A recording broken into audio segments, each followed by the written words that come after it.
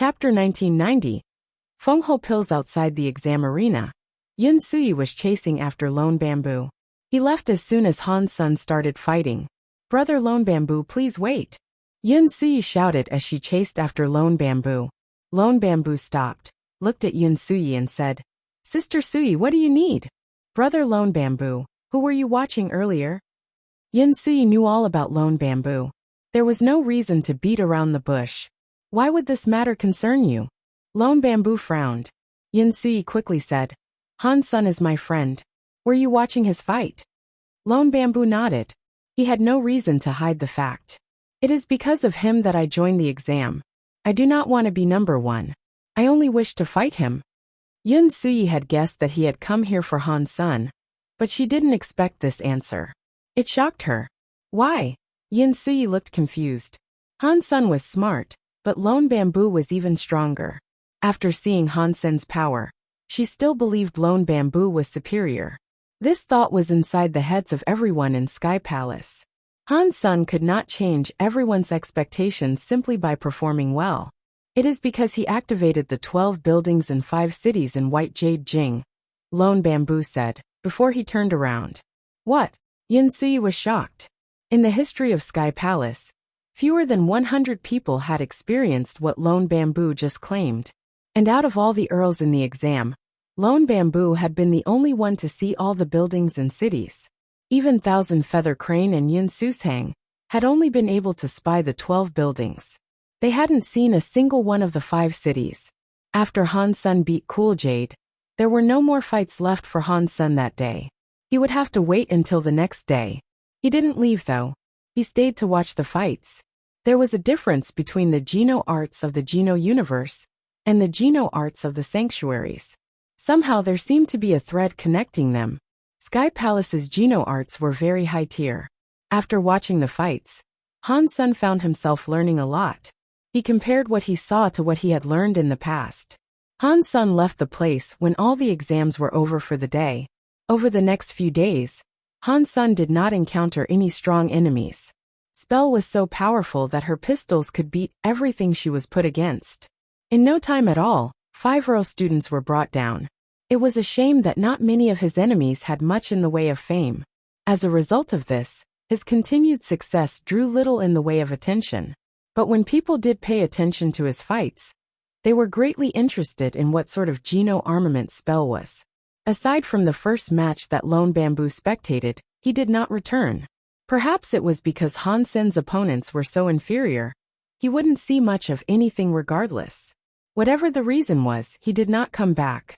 And Lone Bamboo's fights were fan meet and greets. No one in Sky Palace had the courage to fight Lone Bamboo. There was only one that had the courage to fight him. But when Lone Bamboo pulled out his sword, he could only move a step before the Earl's student conceded. Han Sen watched that match, and he was shocked. Lone Bamboo was stronger than he thought. After all, he is the one that survived the nightmare, Han Sen thought to himself. If he wanted the position of first, to receive under the sky, he'd have to beat Lone Bamboo. There was no getting around that. The next day would be the day when Han's son was to fight Lone Bamboo. When he returned to Jade Island that evening, he went straight to studying Jade Skin. He didn't worry about the fight the next day. Han Sen's level would not be affected by emotions. Win or lose, as long as he tried his hardest, that was enough. Worrying over the results was a waste of energy. "Brother Han, are you here?" Yu Jing had arrived at Han Sen's island. "What is it?" Han's son came out the door and saw Yu Jing riding his Jade Knight crane. It circled the sky above. Seeing Han's son come out, Yu Jing came down and landed with the bird. He walked before Han's son with a look of great worry and said, "Brother Han, what are you going to do to prepare for tomorrow?" "What should I be preparing?"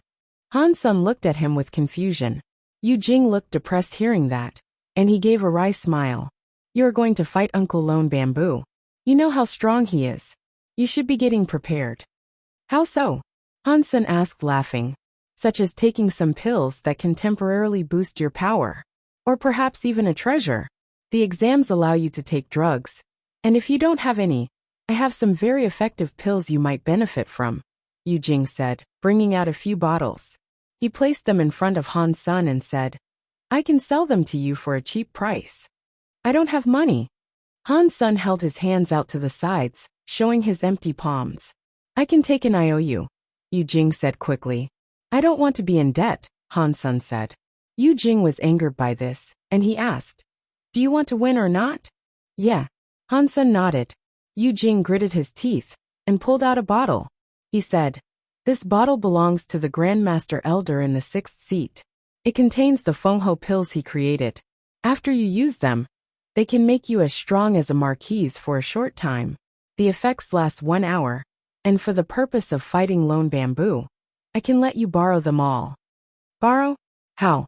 If I eat it, it'll be gone, Han's son asked Yu Jing. You used them before the fight. If you win, you reimburse me for the pills, Yu Jing said. What if I lose? Han's son smiled at Yu Jing. Then that is okay. You can pay me back slowly. Yu Jing's jaw was starting to ache. I want them, but never mind. I can't pay you back if I lose. Han's son smiled. Yu Jing was so angry. Yu Jing had never done anything that put him at a disadvantage before. He had received those pills from the Grandmaster, and he treated them like a treasure. He wouldn't use them willy-nilly. He kept them in a box, and no matter how much money he was offered, he wouldn't sell them. Now he wanted to give them to Han's son, and Han's son was declining. It made him furious. If Han's son lost the next day, he'd also go bankrupt. Thinking of that, Yu Jing had to suppress his anger. He squeezed the bottle into Han's son's hand and said, Fine. You don't have to pay me back. These are a gift. Use all your strength to fight, and try your best to win tomorrow. When Yu Jing spoke, he felt as if his heart was bleeding. His eyes were all red when he put the pills into Han's son's hand. He knew that even if Han's son did use the Fengho pills, there was a fine chance he wouldn't win. But any chance was better than no chance. Yu Jing had to try everything he could to hold on to his money. If you really want to help, get me some Earl Xenogeneic genes. I'll pay you back for those, Han's son said, after a moment of thought. Sure. Which element do you need and how many? Yu Jing said quickly. If they'd give Han's son a higher chance of winning, he'd do it. If he was going to go bankrupt anyway, he might as well risk it. It does not matter. The more the merrier. But they do have to be Earl. Han's son smiled. Chapter 1991. Picked up one not long after. Yu Jing was driving a flying beast car to Han's son's Jade Island. He hauled a whole bunch of Xenogeneic genes out of the car. There were 23 of them. Brother Han, what do you need this mini Xenogeneic genes for? Will they help in the fight against Lone Bamboo tomorrow? Yu Jing asked Han Sr. Yes, they will be quite useful. We can sign a contract, and I'll reimburse you after the exam.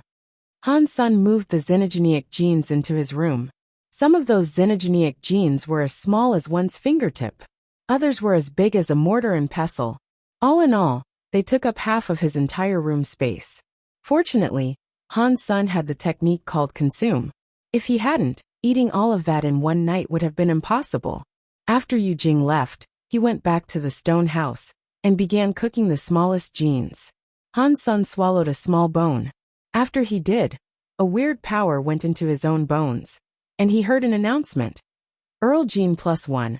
After proceeding to eat more and more, Han's son tried the Blood God Mantis mutant gene. He had eaten 17 pieces, and when his Earl Gene tally reached 57, the mutant gene did not play him the announcement he feared. I can finally eat it. Han's son put the ruby-looking bit into his mouth. He swallowed it, using consume to digest it. Quickly, a hot flush rushed through Han's son's body. Just like the Ant Queen gene, it circulated on a path through Han's son's veins. The mutant gene's power took a long time to get absorbed. But after a while he heard an announcement. Earl-class Xenogeneic Geno art obtained. Red Reaper. Han's son tracked the energy flow, and suddenly, a Reaper of red smoke appeared. It clutched a red scythe. It was just like the Reaper that appeared on the Mantis before. The Red Reaper did not have a mind of its own. It was just a form of energy wrapped with a master's control. Han's son had to control it with his own will. But even so, it was very strong.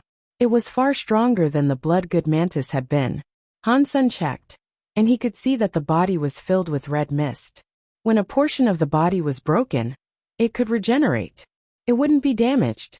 This xenogenic geno art is interesting. Han Sun could do two things at the same time, so controlling the Red Reaper would not be difficult. Also, the power it wielded was stronger than spell. That being said, it could only be used in close quarters. The Red Reaper's existence also consumed Han Sen's own power. Every second it was around cost Han Sen energy, so he couldn't use it for a very long time. Han Sun was strong, but even he would end up tired after using it for a while. The Earl's xenogenic genes were so big, and Han Sun did not even have the time to eat them. He'd give them back to Yu Jing after the fight the next day. The exam's popularity was still as hot as it was a few days prior. Many people continued coming, all with the desire to watch Lone Bamboo. No one thought it was extra special today though. Yu Jing hid himself in a corner and did not show up. He didn't want to be found by the men he was avoiding. Thousand Feather Crane, Yun Sushang, Yun Suyi, and First Day had come to watch. Yun Suyi's mind was racked with conflicted thoughts. Lone Bamboo had come to the exam place. When it was his turn to do battle, he walked forward. Han Sun didn't do anything particularly eye-catching, and he just walked before Lone Bamboo. Everything seemed to be developing fairly ordinarily. This was what had occurred before every other fight with Lone Bamboo. Seeing Han Sun walk over towards Lone Bamboo, Yu Jing, in the corner, felt beads of sweat form on his forehead and hands. He was more nervous than he would be if he was the one to fight. The Fengho pills. Eat them. Yu Jing, not seeing Han Sun eat the pills, wanted to scream, but Han Sun did not do anything of the sort. He just walked over to Lone Bamboo, and at a distance of 10 steps away, he started swinging. Ghost Teeth Knife had purple sword air. It was like a beast that could sunder the air, and it roared as it came before Lone Bamboo. Lone Bamboo had a jade sword on his waist, but he did not draw it. He used his left hand like a knife. The hand looked like jade, and it was swung at Han Sun like a blade. Its aim was the teeth knife air. Pang! The purple knife air slammed into the invisible knife air in the sky. The power shattered into a number of smaller knives that scattershot the ground. The rocks were cut open by the knife air, and there were far too many impacts across the ground. The ground could not sustain the pressure, and so it cracked. The rocks arose, and they were cut in the air. They were shattered even more. Dong!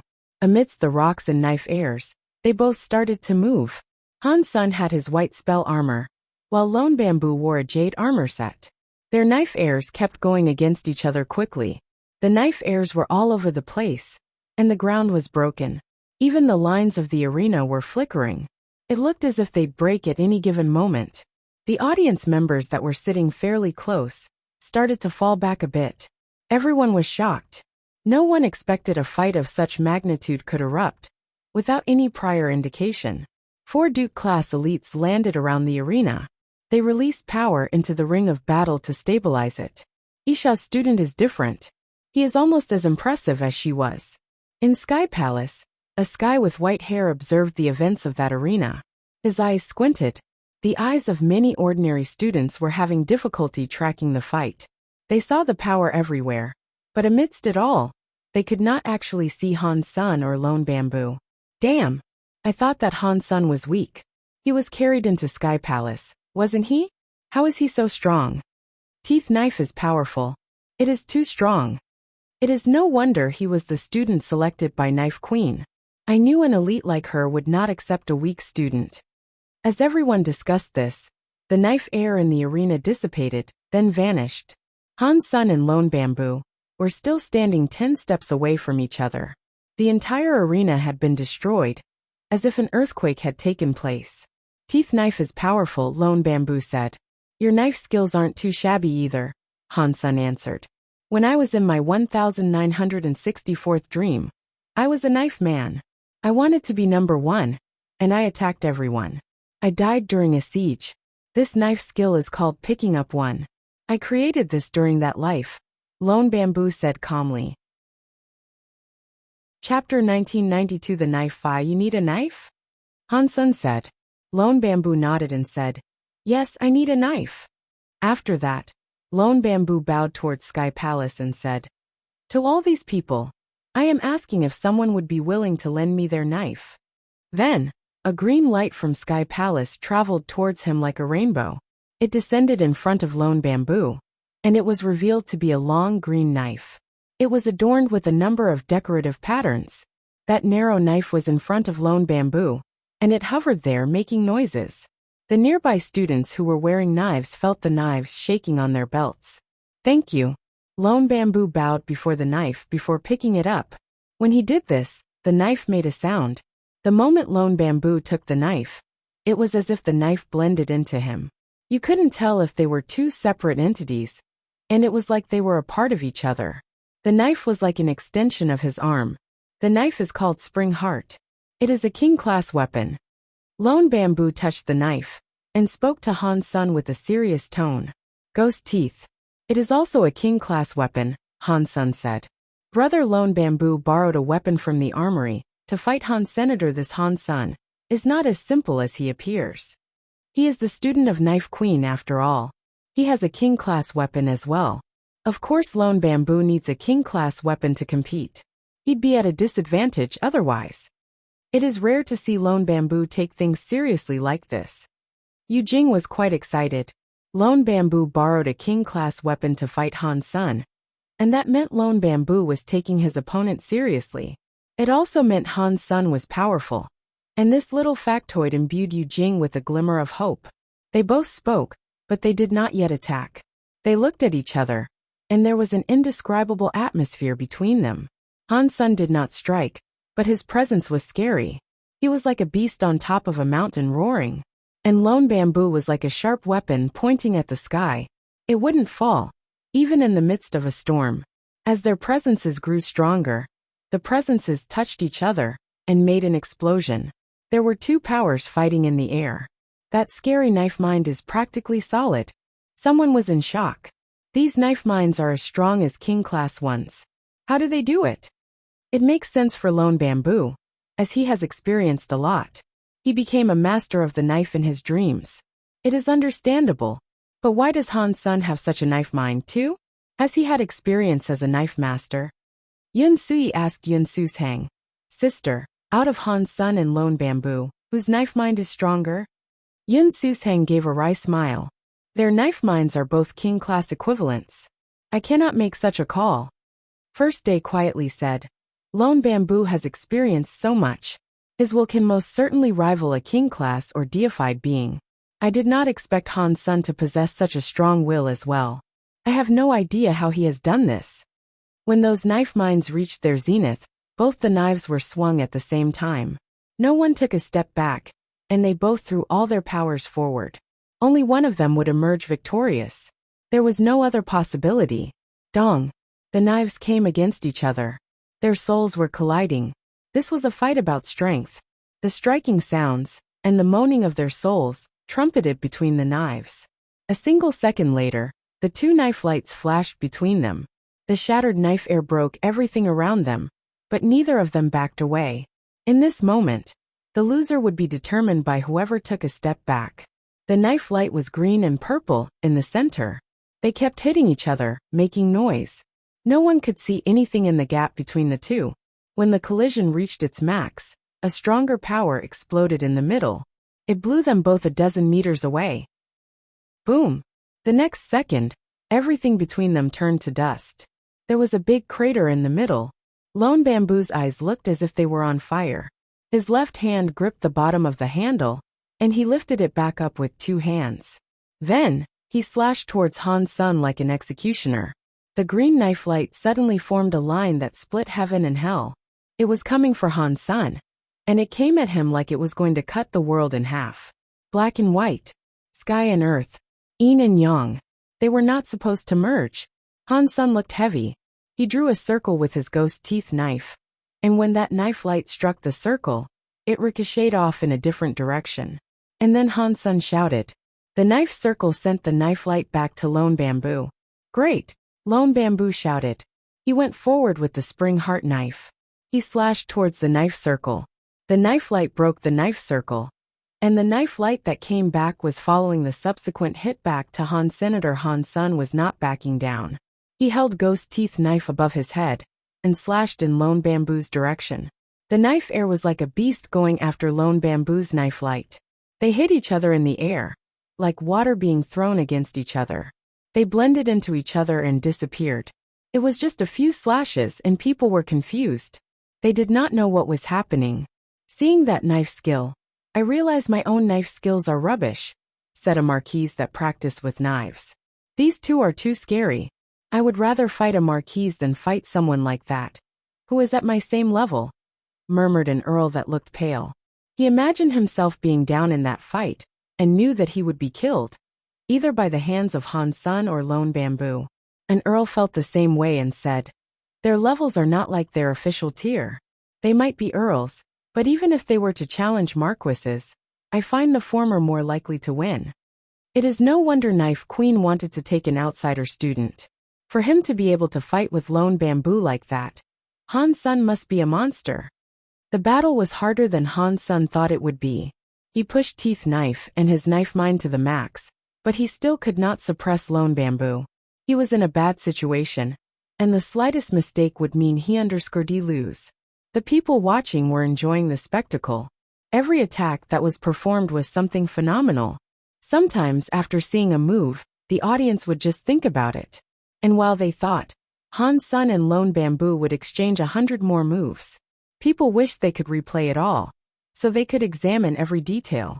Eventually, many elites from across Sky Palace came over to the arena. Kings gathered to witness the fight. Chapter 1993 Competing Skills. Sister, can Han Sun win? Yun Suyi's hands were drenched in sweat. She grabbed Yun Sushang's shoulder as she felt her body go soft. She feared she'd faint if she didn't stabilize herself. I really don't know, Yun Sushang said, but she felt bad about it. He can't win. A man's voice sounded next to the two sisters. Dad! Yun Sushang and Yun Suyi shouted upon seeing the man. Thousand Feather Crane bowed and addressed him as master. That middle-aged man, with gray clothes, was Yun Suyi's father. He was the 10th elder called Yun Changkong. Dad, are you saying Han Sun will lose? Yun Suyi couldn't help but ask. Yun Changkong shook his head and said, I said he wouldn't win. I did not say he will lose.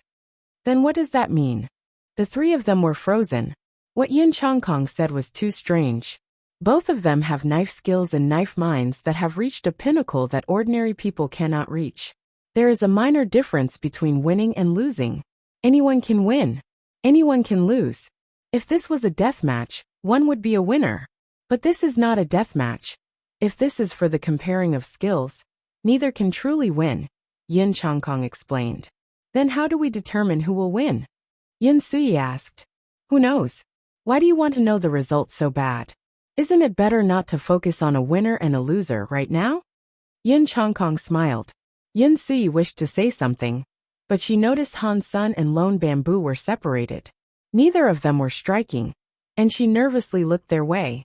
She wanted to see what was happening. It looks like knives can't determine a winner.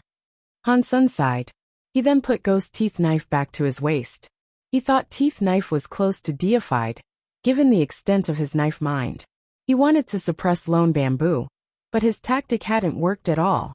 Lone Bamboo lifted the spring heart knife in front of himself on a flat palm.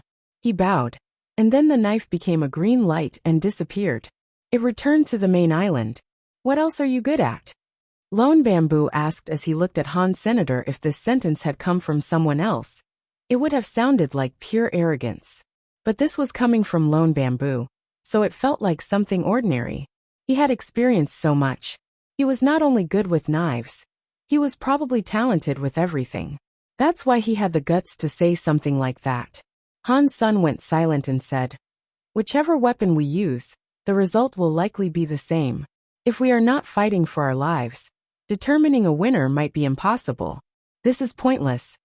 What are you thinking? Lone Bamboo asked. If we can't fight, then this match is dull. How about we stand here, and we use our techniques to compete? We can see who can crack the skills of the other, Han Sun said quietly. Sure. You can go first, Lone Bamboo said. Han Sun did not hesitate. He cast a jade light that landed on Lone Bamboo's chest. When the Sky Palace students saw the jade light land on Lone Bamboo, they became so nervous that they wanted to scream. But when the jade light landed on him, nothing really happened. It turned into a strange symbol. and it became attached to his chest. Everyone looked at the symbol strangely. They were unsure what it was supposed to do. Lone Bamboo moved his body and said, "This skill can reduce speed. It is very unique. This is the best Geno art I have seen that is associated with such an effect. It is not much worse than a king-class Geno art, but what?" Han Sun asked the question the entire audience wished to. Lone Bamboo said coldly, "If I am not mistaken, your Geno art uses the outer sky powers from Sky Palace." After he said that, everyone in Sky Palace was shocked. Han Sun was an outsider, and he had only walked the road to the sky once. And yet already, he could use the fabled words to synthesize a new Geno art. It was unbelievable. Everyone looked at Han Sun, awaiting his answer. "Not bad." Han Sun nodded in admittance. All the kings hearing Han Sun admit this were shocked. It was hard to believe. He wasn't carried because he could not walk to Sky Palace. It is because he was learning the two words Sky Palace from the road to the sky. He was successful. This guy is scary. The students in Sky Palace discussed. Even the powerful kings all looked surprised. If outer sky feelings were that easy to grasp, Sky Palace would have elites everywhere. Lone Bamboo quietly said, "I practiced the textless book. Outer sky powers come from there, so it won't work on me." After that, Lone Bamboo's body trembled. The turtle shell was then shattered. It hadn't even left a mark on him. "It is your turn." Han Sun shrugged his shoulder.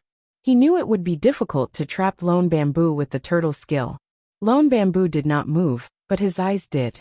And when they did, a light went into Senator Han Sun did not evade it, and he let the light enter him. What is this power?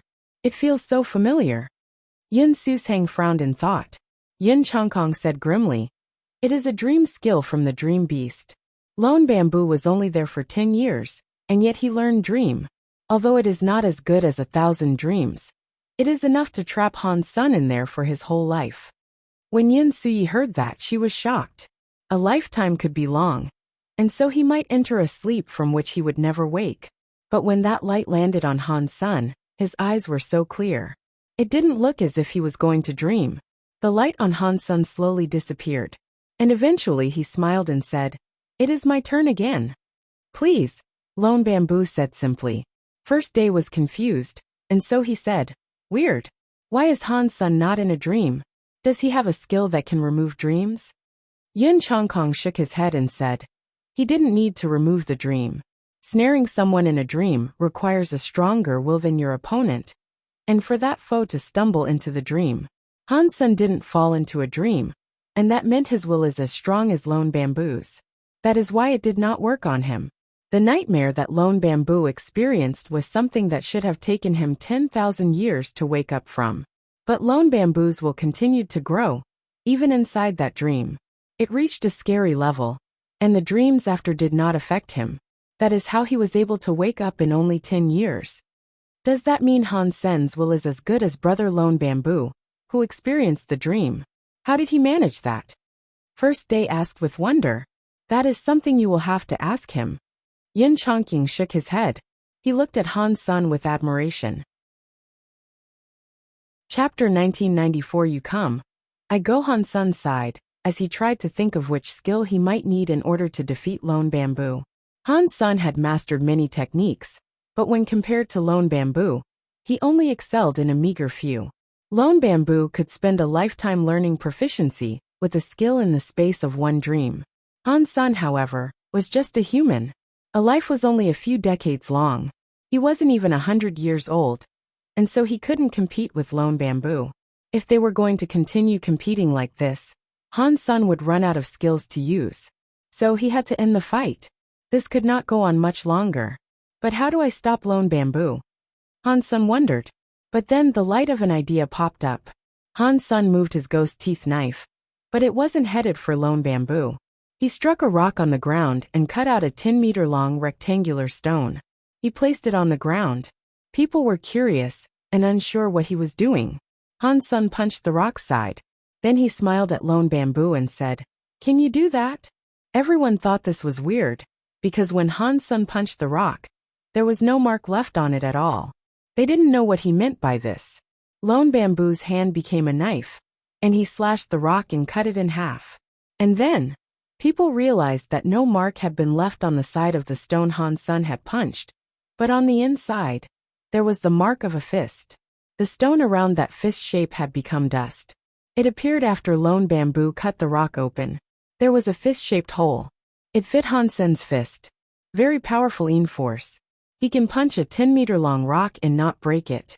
With this Yin force, armor would be useless against him. Any defense would find itself obliterated, said someone in the audience, surprised. Lone Bamboo did not speak, and just punched the rock that had been cut in half. It was still the same, and the rock did not look damaged. Han Sun used a knife to cut that rock in half. The side that was closer to him had a fist mark, even though the location was the same. Good, Han Sun complimented. He had practiced with yin-yang forces. He had spent much effort to become talented with it. But Lone Bamboo was not much worse. The students of Sky Palace were so happy. They were complimenting Lone Bamboo's punch. Han Sun was the one who posed the question, so it was obvious he'd be good at it. It was more surprising that Lone Bamboo was able to do the same. Lone Bamboo said emotionlessly, "When I was in my 731st life, I was a weak woman. But I was born in a boxing family. I was bullied, but I was still able to create a Yin force fist skill. It was not powerful, but it hurt others on the inside. I killed all those who bullied me, and I became an infamous villain. But then alas, I was poisoned. It took 3 long years for my organs to rot, and for me to finally die." Lone Bamboo spoke of this calmly, as if it was nothing. Even so, people were shocked to hear all this. "Your turn," Han Sun said quietly. He was saddened to hear about Lone Bamboo's dream. Lone Bamboo picked up another piece of rock. He stabbed it into the ground like a tablet, leaving 7 or 8 meters of it sticking out. Han Sun looked at Lone Bamboo, unsure what he was going to do. If they were going to write and compete with their wills, Han Sun could use teeth knife mind. He wouldn't lose. But Lone Bamboo knew this, and so Han Sun could guess that this wouldn't boil down to simple writing. Lone Bamboo looked at the rock, but he didn't pull out his sword. He walked back 10 meters and said, "My sword will break through 9 tiers. Can yours?" The students that watched were confused. They didn't know what that meant. Furthermore, he only spoke and did not perform anything. Yun Sui was confused too.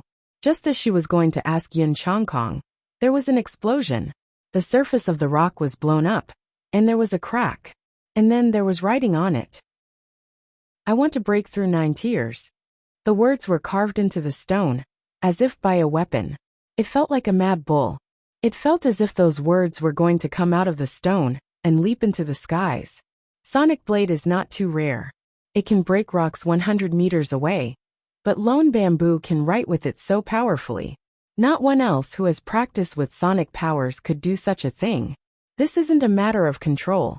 It's just that no one else can make a sound like that. A Sky Palace Duke found himself in shock. Because Lone Bamboo has experienced a lot, he has collected so many skills and feelings. Normal people are glad to just have one. Han Sun has practiced with knives and yin, which is rare for someone of his age. There is no way he has sonic powers as well. I am afraid Han Sun cannot compete with Lone Bamboo now. There are no others that can equal Lone Bamboo. Even though Han Sun is strong, to compete with Lone Bamboo like that is impossible. Many students were shocked. Han Sun smiled and asked, "Which life did you learn this skill in?" Lone Bamboo's face did not change, and he calmly said, "It was in my 3754th life. In it, I was a musician that killed others with my music. I was trapped in an echoing valley, and eventually killed by my own musical powers." Han Sun shook his head, and did not say anything. He walked to the other side of the rock, just as Lone Bamboo had done. He stopped 10 meters away and took a deep breath. Can Han Sun do it? Yun Sui was worried, and so she grabbed Yun Sushang's arm. She knew they could not be romantically involved, but that did not mean she wished to see Han Sun fail. Yun Sushang had a wry smile. How am I supposed to know? But not many people practice with sonic powers, and especially to the degree of Lone Bamboo. They are a rare talent, and we haven't seen Han Sun use a technique that is in any way similar to it. This is bad. Yun Sui was even more worried now. She wanted to say something, But before she did, Han Sun was speaking again. Sitting in the clouds, lonely and cold, Han Sun said. He didn't think too much about it, but he wanted to comfort Lone Bamboo. He wanted to understand him. Lone Bamboo had suffered 10,000 nightmares. Although he had become a genius as a result, Han Sun knew he must have been sad and lonely. No one knew how difficult it was to be that powerful. No one could understand the pain. After Han Sun wrote those words down, the rock shattered like powder. The 7 words appeared, and they hit the onlookers like a physical weight. People's hearts sank in their chests. Chapter 1995. One sword wakes the heart demon. Damn. This guy has a powerful sonic skill. The audience at Sky Palace had their mouths wide open. Yun Sui looked very happy. She looked at Yin Chongkong and asked, Dad, does that mean that Han Sun passed the test? I guess so. Yin Chongkong saw Han Sen's sword convey a portion of his strong mind. But since Yin Chongkong wasn't proficient with sonic powers, he couldn't judge too accurately. It is your turn. Lone Bamboo saw the words Han Sun had written, and after a glimmer of surprise, he returned to his normal state. He spoke to Han Sun calmly. Han Sun was delighted. He had learned from Six Paths Emperor the Six Paths sword skills. Amongst them was Sonic Sword, which he also took the time to learn. It was fortunate he had learned it too. If he hadn't, he'd have lost right then and there. Six Paths sword skills were so strong. They couldn't have been any worse than the sword skills practiced in the Geno universe. If he had been born here, Six Paths would have been a famous swordsman for sure. Thinking about Six Paths sword skills, Han Sun thought to himself, the spirit sword of Six Paths can trigger depression and break the will of enemies. It can make them fall to depression. Lone Bamboo has experienced so much, so he must be quite depressed already. The more depressed a person is, the more effective this is. Perhaps there is a chance I can win after all. Han Sun looked at Lone Bamboo and smiled. I have a sword. You can take a look at it if you want. Yes, please, Lone Bamboo responded. Han Sun ran a skill. When he learned Six Paths sword skills, he learned Heart Sword first. He hadn't practiced much of the other 5, but he had used this a great deal. The others weren't comparable to his proficiency with this. He put his right finger and middle finger together. It looked like a sword, and with it he pointed at Lone Bamboo's forehead. Lone Bamboo did not dodge. Calmly, he watched Han Sen's performance. But when Han Sen's sword air came to his forehead, Lone Bamboo's face changed. The kings in Sky Palace noticed Lone Bamboo's face change. And what they saw shocked them. They couldn't see what was so special about that sword to make his face change like so. Ordinary people, and even the kings themselves, thought it was an average strike. There was nothing special about it, or so it seemed. It really looked like a normal strike. What is this? Is it something different? I can't see the power inside it. If you could see it, you would become Lone Bamboo. Oh no! Han Sun is a top enemy to shake Lone Bamboo so much. A second later, Han Sen's finger was on Lone Bamboo's forehead. Then he pulled it away. He returned to his position. Lone Bamboo's cold face was contorting in a bad way. His eyes were full of red vessels. He was trying to control something, but the scary power on him was getting heavier.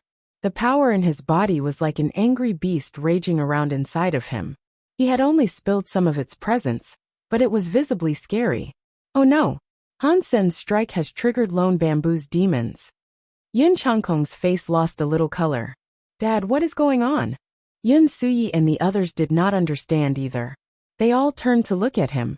Yin Chongkong looked complicated, and he explained. Lone Bamboo's mental torture was excruciating, and he persevered through the 10,000 nightmares by his sheer force of will. Even though he endured it, he has never come to feel at peace. It is like when a flood comes, and you raise a dam to stop the flow of the water. It's a reservoir. All the water is stopped where it is, but it does not disappear. It is still there. The more he stops these thoughts, the greater the depression he feels.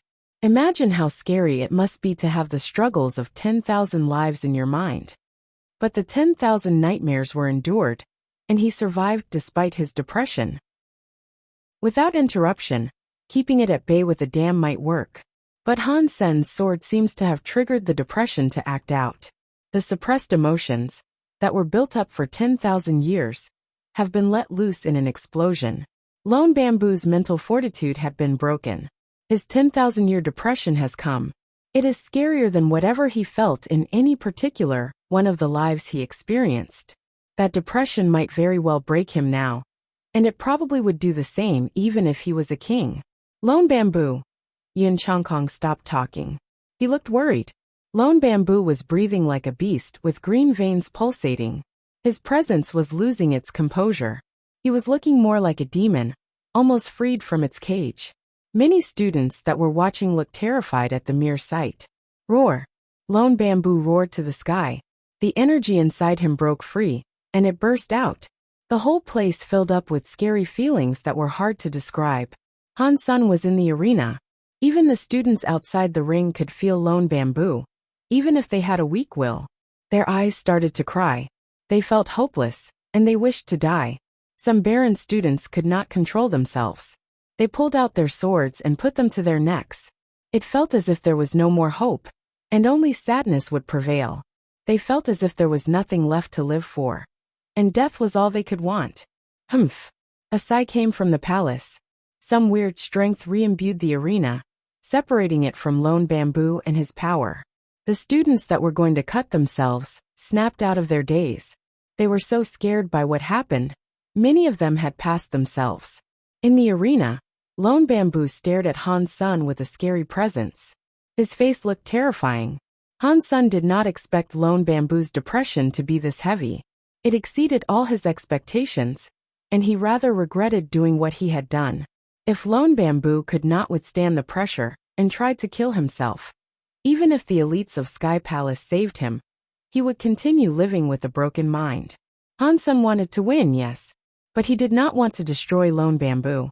But now it was too late to stop. He had triggered Lone Bamboo's depression, and not even Han Sun could suppress it. Dad, what is going on? This time, even Yun Susheng sounded shaky. Yun Changkong looked dim, and he slowly said, Han Sun's talents are too scary. He has completely triggered the volume of Lone Bamboo's depression. Lone Bamboo's demons have awoken. This now leads to two possibilities. Either he beats the demon and reverts to his previous self, or he succumbs to it. If that happens, he might try to commit suicide or even kill people. Can Brother Lone Bamboo make it? Thousand Feather Crane asked. Hard. Yin Changkong spoke only one word. 1996 Fight me, living is hard, and life is gray. This time, Han Sun had to acknowledge the fact that he had done something to harm another person that would not benefit himself. He had broken a dam that restrained the turmoil and pain of 1,000 lifetimes. It had unleashed a demon. The students beyond the arena were protected by the elites, so Lone Bamboo's emotions were trapped inside the arena. And in that arena, only Lone Bamboo and Han Sun stood against that tide of pain.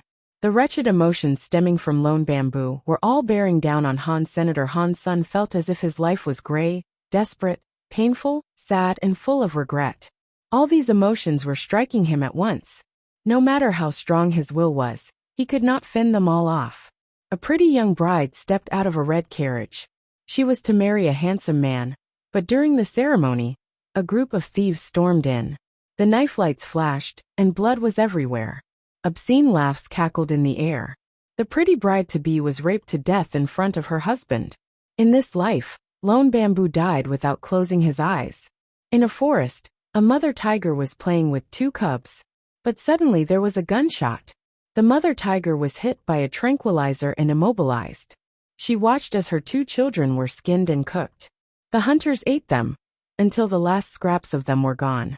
The tiger's eyes shed blood tears. In this life, Lone Bamboo would have rather died. In the sky, a swordsman was fighting a number of enemies. He killed many, but he was injured. He was left powerless, and he would soon die from his wounds. A middle-aged man, holding a young woman, looked at the swordsman with disdain. He laughed. Lone Bamboo, just die. I will play with your woman and tend to your home.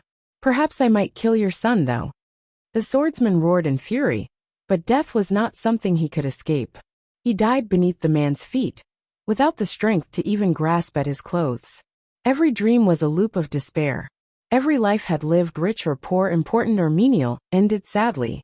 Lone Bamboo's despair was driving Han Sun crazy. The depression lay heavily on Han Sun, as he saw the strife Lone Bamboo had been through. Although he didn't have to experience all of Lone Bamboo's nightmares, he saw the saddest scenes in Lone Bamboo's memory.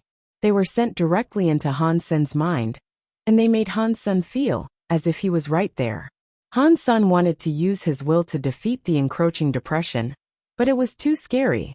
He could not hold it off. He was forced to experience all those sad stories, and they hurt him. He wanted to die. Han Sun quickly focused on trying to fight against the depression with Lone Bamboo. In that arena, Lone Bamboo and Han Sun were standing in front of each other. Lone Bamboo looked like a demon, and Han Sun had his eyes shut, with all color drained from his face. The quiet now was scarier than if they were having a sword fight. Lone Bamboo's terrifying presence was growing in magnitude. It was like a broken dam that could not hold back the flood. Lone Bamboo looked hopeless, as if he wanted to bring ruin to everything. His hand moved to the jade sword on his waist. Oh no! Lone Bamboo can't restrain it anymore, Yin Chongkong said, looking sick. The elders of Sky Palace arrived at the arena. They all stared down at Lone Bamboo seriously. The sadness and loneliness of thousands of years was something that not even a king could withstand. Even the leader of Sky Palace himself could not fix something such as this. All they could do was watch, for they could not help him. If you were sick in your heart, you had to help yourself. If Lone Bamboo could not do this, not even God could save him. Han Sun was not any better than Lone Bamboo, and now he was fighting against that depression. His will was being consumed by the hollowness spreading through him. No matter how strong a human was, everyone had some measure of empathy. The lives Han Sun was seeing would make even a god cry. And Han Sun was just a human. Han Sun's eyes were starting to become dull, and his body felt like death. Oh no! Han Sun has been invaded by Lone Bamboo's demon. Thousand Feather Crane could see something was amiss. He spoke to Yin Chongkong. Master, should we take Han Sun out of there? Han Sun cannot be moved now. He is the one that triggered Lone Bamboo's depression. His presence is helping Lone Bamboo. He still wants to win. If Han Sun was taken away, then Lone Bamboo would lose his purpose. He would break completely, and then there'd be no hope left, Yin Chongkong said while shaking his head. Lone Bamboo's eyes looked murderous, and his face looked demonic. His breathing was hoarse. The green veins in his hand were bulging, stretching the skin. He pulled out his jade sword slowly. The jade sword was like a mountain. In Sky Palace, a woman frowned. Leader, Lone Bamboo cannot control his demon. Are you not going to help? The Sky Palace leader shook his head. If we strike now, we will only save a corpse. He has to save himself. The demon is in his heart. How is he going to save himself? The lady said. If his will is there, he still has a chance to get through this alive. The Sky Palace leader said quietly. Where will he find the faith he needs? The lady asked. The Sky Palace leader did not answer. He looked at the arena, where Han Sun and Lone Bamboo were. Lone Bamboo had drawn a jade sword. It was a clean blade, without a single mark or speck of dust on its surface. But the jade sword had a terrifying aura, as if it was carrying all the fires of hell. Then, under the weight of the depression, Lone Bamboo's whole body became wreathed in black fire. The fire was disturbing to look at. Lone Bamboo lifted the jade sword towards Han Senator. He walked slowly, his lips moving as he went. He was speaking too quietly for anyone to hear what he was saying though. Has Lone Bamboo fallen fully under the control of the demon? Thousand Feather Crane asked. Many of the elites and elders thought Lone Bamboo was being controlled by the heart demon. It wanted to unleash its anger and kill Han Senator. Their expressions looked horrified. The Sky Palace students saw Lone Bamboo reach Han Senator. He was like a man-eating demon. It was a sight that shocked them. Han Sun stood motionless, his eyes still closed. It was like he didn't know Lone Bamboo was coming. His face turned gray, and his presence was fading fast. All the nightmares kept flashing through his head. He had been infected by them. Although they were not as real to him as they were for Lone Bamboo, they were deep in his heart. Lone Bamboo stepped over to Han Sun with red eyes. He raised his sword and swung it at Han Senator. Yin Suyi screamed. Yin Chongkong and the elders were now wondering if they should save Han Senator, but Lone Bamboo's sword did not reach Han Senator. He pointed it at Han Sen's nose. And then he roared like a monster. Fight me. He is not lost, the crowd realized, thrilled. Han Sen's eyes opened, and he grabbed his ghost teeth knife. 1997 Knife and sword battle. The knife and the sword made a crackling noise when they clashed. The knife and sword airs broke at the same time, slashing, thrusting, swiping. Han Sen and Lone Bamboo's techniques were very simple, but they were also very deadly. The battles before had been stunning enough, but this was a genuine fight. They had only been comparing skills before this. Now that they were fighting, their movements were simple and direct, without any added flair or style. But even so, every single attack was incredibly scary. Life and death were one misstep apart. Dong! Dong! Dong! The knife and the sword kept attacking. The sword airs and the knife airs were running at maximum power, and the sword mind and knife mind of the fighters swirled around the arena. Their minds were growing in strength as the terrifying fight progressed, and suddenly, they were breaking into a king-class tier of battle. They were like wild horses that couldn't stop running. Their minds are still increasing. This is cheating. Are they going to become deified? They are just earls. They have ascended so high because the depression is driving them forward. They cannot escape the effect it is having on them. If they are earls, why are they fighting so far out of their league? It is a shame that if they keep fighting, there won't be a winner. It will be a tragedy no matter who comes out on top. It'd be a tragedy if they did not fight as well. For now, Brother Bamboo has faith. If they stop fighting, his perseverance will be consumed by the depression. It would be useless to continue the exams after this fight. No one else could stand up to either of those two. Yin Sui was so scared. She grabbed Yin Sushang's shoulder. Her heart was thumping with every knife and sword flash. She looked pale. Yin Susang held her hand and comforted her. Master, if they keep fighting, the depression will affect them more and more. Should we stop them? Thousand Feather Crane could see that their situation was a poor one. Yin Chongkong shook his head. It is too late for them to retreat. If they do that, they will die.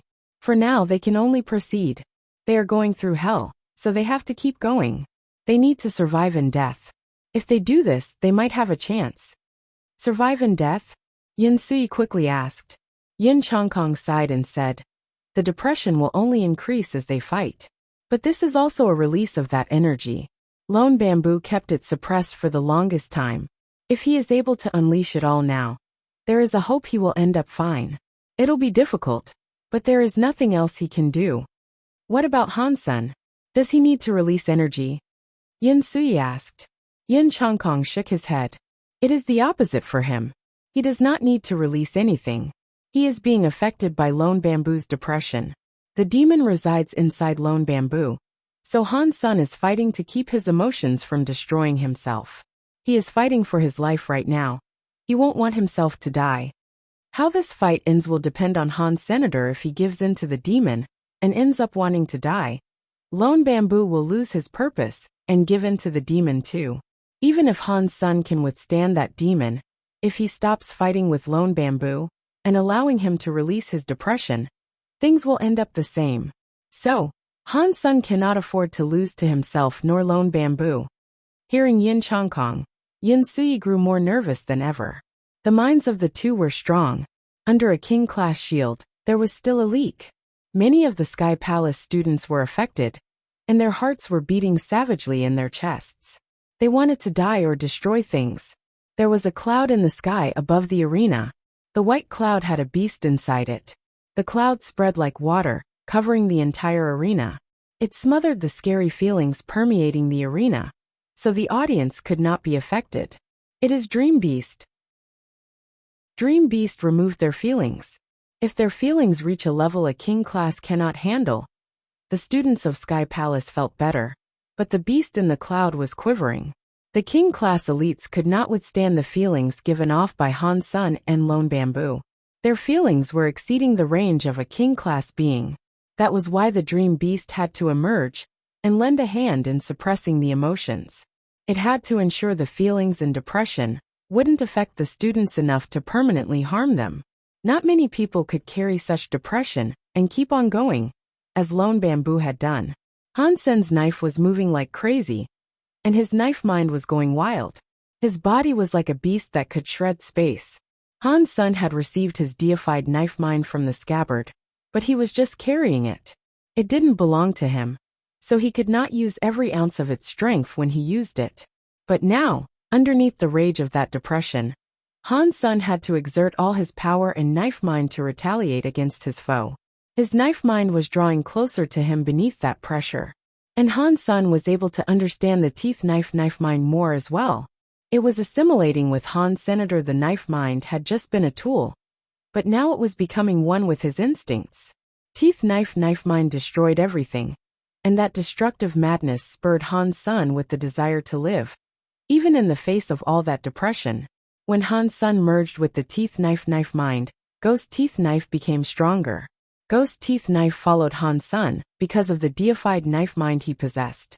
It was not following Han Sen explicitly, so, with Han Sen's limited ability to use the deified knife mind, he still hadn't been able to unlock Ghost Teeth Knife's true power. But when Han Sen combined with the deified knife mind, Ghost Teeth Knife's true power was triggered through Han Senator. Boom! Han Sen felt the scary power of Ghost Teeth Knife flow out of the knife. If he hadn't awakened it, the demon would have lost control. A mark on Lone Bamboo's forehead cracked. An eye opened there, and it began to bleed. Han Sen had seen Thousand Feather Crane's eye, which was perfectly clear. Lone Bamboo's was different. Lone Bamboo's sky eye was full of a murderous feeling. The mere sight of it could shake someone's soul. When the sky eye opened, Lone Bamboo's power increased. It was unbelievable. With dismaying speed and strength, he teleported in front of Han Sr. Han Sen slashed at Lone Bamboo, but Lone Bamboo did not dodge. He reached out his hand and grabbed Ghost Teeth Knife's blade. Blood poured from his hand, but he wasn't planning on letting go. Han Sen pulled back, but he couldn't pull Ghost Teeth Knife out of Lone Bamboo's grasp. Having opened his sky eye, Lone Bamboo was now far stronger. Before Han Sen could react again, Lone Bamboo's sky eye fired a red light. It was coming toward Han Senator. Han Sen wanted to block the red light with his left hand, but Lone Bamboo was also swinging a jade sword at him. There was nothing he could do, so Han Sen had to react quickly. He let his knife go and evade the red light and the jade sword. When he swept past Lone Bamboo, Han Sen punched his opponent's wrist, knocking the jade sword out of his hand. He moved to grab it. The knife and the sword had lost their respective masters. Yin Chongkong and the elders said, "Oh no! What is it?" Yin Suyi asked, suddenly looking nervous. Yin Chongkong frowned and said, "Lone Bamboo is affected by a demon. He will want to destroy everything. And Han Sen's Ghost Teeth Knife is an evil knife that wishes to destroy everything too." Han Sen's teeth knife mind was triggered. It has a very destructive element. While it is held by Lone Bamboo, it makes the demon even angrier. And what? Yin Sui quickly asked. Yin Chongkong had a wry smile. And Lone Bamboo's jade sword is not a holy weapon. It is just a practice sword made from a Xian jade spirit. Aside from being sturdy, it is practically useless. Han Sen has exchanged his king-class weapon, that aligned with his teeth knife skills, for a simple practice sword. And on top of that, Lone Bamboo has his eye open. I don't think Han Sen can keep up much longer. How? Lone Bamboo's jade sword. How can it be a practice sword? Yin Suyi and the others looked at it in shock. Humph. Yin Chongkong sighed and did not explain. After Lone Bamboo gripped Ghost Teeth Knife, the evil presence rose up, stoking the murderous power within him. He looked like a demon that wished destruction on all the world. Boom! He slashed towards Han Senator. The knife light looked like a demon. Coming to consume Han Senator, it looked like Teeth Knife, minus its teeth power. It did have Ghost Teeth Knife powers though, and the depression powers as well. It was more powerful now than it had been when Han Sen was using it. Palace leader, are you not going to intervene? Han Sen is not going to be able to withstand that strike. They will both be destroyed, said a woman, frowning at Sky Palace leader. The leader squinted his eyes and said, "There is no rush." The lady felt saddened by this, and she said, "Lone Bamboo is your student, and Han Sen is one of Isha's people. If anything happens, you can be the one to inform Isha herself." You can do anything you wish, since you aren't afraid of her. In the arena, Han Sun was wielding the jade sword. His sword mind exploded. He attacked the scary knife mind. The sword skills were those Lone Bamboo had just used. The weapons had swapped owners, and the skills had been swapped now too. The fight continued, with no winner seeming likely to emerge. Shit. Brother Lone Bamboo can use knives? And Han Sun can use swords as well? This is strange. He can't be like Lone Bamboo, having experienced lifetimes of nightmares, right? He's the only one who can fight Lone Bamboo like this. Even king-class swords like Yin Chongkong were surprised. They hadn't expected that Han Sun would be able to use the practice sword effectively against Lone Bamboo. His sword skills were very scary, and they appeared even stronger than when he used knife skills. Unfortunately, his powers were a little suppressed by Lone Bamboo. He was still at a disadvantage.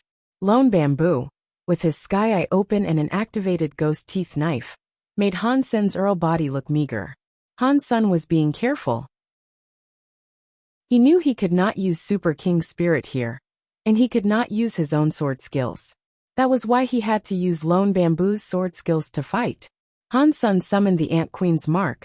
Then he summoned the rabbit shoes and red mink glove. Now Han Sun's situation was not as dire. Han Sun stabilized the fight, then turned his mind back to the battle.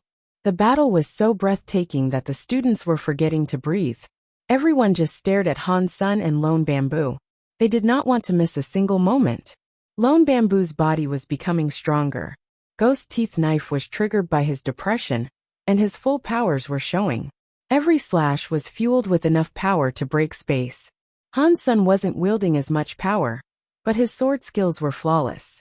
When he moved, the jade sword was like a lotus flower. He was not at a disadvantage, but Lone Bamboo's depression was getting stronger, and it was rising quickly. The presence surrounding him was becoming scarier.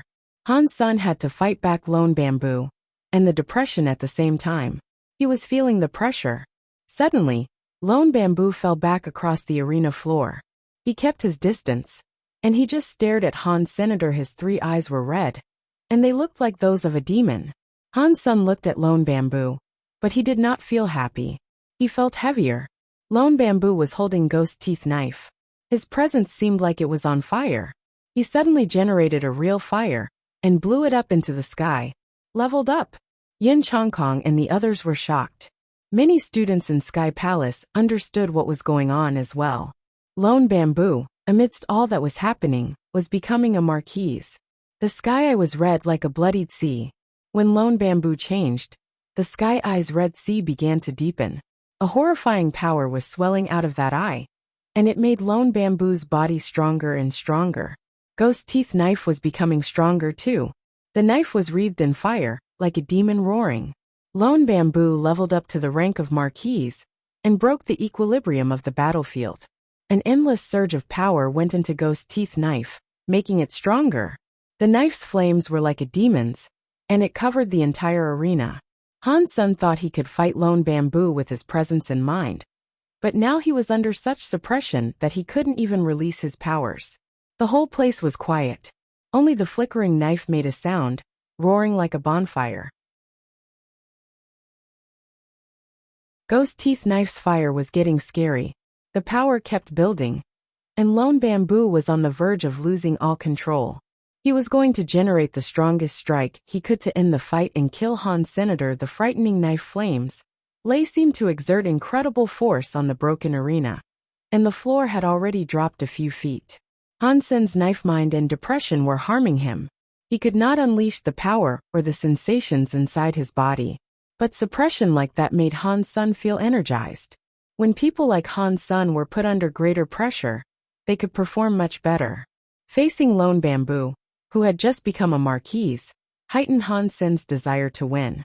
The negativity he was under now affected him far less. Spell's armor was flashing white. Her skin and bones turned a jade color. The blood in Han Sun's body was boiling and roaring. Han Sun raised the jade sword in his hand. That jade sword lacked special powers, but it had not so much as cracked in the intense fighting. It was a testament to the quality of its craft. Han Sun looked at Lone Bamboo, and then he stroked the blade of the jade sword. He poured power into it, but the power was very tame. It rested inside the sword, waiting to be unleashed. Seeing Han Sen's behavior, Yun Sui grabbed Yun Su's hang and asked, "Is Han Sen hoping to accept this next attack?" "It seems that way." Yun Su's hang did not understand either. If both fighters were marquis, then Han Sen might have stood a chance.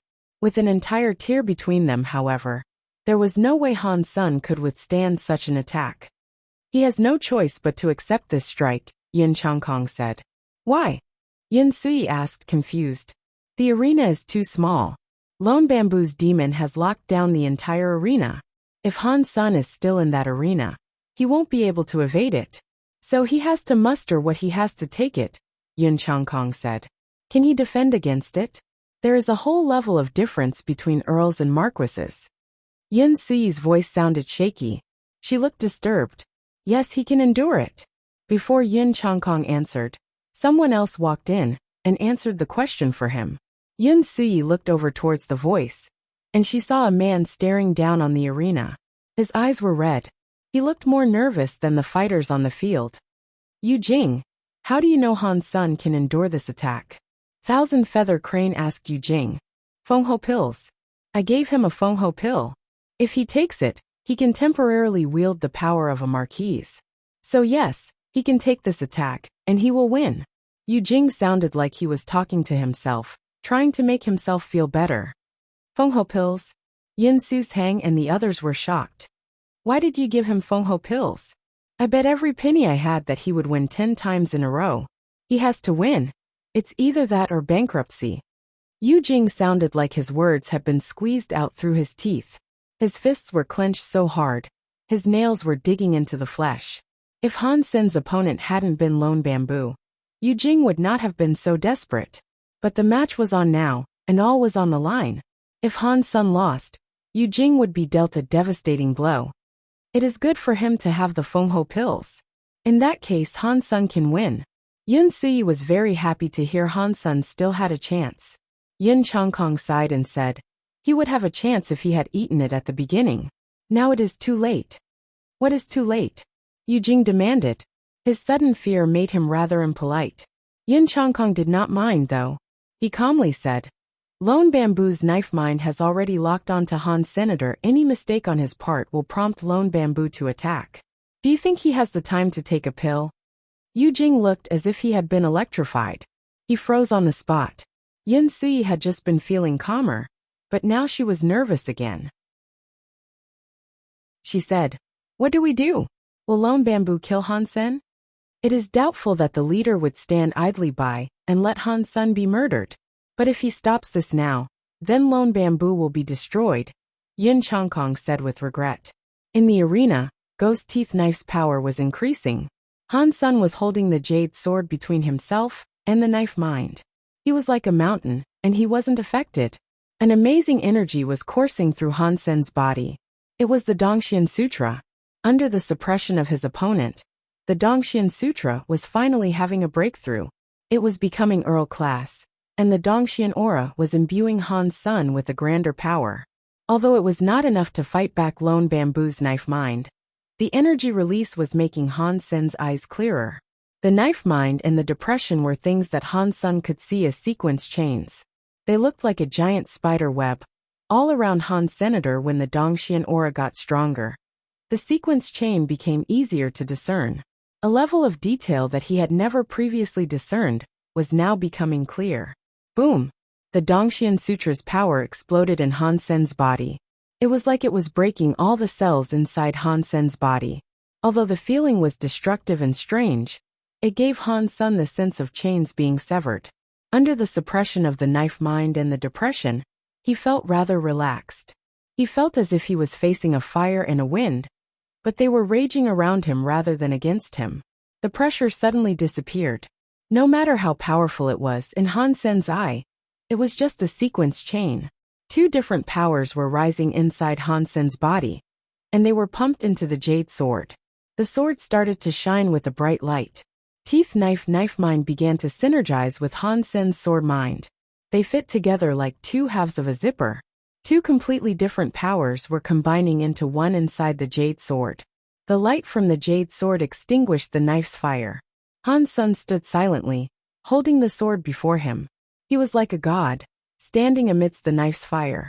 No matter how much lone bamboo or ghost teeth knife leveled up, they could not suppress Han Sen's power. Chapter 2000. The battle ends. The students watched the fight with gaping mouths. Han Sen's power didn't seem as strong as lone bamboo's, but it felt as if the contestants were somehow even. The situation almost seemed self-contradictory. The King class observers noticed Han Sen's energy, and when they saw it, they were shocked. They felt the same thing that the students felt, but they could understand a bit more. Han Sen wasn't as powerful as lone bamboo, who was a marquise, but it seemed that his energy wasn't being suppressed. He was getting stronger. Despite the fact that lone bamboo's knife mind was continuing to grow, Han Sun wasn't being crushed under the weight. Both of them were emanating a terrifying intensity, and it was visible in their eyes. The students that watched the fight were not seeing Han Sun and lone bamboo anymore. It was just an evil demon fighting a jade-white shadow. When both of them collided, it was like day and night. Neither of them gained the upper hand, and neither of them was put down. Boom! Two powers were being pushed to their max. They crossed a threshold, and Dream Beast was unable to hold back the force they were letting off. The power spilled out, and many of the students of Sky Palace felt as if their heads were going to explode. Lone Bamboo roared. He lifted Ghost Teeth Knife above his head with both hands. He summoned that scary power to strike Han Sun down. Yin Chongkong and the other elders grimaced. They knew this next strike would commit a tragedy. There was no way back now. The leader of Sky Palace sighed. He stood up from his chair and readied himself to get involved. Han Sun pointed the jade sword at Lone Bamboo. He was like a mountain. He did not look scared, and neither did it look as if he wanted to take a single step back. Lone Bamboo looked frightening. His body and knife combined into one. His murderous fire erupted like that of a volcano, spewing into the sky. Just when everyone thought Lone Bamboo was going to slash, Ghost Teeth Knife remained in the air and unmoving. Lone Bamboo looked at Han Sun, or rather, the sword he wielded. When he did, a complex expression overtook his face. On a green grassy field, a little girl that was 9 years old was holding a jade sword. She had ponytails. She was practicing sword skills, and she was obviously a beginner. She accidentally hit herself on the head and dropped onto the ground. She threw the sword away and wiped the tears from her eyes. "Wanner, why are you crying?" a young man asked, smiling. He crouched down next to her and took her head in a gentle hand. "Big brother, I am not practicing with the sword anymore. That stupid sword just bullied me," Wanner said, wiping her tears. "How could your sword bully you? He is your most loyal little guy. If you treat him well, he will be nice to you in return," the young man said, as he picked up the jade sword. Wanna lifted her lips and said, "I am nice to it. I wipe it clean and even make it smell good. But even so, it just won't listen to me. It's annoying." The young man laughed. He held the jade sword, and as he stood upon the grass he began to swing it. That jade sword was light in his hand, as spry as a dragon in a dance. "Wanner, to treat it nice is to understand it. Wiping it clean is not enough." The young man stopped practicing, and he handed it back to the girl and rubbed her on the head. "I don't care. I hate it. It won't listen to me. It only listens to you." Wanner sounded mad, but even so she looked happy. In a garden, a young man lay down beside a pond and repeatedly threw up. He was going to puke his guts out. "Brother, how can you drink like that?" A lady with a big ponytail walked out of the house. She ran up to the young man and tried to help him up. "Ignore me. It is fine," the man mumbled. "Brother, to fail is nothing. I know you are the best, and I know you have what it takes to win. You have to stay strong." The lady spoke with sincerity, as she lifted the young man upright. The young man fell back to the ground and passed out. He was too heavy to lift without any help. The lady tried to pull him up, but she was unable to. She ran to the house and collected a blanket. With it she covered him. Then, she sat down near him and prayed to the stars. "If there is a God up there, I hope you can help my brother and show him the way. I will do anything for that." Under the moon, the man lay on the ground with tears in his eyes. "Wanner, Lone Bamboo looked at the jade sword and moved his lips. He did not make a noise, but his eyes said he was thinking of many things. I can't fall. I can't fall. If I am going to die, even with just a dirty soul left, I have to keep going. Lone Bamboo's teeth shook, but his eyes looked adamant. The knife's fire was like a demon in the sky. It was just fading, rather than being destroyed. Lone Bamboo seems to have woken up a little. The woman next to the Sky Palace leader sounded surprised. Yin Chongkong and the elders looked happy, but it was only for a second. The demon's roots were deep, and not even a king class could suppress it completely. It was remarkable that Lone Bamboo had managed to get his mind back in this condition, but there was no way he could suppress the desire of the demon. Han Sun watched Lone Bamboo surprised. Lone Bamboo controlled the demon at the very last second. He did not give in to it. Lone Bamboo's body quivered. He had experienced pain that could not be described. That scary depression and knife mind were fading inside him. Everyone looked so happy. Lone Bamboo pushed the demon back into his body. Now he was scarier than a ghost. The nobles were all delighted. They had no clue how he had done that. Han Sun put away his own powers. He lowered the jade sword and looked at Lone Bamboo. The power was no longer encompassing the arena. Lone Bamboo threw Ghost Teeth knife over to Han Senator. He said simply, I am a marquise. I should not fight. You win this round. Han Sun picked up Ghost Teeth knife and handed over the jade sword. Lone Bamboo accepted the jade sword, wiped it clean, and resheathed it in his scabbard. That sword was his most precious possession. Seeing Lone Bamboo leave, Han Sun spoke to himself. His body contains a demon, but his heart possesses an angel. Strange man.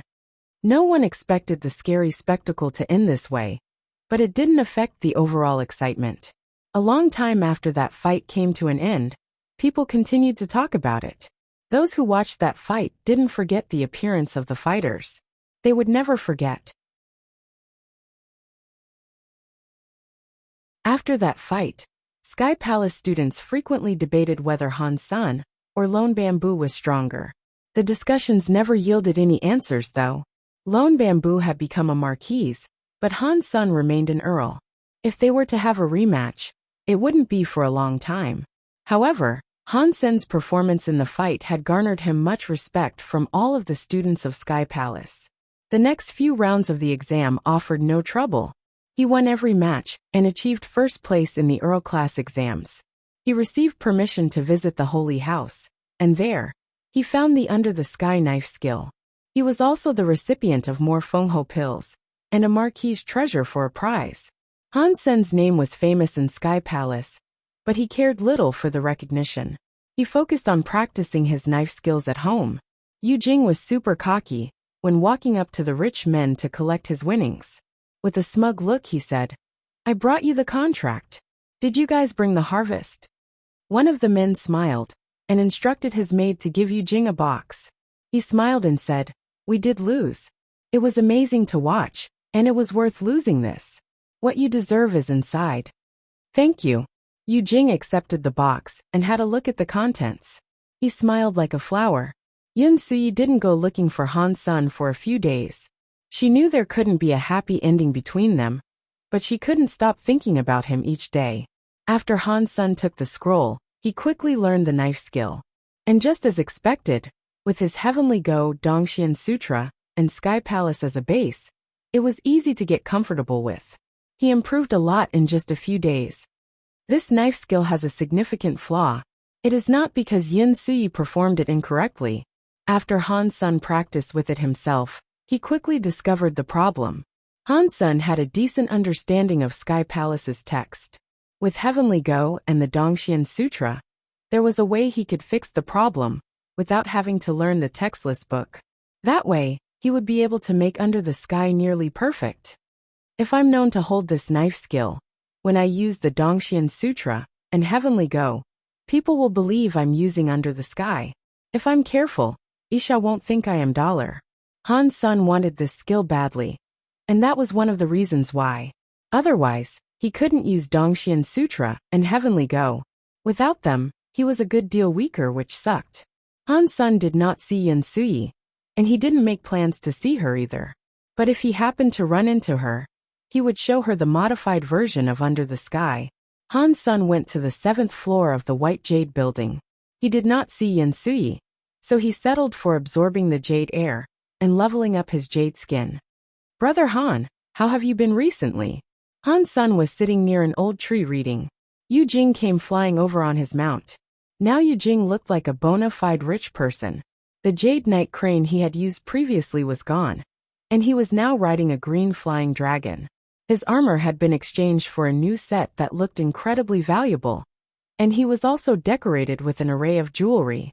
He looked very powerful. Not bad. What do you want? Han's son asked Yu Jing, looking up from his reading. Brother Han, I gave you my Fengho pills, but you did not use them in the exam. Yu Jing smiled. You said you gave them to me as a gift for free. Are you saying you want them back? Han's son asked lackadaisically. Of course not. The pills belong to you. Why would I want them back? I am saying there is someone who would like to buy them. When you reached first place, you received more of them. Would you like to sell the ones I gave you? The price is handsome, Yu Jing explained, making an expansive gesture with his hands. I'm not selling, Han Sen said, then went back to his reading. Yu Jing took a peek, and seeing that Han's son was trying to learn the regional populations of xenogeneics, he smiled and said, Ah, Brother Han, you are hunting xenogeneics? I have a good place you can go. Are you interested? Oh, tell me. Han's son looked at him. He had been looking for a long time, and he hadn't been able to find a location in which he could slay many earls in a small amount of time. Every place had some sort of drawback. Old Night Island's monster population was spread too thin, and it was difficult to find big groups of Earl xenogeneics there. Xianyuan Cave's xenogeneics were hidden, and you usually had to wait for them to find you. Every place had a flaw, and not one had large groups of Earls. I've seen this pamphlet before, Yu Jing said. This is shared with other students, so of course it doesn't have the really good spots. I know of a private island with lots of rare xenogeneics. They are mostly Earls too. If it's private, how do I gain access? Han Sen asked. Yu Jing laughed and said, In the past, you wouldn't have been able to get in. But now things are different. You are Han's senator at this point. Who doesn't know your name? Being the knife and sword master is no joke. Wait, when was I given this title? Han's son thought the label sounded old-fashioned. No, you're not the knife and sword master by yourself, Yu Jing said. Han Sen didn't understand that, so he waited. Yu Jing, seeing Han Sen's confusion, coughed and said, It only works when you and Lone Bamboo are together. You know of Lone Bamboo's reputation here. If the students of Sky Palace put you, an outsider, on par with Lone Bamboo, you should know how lofty your reputation has become. So, am I the knife master or the sword master? Han Sen asked with a smile. Neither. You cannot be separated. You are both the knife and sword master. There is no knife master, and neither is there a sword master. Yu Jing then changed his tone. The island I have told you about is called Rare Beast Island. That island is owned by the second elder. He treasures it so much, not even his students can go there. Only those of his bloodline can enter and hunt there. The elder has a young son called Shi Beifeng, and he admires you a great deal. He would like to invite you to hunt there. Something that great exists. Han's son looked at Yu Jing in disbelief. Of course, but there is one condition. He wants you to help him capture a xenogeneic. Yu Jing finally explained the true purpose of all this. Rare Beast Island was an amazing place. It looked like one island, but nobles of any rank could enter. They'd be teleported to different places across the island, and it would seem as if they were actually on different islands. Only those of the same level could appear at each spot though. Shi Beifeng wanted to capture an Earl xenogeneic for a mount, but that Earl xenogeneic was special. He had gathered a few teams to try their hand at capturing it, but none of their attempts were successful. So this time, he wanted Han Sen's help. Outside of Rare Beast Island, a dozen students were standing at the entrance looking around. They seemed to have grown quite bored as they waited. A Sky student spoke to Shi Beifeng in a disgusted tone. Brother Shi, Han's son is too arrogant. He has made us wait here for so long, and he obviously isn't taking your invitation seriously. Who does he think he is? Shi Beifeng looked at the man coldly. If you can fight against Brother Lone Bamboo in the same fashion that he did, then I would gladly wait for you this long as well. If you cannot, then just shut up." After hearing Shi Beifeng's response, the student felt a chill. He looked away, lowered his head, and did not say anything. They waited for another half an hour, and eventually, a legless jade knight crane arrived. When it landed, a man in white armor came floating down in front of Shi Beifeng. "Brother Han, thank you for helping us." Shi Beifeng smiled and then bowed. The students looked Han's son over. He didn't look like a famous elite who had fought against Lone Bamboo though.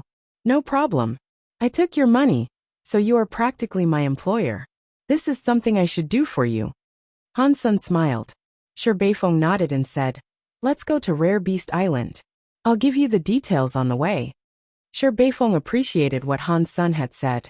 He was not afraid of spending money, but he detested those who would take his money and not do the job they were commissioned to.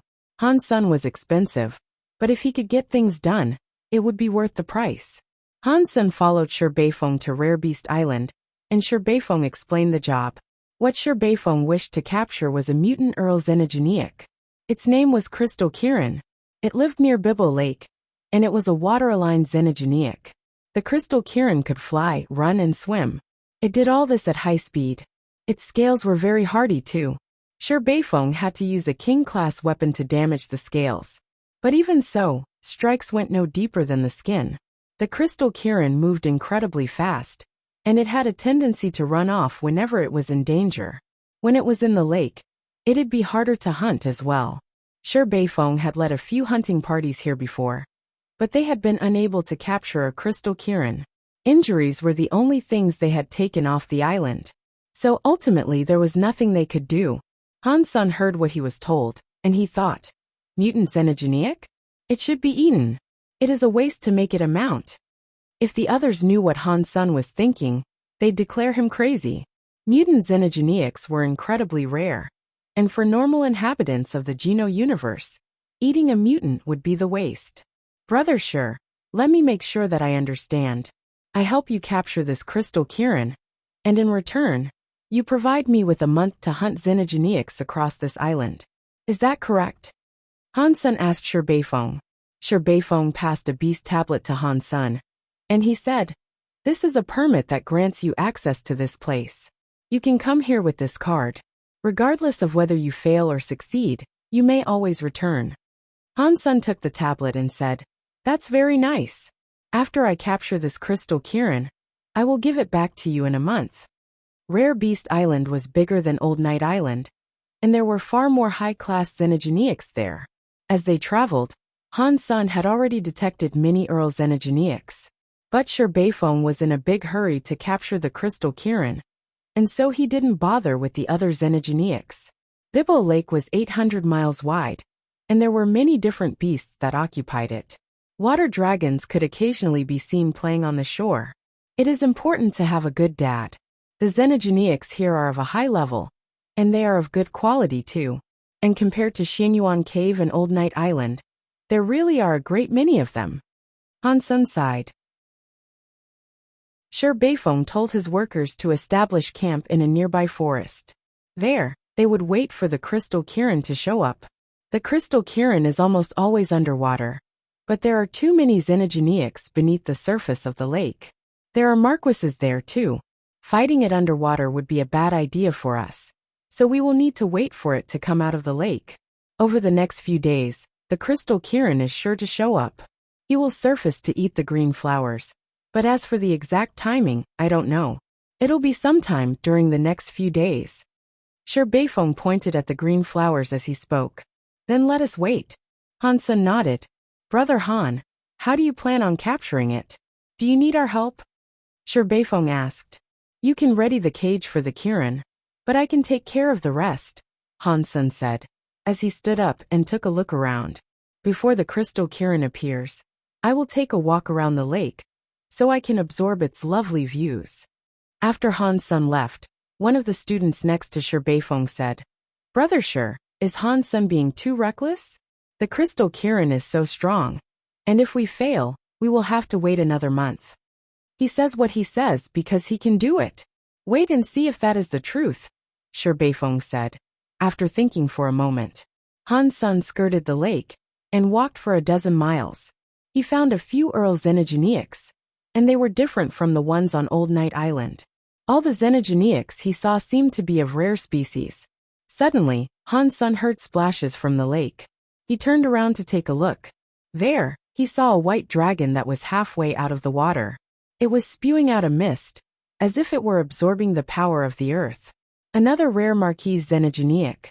Han Sun watched it a while, before returning to camp. Shi Beifeng was nice to talk to. He chatted with Han Sun, and it turned out that he knew a lot of things. He always had entertaining things to talk about, and he stopped the conversations from becoming boring. Han Sun and the others had good luck. After waiting only a single day, they saw movement in the lake. Something emerged that was the size of an elephant, a kirin with jade-like scales. The kirin's horns were shining like stars. The crystal kirin came up the shore, and there it started to eat the green flowers. The people in the woods stopped breathing. They did not want to alert the kirin to their presence.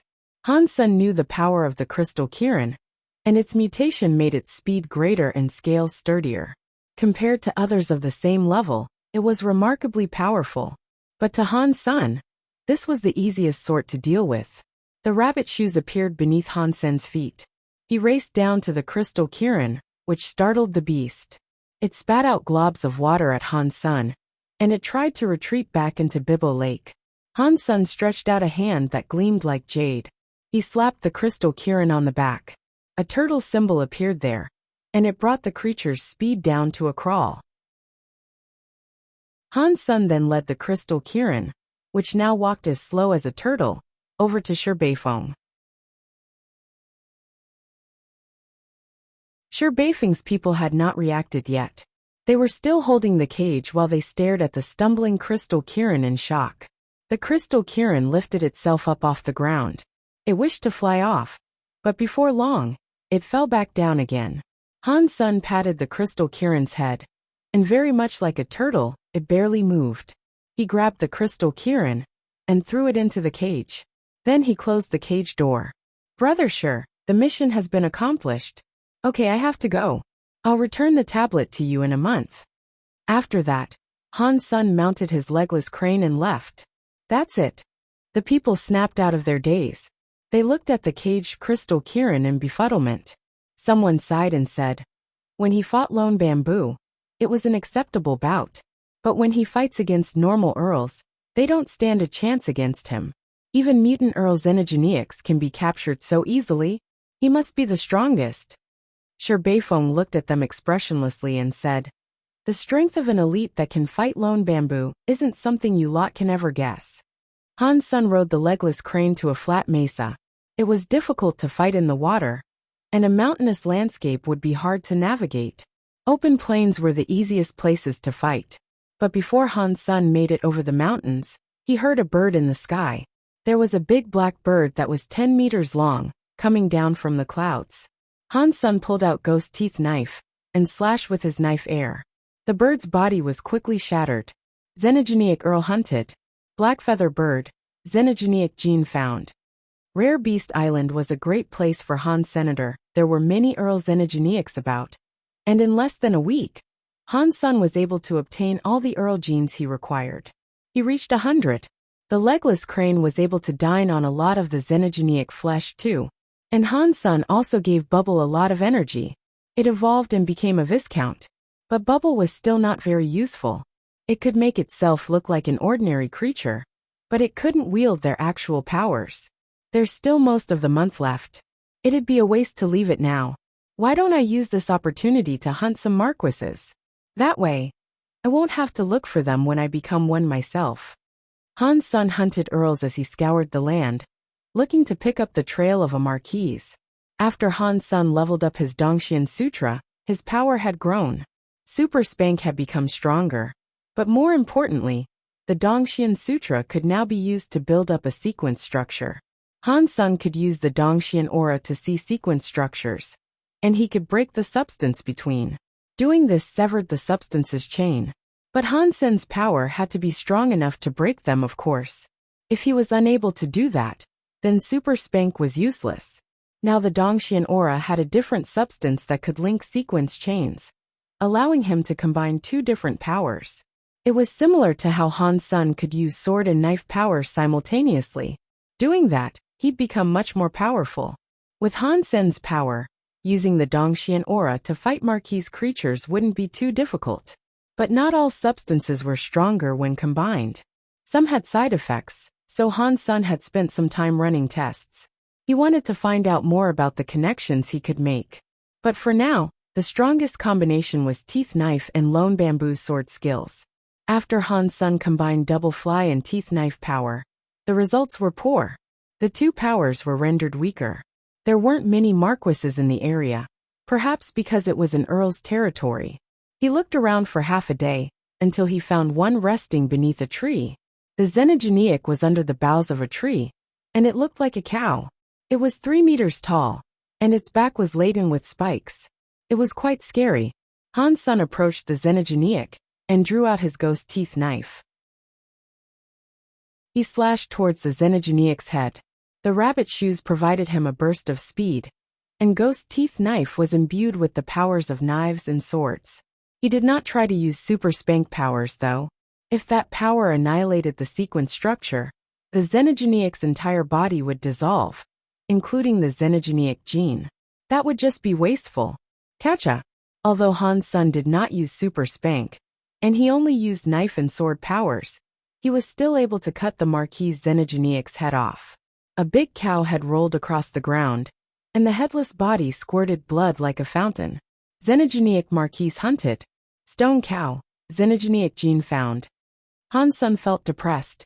Rare Beast Island was bad luck for him. He had killed many Xenogeniacs, but he hadn't earned a single beast soul. Han Sun used ghost teeth knife to cut open the stone cow's body. He found a heart that looked like stone, so it was safe to guess that was the Xenogeniac gene.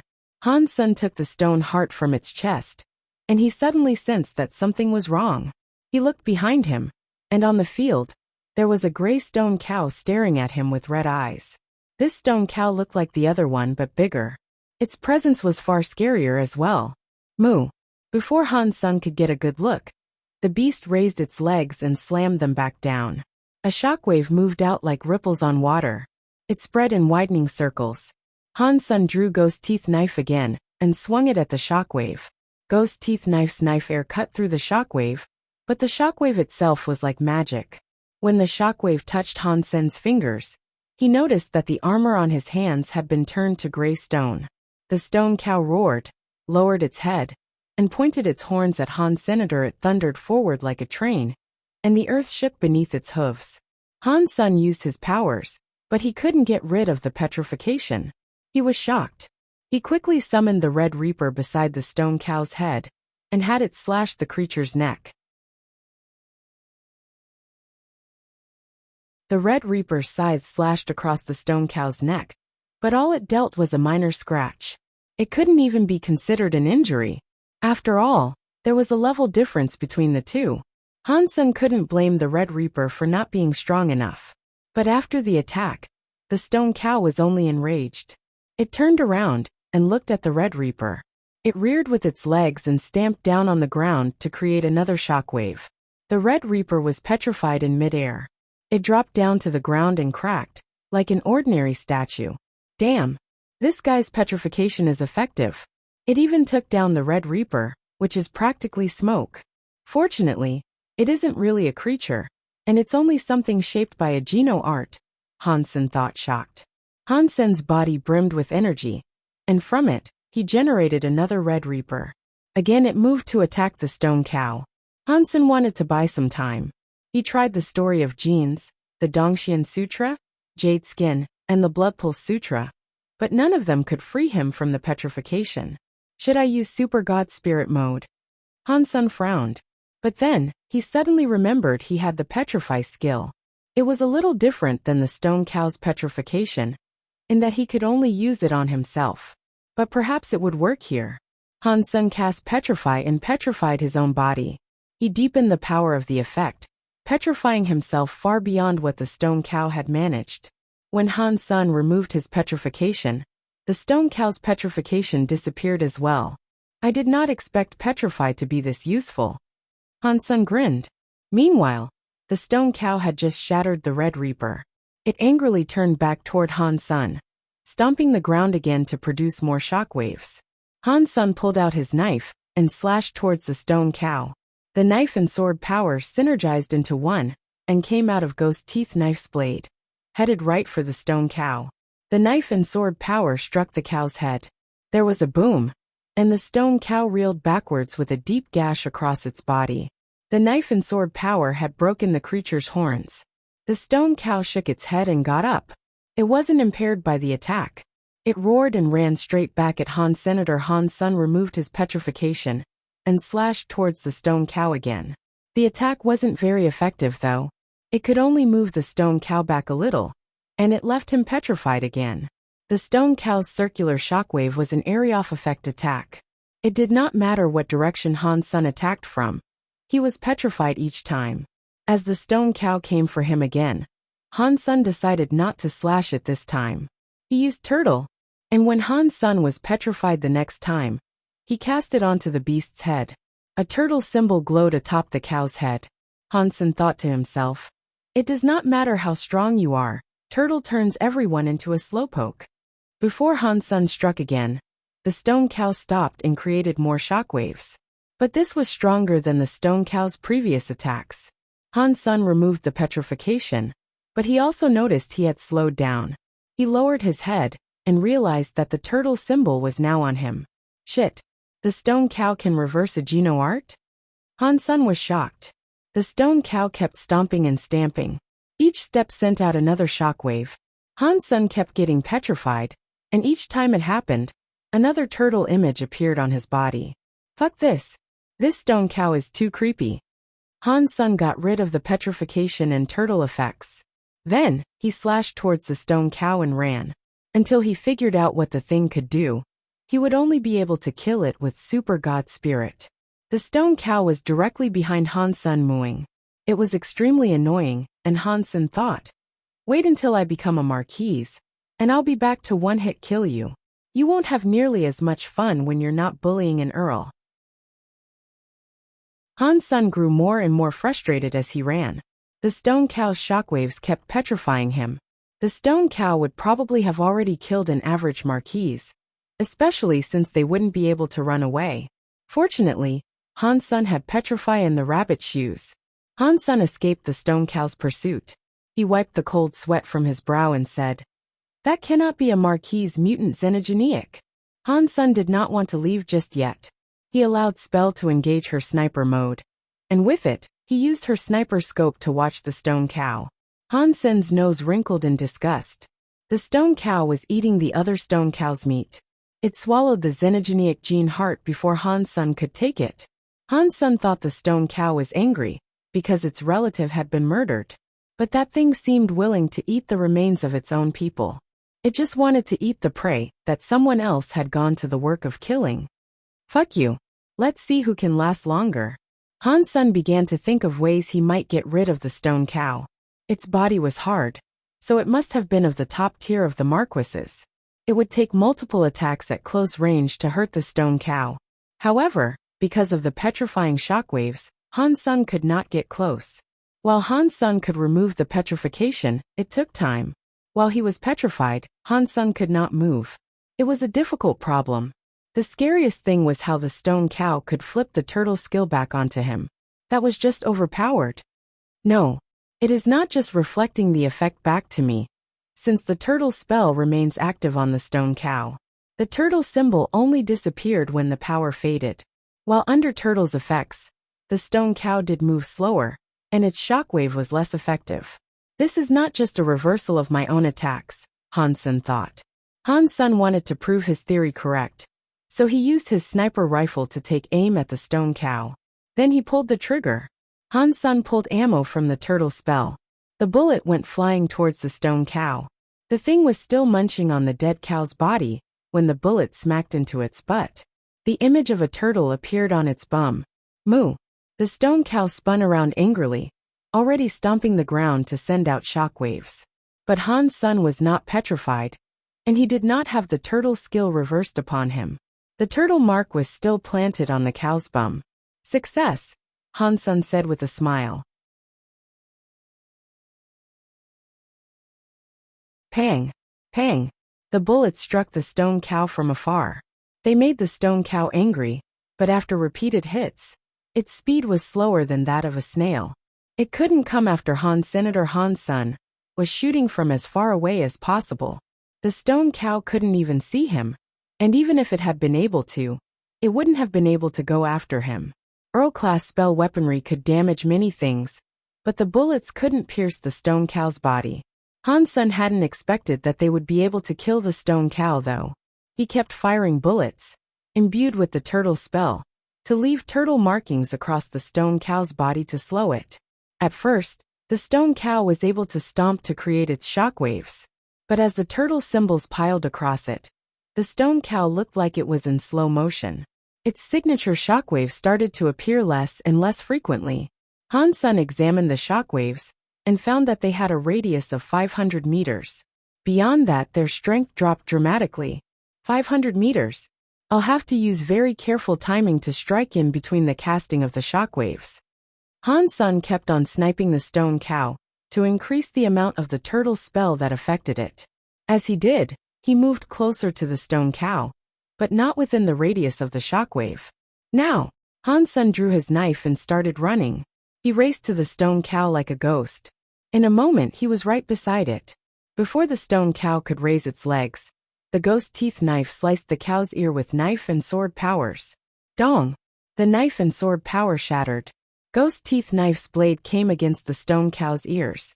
One of the ears was cut in half. Han Sun immediately retreated dozens of meters. A loud stomping noise came from behind him, and the shockwave rolled over him, petrifying him. Han Sun was dealt a turtle spell too. Han Sun quickly removed the petrification and the turtle spell, then jumped out of the radius of the shockwave. The stone cow wanted to chase after him, but its movement was laughably slow. All it could do was roar. "Steal my prey, huh? You are dead." Han Sun used his rifle to shoot the stone cow again. The turtle spell had a time limit. Over time, its effectiveness decreased. Han Sun fired a few more shots as he moved out of the stone cow's attack range, just to be safe. Since the stone cow was still bellowing and moving sluggishly, Han Sun felt safe pausing to look at it. The ear that had been cut open was shrouded in purple smoke, which was spreading slowly across its body. But the stone cow's body had no blood, so it wouldn't bleed out. The teeth power would have to chew apart its body a piece at a time. Han Sun kept firing at the stone cow to ensure that it wouldn't be able to escape. He'd allow the teeth power to kill it. The stone cow was starting to realize something was frightfully wrong. Instead of bellowing at Han Sun, it was now trying to turn around and run away.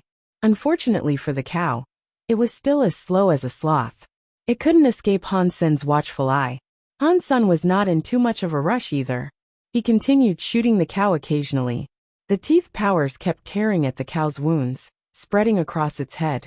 The stone cow's body was strong, and Han Sun's teeth power was still only Earl class, so the damage increased slowly.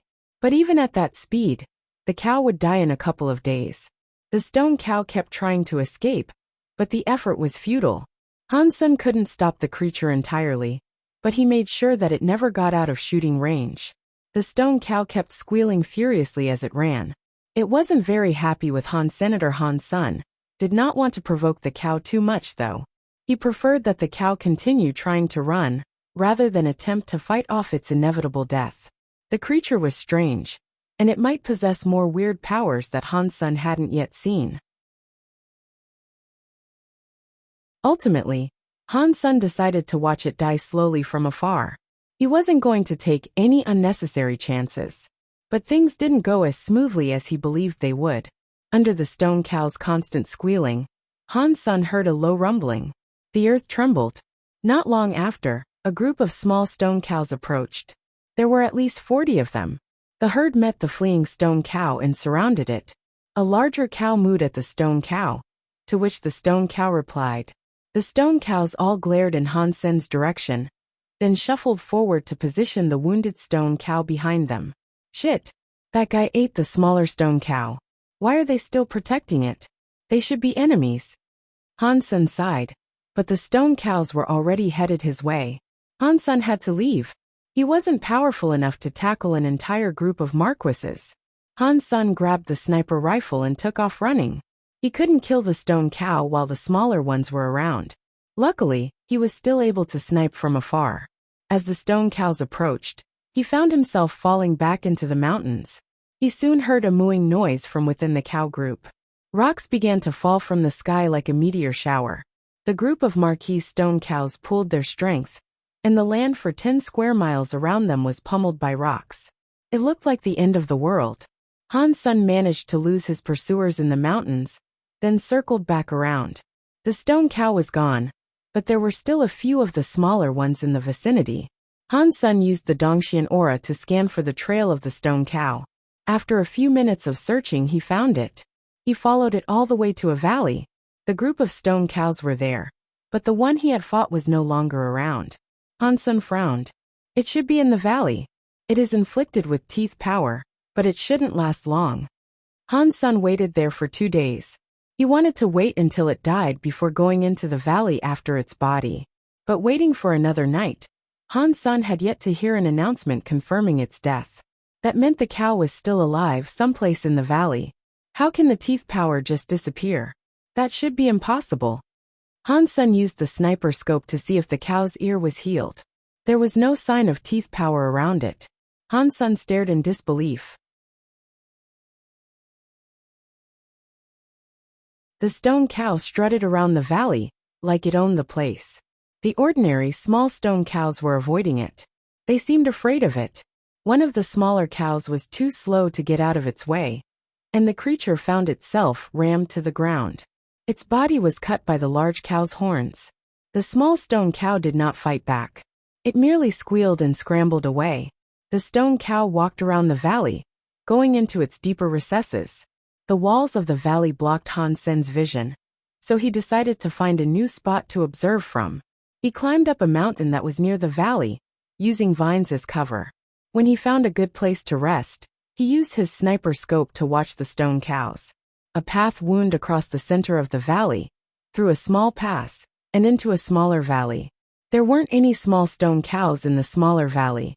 After the stone cow entered, it went to lay down beneath the boughs of a tree. It didn't look as if it was resting though. The cow settled itself and looked at the tree. It stared intently, as if it was gazing at something in particular.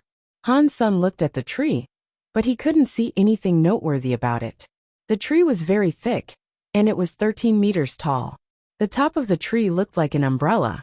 Because he was too far away, Han-sun couldn't feel the tree's aura. He couldn't even see any fruit on the tree. It was just a green-leaf tree. Weird. The valley doesn't seem to have any special qualities. So how did the stone cow remove the wound I made with teeth power? The stone cow can't possess an ability like that itself, or it wouldn't have allowed the teeth power to do so much damage when I fought it yesterday. Han-sun continued watching the cow, hoping to find some answers to his questions. The stone cow lay there for a while, but it eventually grew fidgety. It started walking around in circles, looking towards the top of the tree. There has to be something special about this tree. Han-sun kept observing it, but he couldn't figure it out. After a while, a pleased look crossed the stone cow's face. It kept staring at the top of the tree. Han-sun looked closer, and he finally noticed a hole in the tree that was about the same size as a basketball. Something was emerging from the hole. Han-sun didn't know what it was. It looked like a mouse, but it stood on 2 feet. It was wearing clothes made of leaves, and it held a stick in its hands. It looked creepy, and the sight made Han-sun feel uneasy. That thing looked evil. Its triangle eyes gleamed red. After it walked out of the hole, it struck a nearby leaf with its stick. It jumped onto the leaf and glided it down to the ground. The stone cow approached. It looked at the mouse-like creature and bellowed at it. The thing screamed back at the stone cow. It seemed like the two were arguing. After a while, the little thing pulled out a rock and threw it to the stone cow. The stone cow opened its mouth and stuck its tongue out. The rock landed in its mouth and slid right down its throat. The stone cow didn't even chew. After the cow swallowed the rock, its body started to glow. The stone cow looked as if it was having some difficulty, so it settled down onto the ground again and went to sleep. The rat-like thing watched the stone cow for a while, then leaped back up the tree and disappeared inside the tree hole. I don't know what kind of species that rat thing belongs to, but it does look intelligent. And what was that little stone that the cow just ate? Is that how it removed the teeth power? Han-sun wondered. After discovering this, Han-sun did not want to abandon this pursuit. He wanted to find out what was going on between the stone cow and the rat. So, he remained hidden and continued to watch. After the stone cow woke up, it looked much better. It went out to signal the other cows, and then returned to the valley. The smaller stone cows brought it xenogeneics, and it gobbled them up immediately. The stone cow ventured out of the valley sometimes, but it returned to wait beneath the tree every day. If the rat-looking xenogeneic did not give it a little stone, it would ram the tree until branches started falling off. The cow would do so until the rat came out and gave it another little stone. The rat was clearly afraid of the stone cow, and it seemed that the rat would never refuse its demands. It gave the cow a little stone every day. What are those little stones? And where does the rat get them? Han-sun wanted to find out, but there were so many small stone cows, so he couldn't just waltz in. After thinking for a while, he came up with a plan. Han-sun waited until the stone cow was outside the valley, and when it went far enough, he found the chance. He shot the stone cow while it was at unawares. The bullet hit the stone cow and placed a turtle spell on it. The stone cow was furious, but Han-sun kept firing more and more bullets to make it slower and slower. Just like last time, the stone cow ran back towards the valley, squealing as it went. After a short time, an assembly of smaller stone cows came after Han's senator. He summoned the Red Reaper to draw their attention and lure them further away. Han-sun slipped around them and ran towards the valley. He wanted to see what was inside the tree hole. When Han-sun ran into the big valley, he used his scope to aim at the rat-like xenogeneic. It was standing on a tall branch having a look around. Without a second thought, he used the sniper rifle to shoot it. Han-sun had only wanted to find out what it was. He hadn't expected the single bullet to blow the rat's head off. Xenogeneic Earl hunted. Eating rat, xenogeneic gene found. Huh. An Earl xenogeneic? Han-sun was surprised. Since the eating rat seemed unusually intelligent, he thought that it'd be the same level as the stone cow. It was actually just an Earl. Han-sun didn't like doing it, but he still ran inside the valley. The speed of the rabbit shoes quickly brought him beneath the little valley's tree. Han-sun leaped atop the tree, using the Dongxian aura to look inside the hole. He noticed that it was quite spacious within, and that most of the tree was hollow. However, there was no life force or treasure to be seen. Han-sun did not want to give up on this pursuit though. If the eating rat could give the stone cow a pebble every day, there had to be more of them somewhere. Han-sun used his ghost teeth knife to carve out the entrance of the hole. He widened it enough for him to fit through, then stuck his head inside. The tree was even more hollow than he thought. Its trunk was hollow all the way down to the ground, where a rocky cave appeared. With no hesitation, Han-sun wormed his way into the tree through the hole and started climbing down. Quickly he descended into the cave. Han-sun lowered himself into the cave, which led off through a crooked tunnel. Not long after, the tunnel opened up and Han-sun discovered a big natural cave beyond it. It was the size of an air raid shelter. Han-sun moved in to get a better look. There were no signs of living creatures about, but he did detect the remnants of the eating rat's presence. Darkness did not affect Han's senator. He used the Dongxian aura to scan the whole cave. The cave seemed ordinary, with nothing unusual about it. The only way out was back up through the hole in the tree. At the center of the cave was a little pool of water with a giant stalactite hanging above it. Liquid was slowly dripping off the end of the stalactite into the pond below. Han-sun looked at the pool, and there he saw the little stones that the rat had given to the cow each and every day. They were as small as a finger each, and they were gray. They were sitting at the bottom of the pool. Han-sun estimated there to be around 100 of them. There didn't seem to be anything indicating they were something special. Han-sun brought out Spell in her lady mode. She walked over to the pool to retrieve the stones for him. Nothing dangerous happened to her while she did so. Spell reached into the pond and grabbed one of the pebbles. Xenogeneic gene discovered. A voice sounded in Han Sen's head. These stones are xenogeneic genes? Han Sen picked up one and noticed that it felt really cold like a wet stone. There was nothing specific about the announcement though. He didn't know what sort of xenogeneic gene it was. Han Sen collected every single stone he could find and put them in his pocket. There were 128. He took each and every one. Before he left, he searched the pond for anything else. He found another rock that seemed quite unusual. Han Sen touched it and lifted the moss that had grown on it. When the moss fell away, he could see that it was a 1-foot-tall human statue. The statue was green and black, so he couldn't tell what its original color might have been. But it was of a man sitting. Han Sen wasn't in the mood to examine it for long. He looked around the pond, but there was nothing else to see. He decided to go back the way he had come. When Han Sen exited the tree hole, the stone cow was waiting outside. It looked at him angrily. Behind the stone cow, all the little stone cows had gathered too. Han Sen knew he had been down there for too long, which had given the cows time to return. Pang! The stone cow stomped the ground, and 2 shockwaves suddenly exploded outward. They raced towards Han Sen. Han Sen jumped out of the tree hole. It'd be dangerous if he got petrified within. But even as he exited the hole, he knew he wouldn't have time to get out of the shockwave's radius. He was still petrified. The group of smaller stone cows were not affected. They all turned into giant rocks, then launched themselves at Han Sen. Han Sen removed his petrification, then spawned his Xian jade wings behind his ears. They flapped, and all of a sudden, Han Sen was soaring away from the gourd-shaped valley. The stone cow furiously tried to chase after Han Sen, but luckily it couldn't fly. Although it looked strong, this was its greatest weakness. It was a Marquise xenogeneic that did not know how to fly.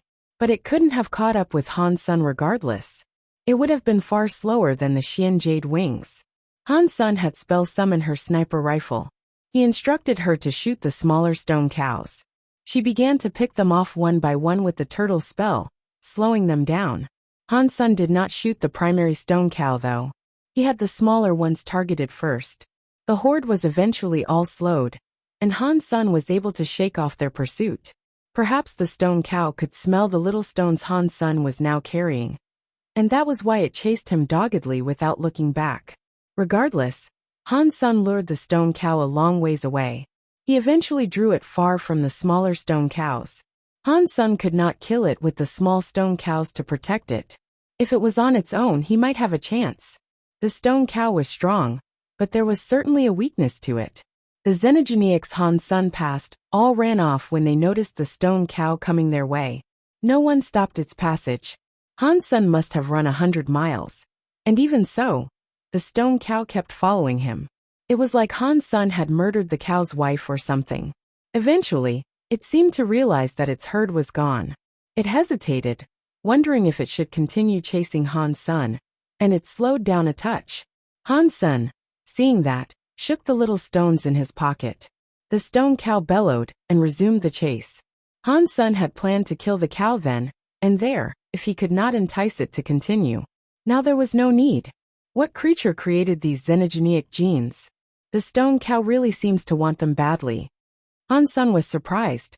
The stone cow chased Han Sen for 300 miles. When Han Sen decided that they were out of range of the smaller stone cows, Han Sen turned and shot the stone cow with the turtle spell. Have you enjoyed chasing me for so long? Good. Now it is time you pay. Han Sen stopped running, and he kept firing at the stone cow with the sniper rifle. The stone cow was very strong, but now it was also very slow. The shockwaves couldn't block the bullets either. Soon, the stone cow fell to the same fate it had before. It could walk no faster than a turtle. Han Sen immediately grabbed his blade, and with his knife and sword powers, he slashed the stone cow. Dong! After delivering a slash to the stone cow's body, Han Sen fell back and became petrified. Within a second, Han Sen had removed the petrification and moved forward to strike the stone cow again. After a few repetitions of this, Han Sen's blade had left multiple marks on the stone cow's body. The purple teeth powers were spreading. There was no use in the stone cow crying aloud anymore. as the smaller stone cows were too far away. They wouldn't hear the squeals. Han's son and the stone cow kept fighting over the next 30 hours. Stone cow's body was finally unable to withstand its wounds, and it was torn apart by the teeth powers. It was reduced to nothing but shattered bits of rock. Mutant xenogenic marquise killed. Petrified demon cow. Mutant xenogenic gene found. Obtain mutant xenogenic beast soul. Demon stone cow. The announcement played in Han Sen's head, and he smiled. He rushed over to the shattered rock and began picking through the rubble. Stone cow's body was made of stone, and so it had no flesh. After a while, however, he found its special stone heart. There was a light inside it, and it reminded him of the demon stone cow itself. After refining this mutant xenogenic gene, will I learn how to petrify others? Han's son was really interested in the stone cow's ability. Learning the ability to petrify other xenogenics with a stomp would be fairly great. But the bad thing about all this was that the demon stone cow was a marquise mutant xenogenic. To refine it, he'd have to be a marquise himself, with a number of marquise genes stockpiled. Han's son was interested in the demon stone cow's beast soul too, though. He took a look at it. Mutant demon stone cow beast soul. Shapeshift type. A wide grin spread across Han Sen's face. He could now turn himself into the demon stone cow. He wondered if it would give him all the physical capabilities of the demon stone cow. That would be a great boost for his strength if so. Han's son immediately used the shapeshift demon stone cow beast soul. When he summoned it, he turned into the demon stone cow. He felt as if his power and speed increased, the power in particular. There was a big increase in that. But sadly, Han Sen's shapeshifting demon stone cow beast soul only gave him the raw strength of the creature. He didn't earn the ability to petrify others or reverse negative effects onto others. It looks like I'll just have to hold out for the demon stone cow's mutant gene.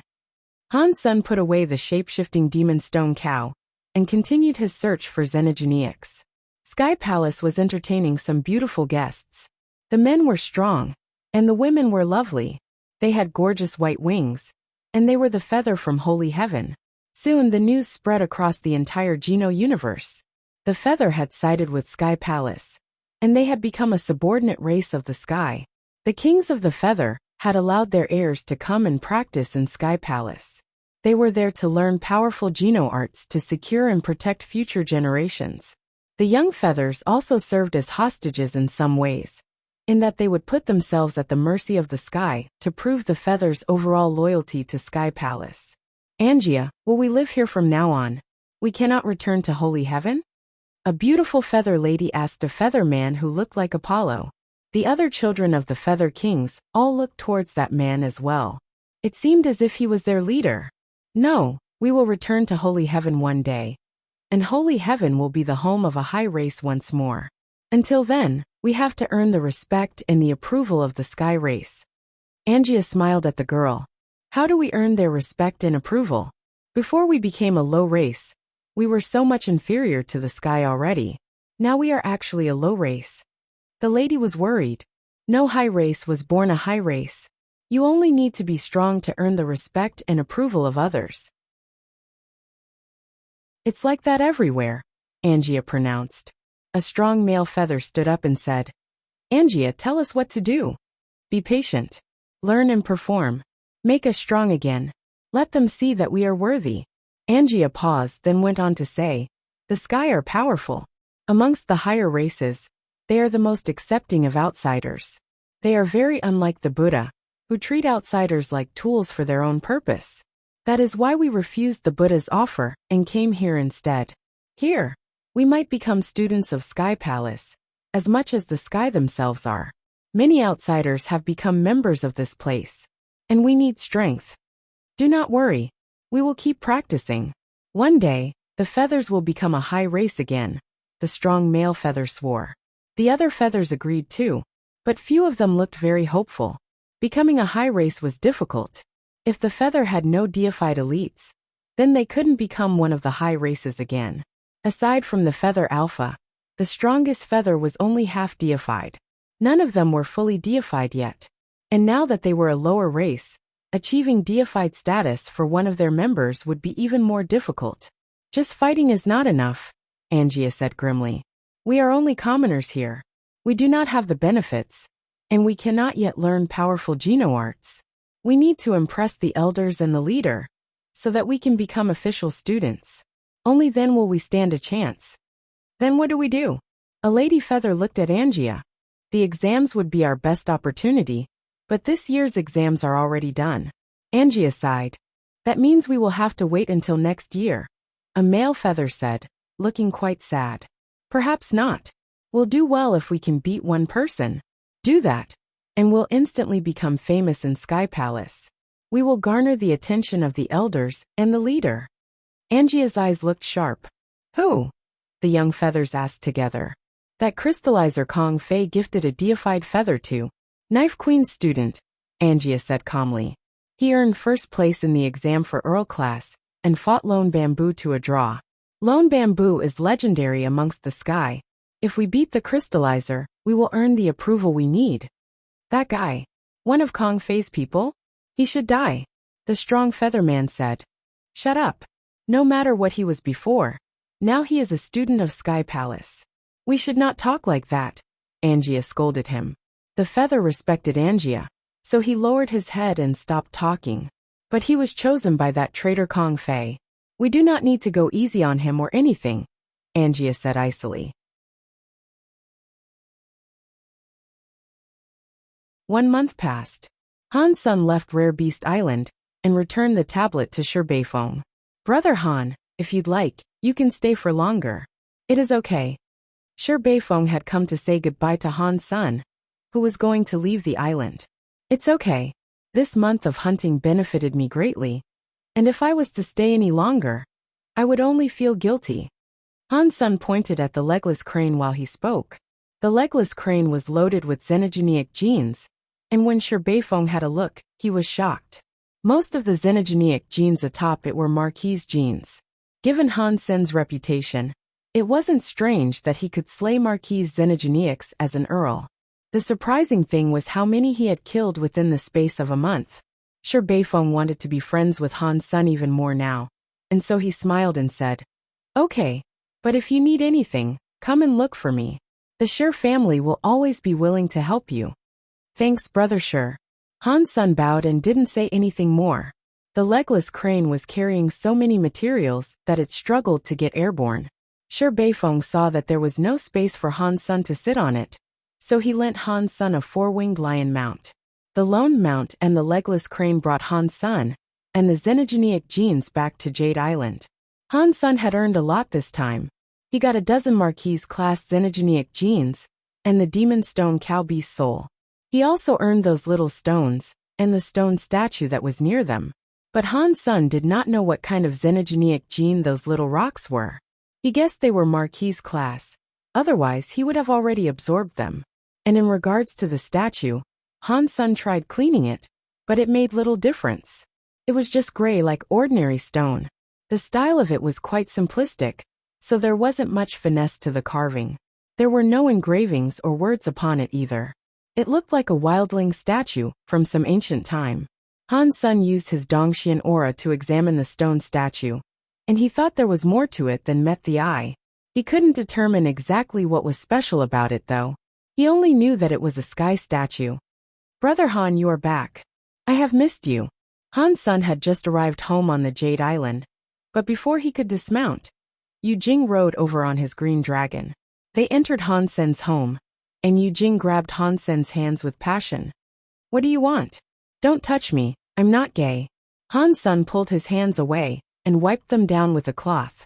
He thought Yu Jing was looking at him queerly. It looked as if the man was seeing some beautiful naked woman instead of Han Sr. What? I would go for a sky if I wanted to go gay. Why would I come over here for you? Yu Jing didn't think that sounded right, so he spat on the floor and went on to say, No, I'm not gay at all. After that, Yu Jing's eyes kept wandering around Han Sen's house. He said, Brother Han, I have heard you earned many things from Rare Beast Island. Do you plan to sell the wares? If you sell them to me, I can give you a good price. After that, Yu Jing saw a bunch of xenogenic genes in the corner of Han Sen's house. His eyes widened, and after rummaging through the genes for a minute he said, This is a Marquise-class wind tiger's tail. This is a bone elephant's tusk. Are all these Marquise xenogenic genes? Almost, Han Sun said casually. Very strong. To be able to kill marquises as an earl, well. Very few of the sky can accomplish something like that. Only you and Lone Bamboo, as far as I know. After that, Yu Jing came back to Han's senator. He sat away at the table and poured himself some water. He drank and said, "Have you heard that the Feather have allied with Sky Palace? They are our subordinate race now. They have sent many nobles here to study." That's not strange. The Feather lost their position as a high race, and they're much weaker now. If they didn't make new alliances, they'd be brought to ruin. Holy Heaven is a large xenogenic space, and many of the other higher races want it. It was just a matter of time, Han Sun responded. Yu Jing nodded and said, "That's not the point. When the kings came here, they were very generous. Although people don't respect them very much, no one is going to turn down money, so they are living a good life here." After that, Yu Jing smiled at Han Sun and said, "Are you familiar with a feather named Angia?" No. Han Sun shook his head, as his knowledge of the feather was truly limited. He is the son of one of the half-deified kings. He is really talented, and he is a student of Sky Palace. He is the leader of the feather students, and he is an earl like you. He walked the road to the sky and received compliments. He has been practicing with the earl students, and while he has not lost nor won, his Geno arts have proven themselves to be quite special. What does that mean? Han Sun asked, catching Yu Jing's tone. Before he fights, he presents a bottle of spring water from Holy Heaven. If someone of Earl class can beat him with knife skills, he will give them the spring water. Yu Jing coldly laughed and said, "Our Sky Palace students study knife skills, but we aren't renowned for them. We mostly use swords. You are the only one amongst us that is good with them. He is obviously provoking you. How dare he?" After that, Yu Jing smiled and said, "But the heavenly spring water is some good stuff. As long as you're still living, cleaning your wounds with that stuff will fix you up quick. It can save you from even mortal injuries, as it is a treasure from Holy Heaven. This guy is unlucky. You can go over, beat him, and help yourself to the spring water. If you don't need it, I can sell it on your behalf. Maybe if I have time. I need to practice in the White Jade building first." Han Sun wasn't really concerned about the implied challenge, as dealing with the feathers was not on his priority list. The next day, he practiced in the White Jade building. There he saw Yun Suyi on the 4th floor. He thought about Under the Sky, so he caught Yun Suyi's attention. "I did some research on Under the Sky. If you have the time, we can explore it further together."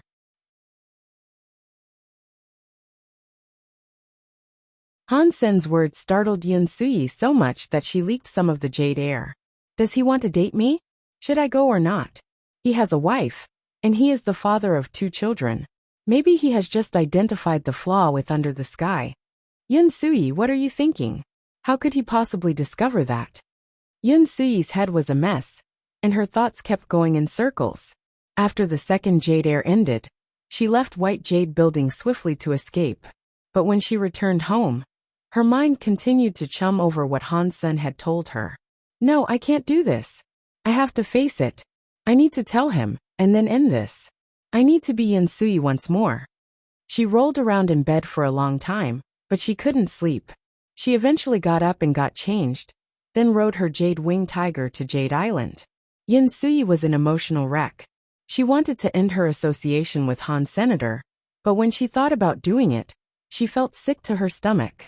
Yun Suyi rode to Little Jade Island, and there, she saw Han's son practicing a knife skill. It was Under the Sky. Yun Suyi's tiger landed on the island, prompting Han's son to lower his knife. He smiled and said, "I've been practicing Under the Sky for a while, and I can confirm that the problem you are having isn't an issue with your execution of the skill. The problem lies within the knife skill itself. After concluding my research, I was able to fix this issue. You can try it and see how it works." As Yun Suyi flew to the island, she kept reminding herself to be honest with Han's senator, but when she was on the island, she couldn't bring herself to say anything she wished to. After hearing Han Sen's claim that he had found a way to fix Under the Sky, however, She looked at him with disbelief. You really found a solution? I've altered how the skill is used. It's less like I fixed it, and more like I used a replacement part. I haven't worked out all of the details yet. But it's not dangerous if you'd like to give it a shot, Han-sun said. What did you think of to fix Under the Sky's problem? Yin Suyi did not believe Han-sun had fixed it, but she was still curious. All the geniuses of Sky Palace had been unable to fix the issue, and Han-sun had only been practicing Under the Sky for about a month. For him to have fixed it in such a short time was quite unbelievable. Watch me perform it once. After that, Han-sun walked into the field, drew Ghost Teeth Knife, and performed the modified Under the Sky. When it started, Yin Suyi was a little confused, but before long, she looked quite shocked. Previously, she had planned to use the knife skill to get close to Han-sun, and so she approached the skill quite seriously. Also, Under the Sky was originally created by the Yin family, so the family's scroll was different from the one in the Holy House. The knife skill was the same, but there were many comments and annotations in the Yin family's Under the Sky. Those tips and explanations were priceless, and Han-sun hadn't benefited from being able to read them. So, despite the fact that Yin Suyi hadn't practiced too much, the notes allowed her to understand a lot. As Yin Suyi watched Han-sun's Under the Sky, her jaw dropped. The problem with Under the Sky is fixed. How did he do it? Yin Suyi looked completely stunned. Did he practice with the textless book? But that should be impossible. And what outsider can learn Truth Spell? The textless book is a secret of the sky, and only the sky can practice with it. Yin Suyi looked at Han-sun with a complex expression. Even long after Han-sun finished performing the knife skill, she was trapped in deep thought. What do you think? Do you think that fixed it? Han-sun asked Yin Suyi, putting the knife away. Yin Suyi's mind eventually returned to the present. She looked at Han-sun, and a while later she said, Han-sun, can you tell me how you did it? Han-sun had already devised an explanation that was a mixture of truths and falsehoods. When I traversed the Sky Road, the words of Sky Palace came into my body. They came from the textless book, and Under the Sky came from the textless book too, so they share something in common. I cobbled this together during my research, but I wasn't sure if it worked. What do you think? Yin Suyi's eyes avoided him, but she quietly said, I am not sure. Could you please teach me, so I can understand better what it is you are thinking? Of course. Han-sun nodded, and he went on to say, but my method is a bit tricky. You need to understand the feelings of Sky Palace in order to use this fix. Yin Suyi looked disappointed, and she shook her head. I grew up in Sky Palace, and I have read those words many times. With that being said, I have never picked up the feelings that you're talking about. Maybe it is because I am too used to it, but I've never noticed anything while reading those words. Don't worry, I have another solution. I can allow you to experience the feelings of Under the Sky. Han-sun smiled. How? Yin Suyi asked in surprise. I can use Under the Sky to fight with you. That way you can feel my knife skill. After a while, you should be able to learn it naturally, Han-sun said. Does it work that way? Yin Suyi's eyes shone brightly. Try it and we'll find out. Han-sun brought out 2 practiced jade knives. He handed one to Yin Suyi, and picked up one for himself. He was just helping Yin Suyi practice, so there was no need to use Ghost Teeth Knife for such an exercise. Yin Suyi practiced with Han-sun, and tried to feel Han-sun's knife skill. She didn't know if she was making a mistake, but she felt as if her body was tangled up by an invisible knife air. She couldn't seem to escape it. I think too much. He really did fix the problem with Under the Sky, but it only took him a month, so how? And he practiced Under the Sky so well. Yin Suyi kept turning it over in her head, but she couldn't figure it out. Over the next few days, Yin Suyi kept coming to practice with Han Senator for some reason. Yin Suyi did not file any sort of report to say Han-sun had fixed Under the Sky. She was just hoping she could practice with Han-sun like this each and every day. With Han-sun's help, Yin Suyi quickly became a beginner of the modified Under the Sky. The Feathers wanted to use Han-sun to boost their reputation, but Han-sun ignored them. He stuck to practicing with his Geno arts and his knife skills. Because his core talents were so good, Han Sen's progress with Under the Sky was coming along quickly. When he practiced with Yun Sui, however, he suppressed it. He continued to practice with her, because she could be a witness for him. If anyone doubted his ability to learn and correct Under the Sky, she would be able to speak in support of him. He really did only learn it faster than others. Having been at Sky Palace for 3 months now, Han Sen's jade skin was finally going to ascend. A strange power flowed inside his bones and flesh. Leveling up to Earl meant generating a spirit. Jadeskin's power had a light element. As the power increased, a jade light would cast a shadow across Han Sen at all times. It was very weird. The strangest part of the process was that beautiful light. It looked rather like a cold fairy, and her skin shone like jade. Han Sen successfully became an Earl with jade skin, and his fitness level increased. Other people could only level up to Earl, and gain strength in the process once. Han Sen, however, had leveled up Earl 3 times. That meant his body was 3 times stronger. His strength was practically like a marquise. After Jadeskin successfully reached Earl status, he put all his power and focus into the practice of the Blood Pulse Sutra. He used the Jade Air to practice with the Blood Pulse Sutra, but its progress was only accelerated a little. It wasn't as compatible with the Jade Air as Jadeskin was. Yun Sui was becoming an Earl. Yin Chongkong soon had her studying at home. With his extra free time, Han Sen returned to Xianyuan Cave to hunt down xenogeneics. When Yun Sui leveled up to Earl, she began practicing Phenomenon. It was a skill that was only 1 level beneath the textless book. It was a powerful skill. Yun Sui gave up on using swords and furthered herself with knife skills, and Under the Sky. Using swords no longer felt comfortable to her. It looks like I should find myself a decent knife. Yun Sui was still not sure if she should totally abandon swords, as she had never owned a proper knife for herself. If she decided to proceed with knives, she'd have to procure a knife that was suitable for her. Sui, why are you using knives? Yun Suseng asked, following her to the armory. I learned a new knife skill, so I thought I should give it a try. Yun Sui started looking through the knives available in the armory. She seemed rather carefree about it. You can try knife skills, sure. But there is one thing you can't try. Yun Suseng looked very serious. What are you talking about, sis? Yun Sui's heart panicked a little. Yun Suseng sighed and said, You know what I'm talking about. You know Han Sen isn't an option, so why do you remain so close to him? What are you thinking? He has a wife and kids. What can I do? I am just practicing with knives with him and nothing more, Yun Sui explained. Good. Yun Suseng let the conversation end there. She didn't want to push the subject with Yun Sui any further and risk making her mad. Yun Suseng smiled and said, If you're practicing knife skills, you'll want to attend a knife event on Cloud Island. What knife event? Do we have an event like that? Yun Sui asked with surprise. Yun Suseng smiled and said, Yes, because of the feathers. They really want to use Han Sen to boost their reputation. But Han Sen continues to ignore them. They think too highly of themselves, if they really think they can fight Han Sen. Yun Sui scoffed. Yun Suseng, seeing her confidence in Han Sen, felt worried.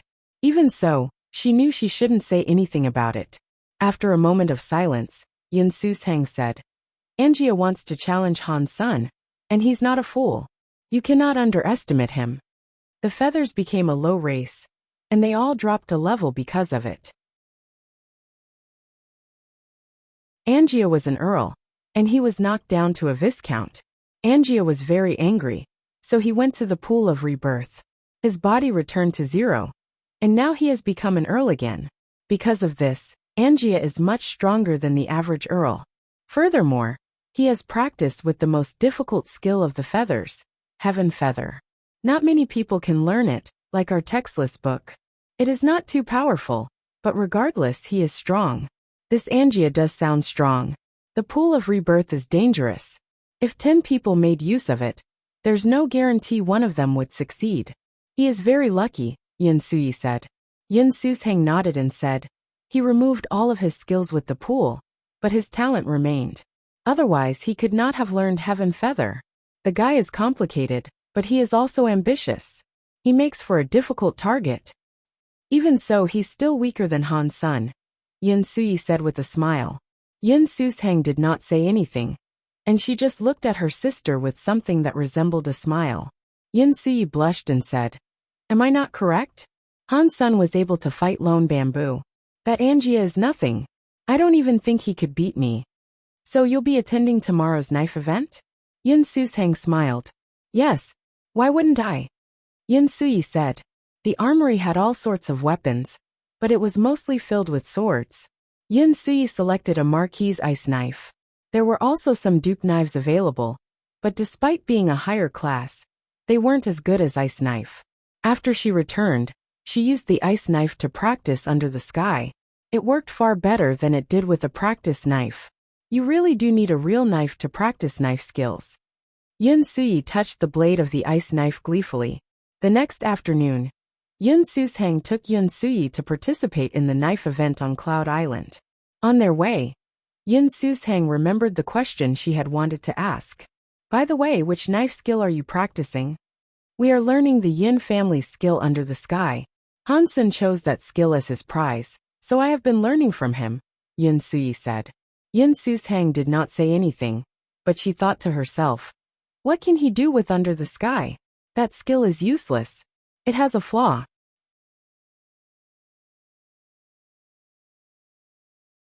The feather students that lived on Cloud Island were busy preparing the knife event. "Angia, do you think Han Sun will come?" asked a feather lady called in Lingxin. Before Angia replied, a strong feather named Andrew said, "I think he is afraid of Angia.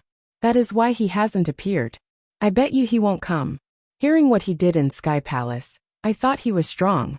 I didn't expect he'd be so much of a pussy that he wouldn't even show up. Ha! And people call him the Knife and Sword Master." Angia stared at Andrew and said, "Shut up. When are you going to stop being an idiot and watch your words? The Knife and Sword Master includes Lone Bamboo. What if the sky heard what you just said?" "Sorry," Andrew apologized. Angia shook his head. Andrew had always been like that, so changing him was difficult. After a brief moment of silence, Angia said, "It is fine if Han Sun does not come. People will just think he is afraid of us, and that still contributes to our cause." And Lingxin was worried though. "We have been here for so long, and we have heard many stories about Han Senator. The people here respect him, and they say he is so strong. So what? Angia will win." Andrew was very confident in Angia's abilities. Angia touched in Lingxin's head. "Don't worry. I have experienced rebirth, and I have practiced Heaven Feather and Judgment Knife. With all this, I will not be weak. And even if I do lose, with Han Sen's reputation, it would still count as a win just to fight with him. Just like him fighting Lone Bamboo.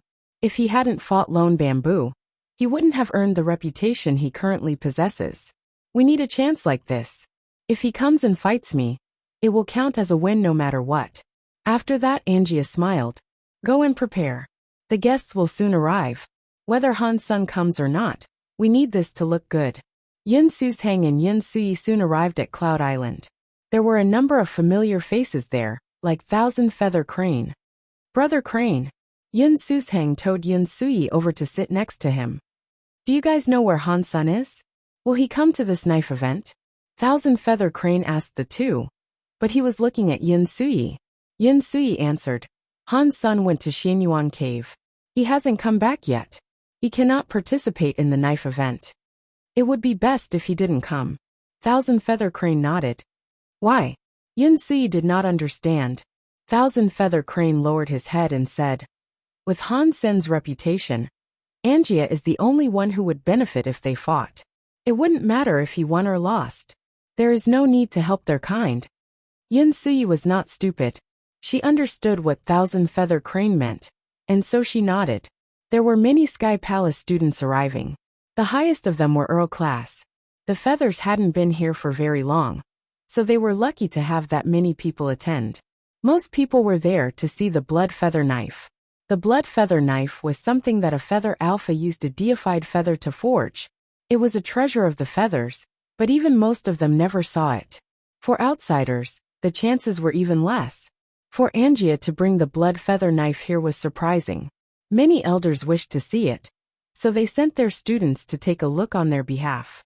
Angia had prepared a speech for the beginning of the knife event.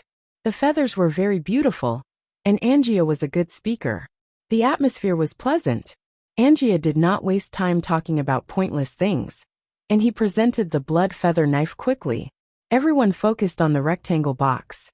Angia said quietly, "The blood feather knife has existed for thousands of centuries. We have yet to find a scabbard worthy of it, so we have kept it stored inside this box. I must apologize for this."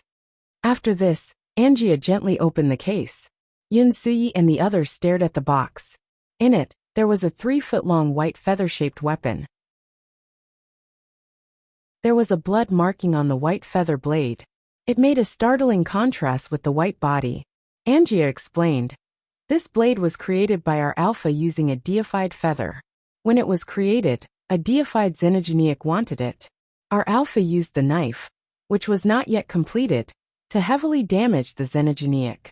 That deified xenogeniac escaped, but the feather knife absorbed the xenogeniac's blood.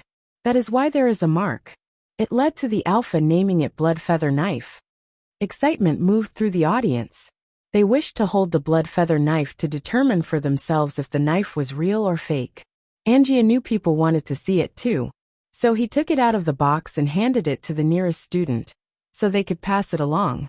Thousand Feather Crane, Yin Susang, and Yin Suyi looked over the blood feather knife and came to the conclusion that it was a good knife. But there was a rumor that said the knife was a deified weapon, despite it not looking like one. People passed along the blood feather knife, all complimenting it. When it was handed back to Angia, an Earl class student asked, "If this is a deified weapon, why doesn't it reveal its power?" Angia smiled and said, "You have remarkable eyesight. Others will tell you it is a deified weapon, and with the material it was created with, it should be one. But the story I have just told you, about striking the deified xenogeniac, kept that from happening. The xenogeniac blood that splashed across it was not too compatible with the knife, so it came to be a king-class weapon instead. It is not a deified weapon, it is a king-class weapon. So that is why people felt it was a great shame. King-class weapons were strong, but they weren't deified weapons. Today, I have asked you to come here in the hopes of finding a master for this knife. If anyone can beat me with knife skills, they may own it." After Angia said that, people became excited.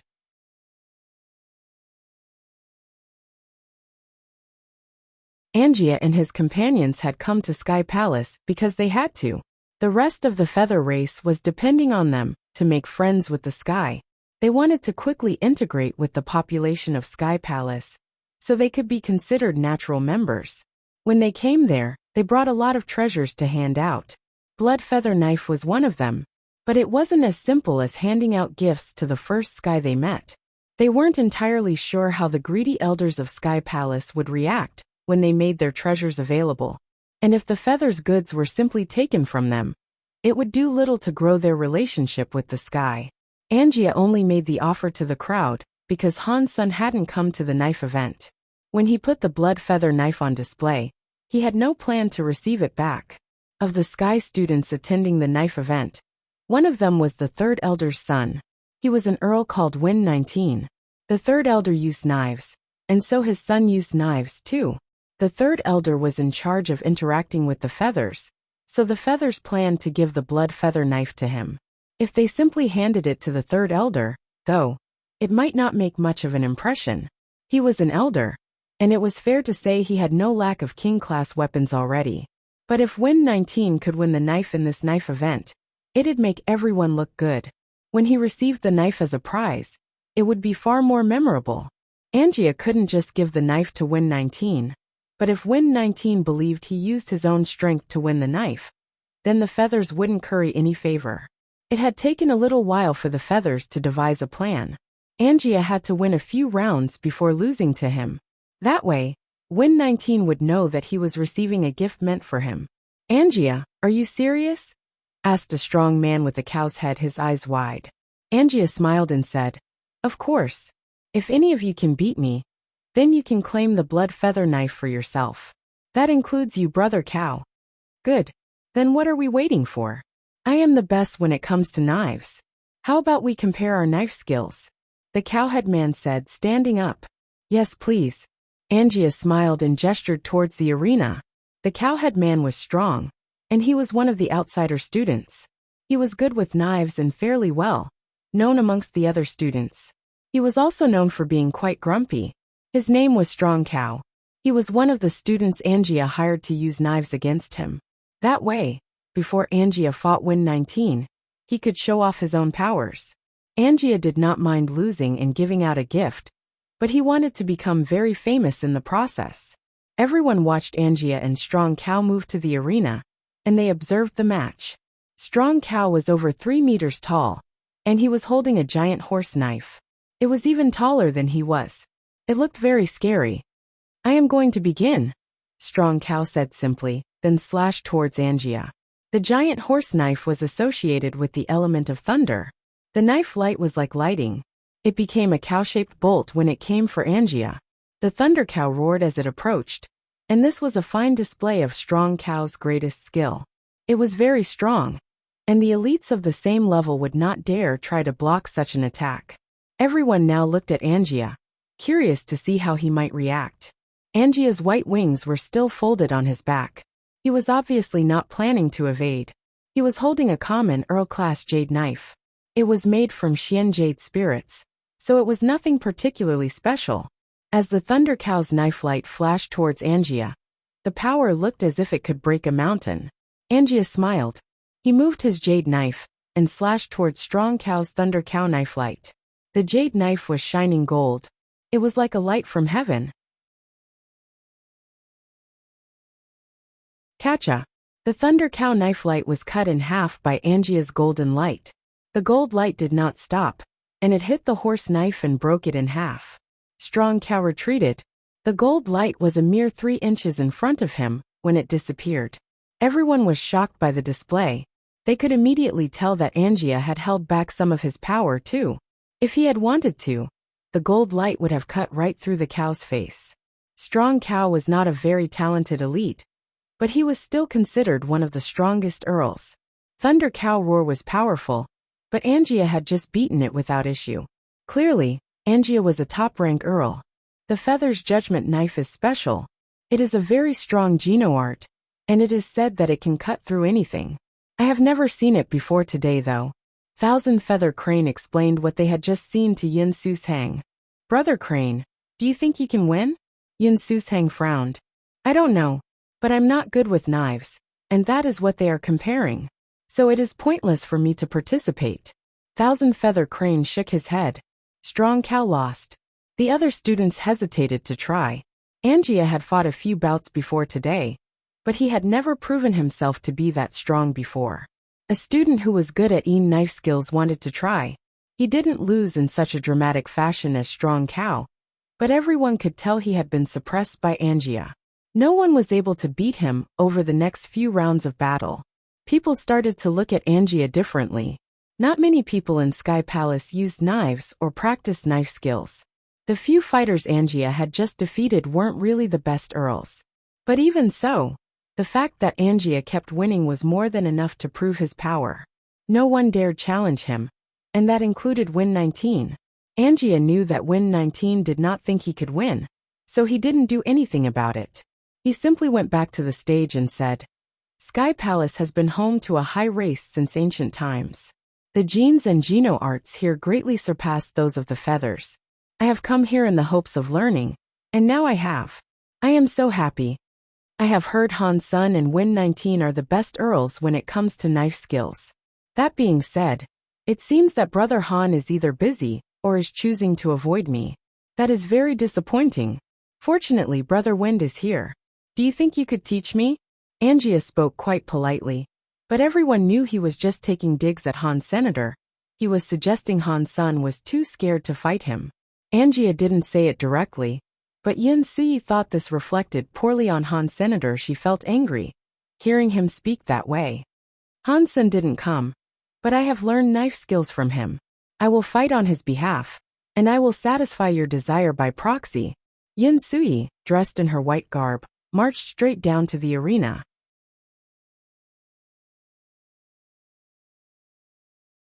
T-Thousand Feather Crane and Yun Susang were shocked, and they were too late to stop what was in motion. Angia was a top earl. Even they didn't think they could beat him.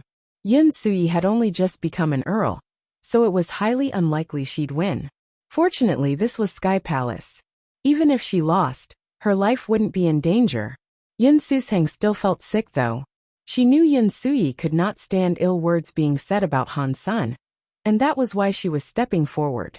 Angia watched the elegantly dressed lady walk towards him. He looked surprised. He smiled and said, "Sister Yin must have only just become an earl. If I remember correctly, the Yin family specializes in swords. I would feel terrible if I defeated you. The Yin family sword skills are strong, so it would not be all that impressive if I use sword skills to win. I have, however, learned a few knife skills from Han Senator. I wager that will be enough," Yun Sui said coldly. Then she drew ice knife. Angia frowned. He knew Yun Sui was Yin Changkong's daughter, and it would be bad for him to offend her. But the feathers had prepared the blood feather knife for the third elder, so he couldn't hand it over to Yun Sui instead. Yun Sui had just become an earl too. If he lost to her, it would actually damage his own reputation. People would think he had deliberately thrown a match just to please a woman. It'd look terrible. Angia raced to think of a way out. But Yun Sui had already drawn her knife. He couldn't tell her he wasn't going to fight. So after a moment of thought, Angia concocted a new scheme. If Sister Yun is this interested, then I will agree to the contest. Please. Angia pulled out a jade knife as he smiled to her. He planned to only block her attacks in order to make her feel her inferiority. If she refused to quit, he would concede. That way, people would simply think he was a gentleman who wouldn't fight a woman. Yun Sui bowed with her ice knife, and then she slashed. She used the knife skill Under the Sky. Yun Sui could not withstand Angia's mocking of Han Sun, but she knew that she hadn't mastered Under the Sky yet. After all, not many people would use Under the Sky to fight. All her experience with it had come from Han Sun himself. Han Sun told her she had finished learning it, though, and all she had to do was keep practicing with it.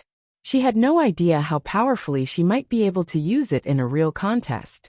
And when Yun Sui attacked, Angia's face changed. His plan vanished in a puff of smoke, as he saw a woman that looked like a ravenous wolf coming for him. He immediately became tense. It was just one slash, but Angia could feel wisps of a most dangerous presence rising from that skill. Angia was careful, and so he responded seriously.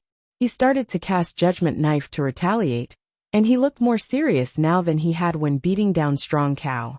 After Yun Sui slashed once, she was on the move. Before the knife air completed its attack, she slashed another 2 times. Angia lifted his knife and retreated. He used his knife skills to fight back. Thousand Feather Crane and Yin Susang were frozen. They had seen Under the Sky before, as the Yin family had created and developed it, but they knew not many people made use of it, due to how fatal its flaws could be. If an opponent caught wind of the technique's flaw during a fight, it could lead to an opening and the subsequent death of the user. But Yin Sui's Under the Sky seemed very different to Thousand Feather Crane and Yin Susang.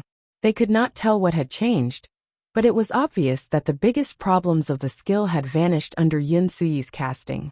How strong was Under the Sky? This question had an answer in Yun Sui. In the beginning, Yun Sui was nervous and her movements were unnatural. She soon noticed that, after using the skill, Angia was following her lead. It was just like how she practiced, and now she felt safe.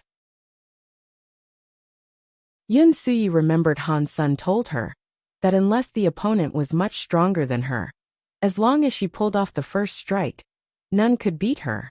The first strike was not random. It would home in on the opponent's weakness. That was how Under the Sky began.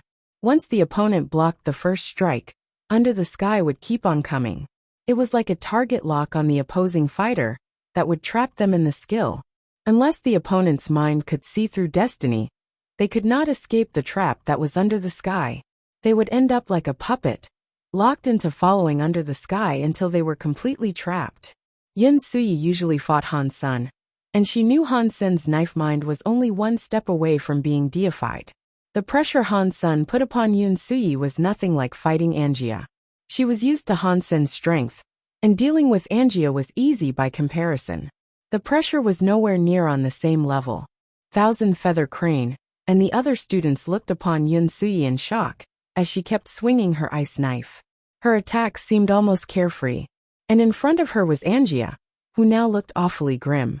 His forehead was dripping with sweat as he tried to escape her onslaught. Angia was like a puppet now.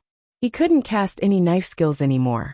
Every time he tried to, Yun Sui interrupted him halfway through with a perfectly placed attack. So he would end up falling back again. Angia prepared to use a skill that would injure them both, but then, he noticed he couldn't even do that.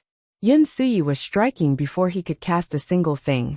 He began to feel like there was some invisible wire tangling him up, and it was getting tighter and tighter. So much so that he couldn't use his talents. He wanted to start coughing up blood. If Angia had been someone like Lone Bamboo, who could put his knife away before destiny, then he might have been able to escape under the sky. But he wasn't that strong. The entire arena was frozen. No one expected Yun Sui to be this strong.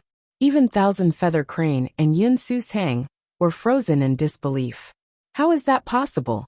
Her under the sky has no flaw. Thousand Feather Crane mumbled to himself. It was very shocking to see a fixed version of Under the Sky being used perfectly. This was something that was going to shock everyone from the elders to the leader himself.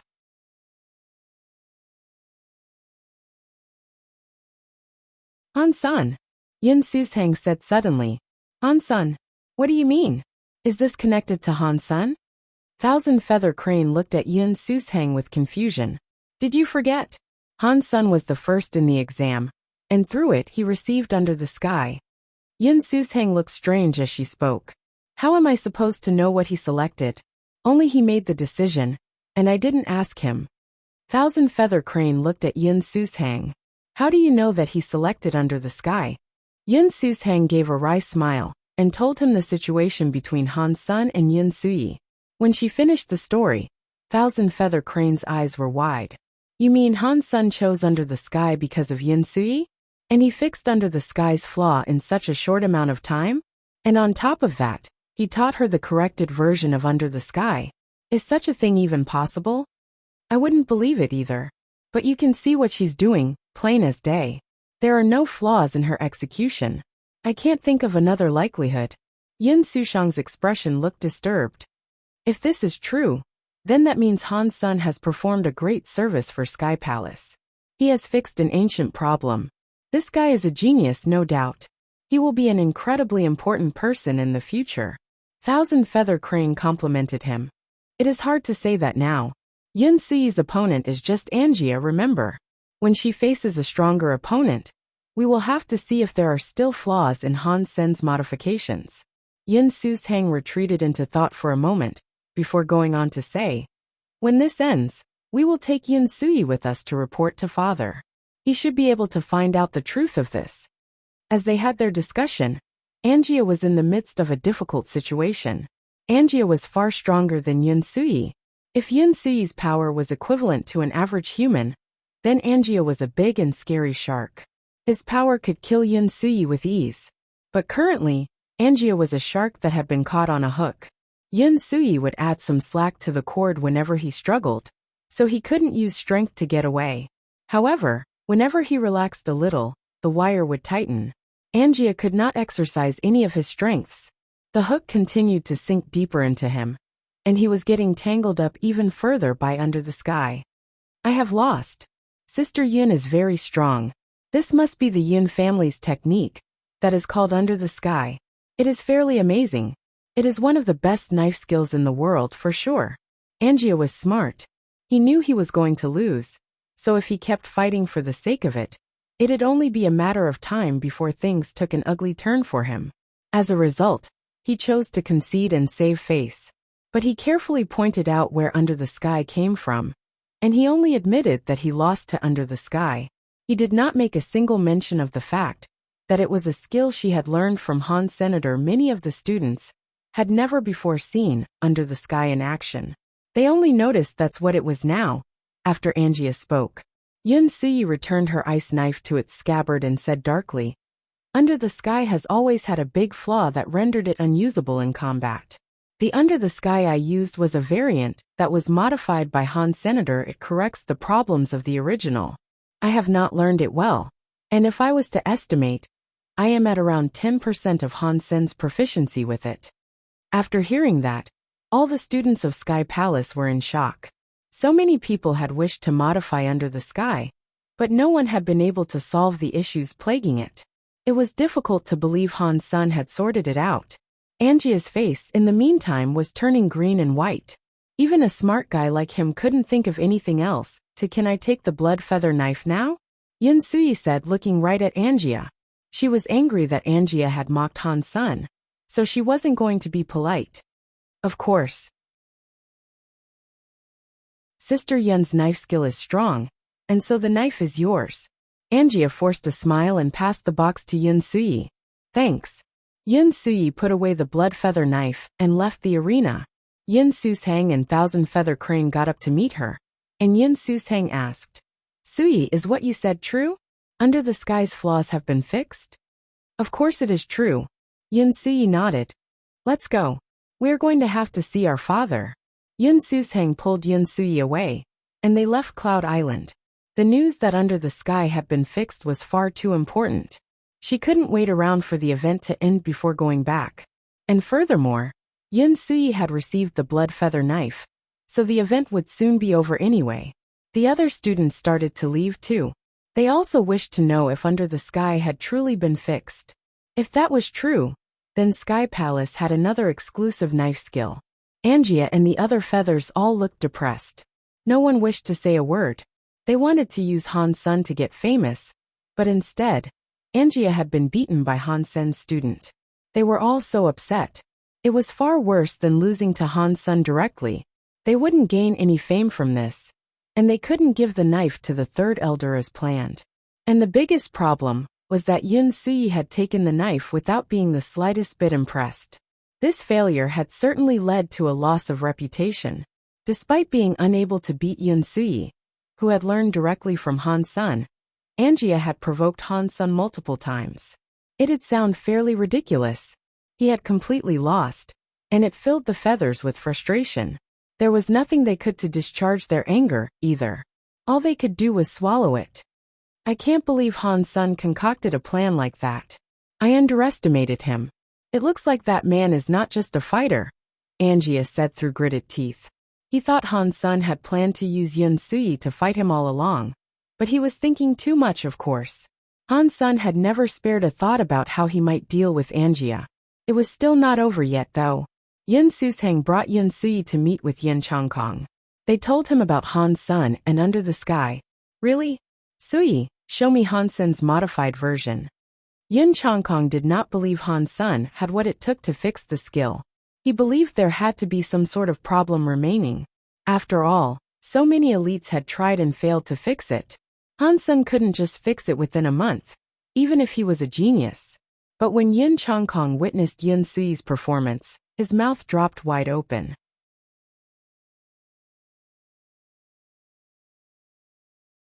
Yin Chongkong was the leader of the Yun family and the 10th elder of Sky Palace. He was no stranger to Under the Sky. Yun Sui showed him her Under the Sky, and he immediately recognized that it was different from the original version. But the difference fixed the inherent problem it had once possessed. There were no more flaws. It had become a skill that was perfectly usable in battle. Sui, did you really learn this from Han Sen? Yin Chongkong hastily asked Yun Sui after she finished her performance. Yes, he's been teaching me since I leveled up to become an earl. Yun Sui nodded. Father, does the modified Under the Sky really work?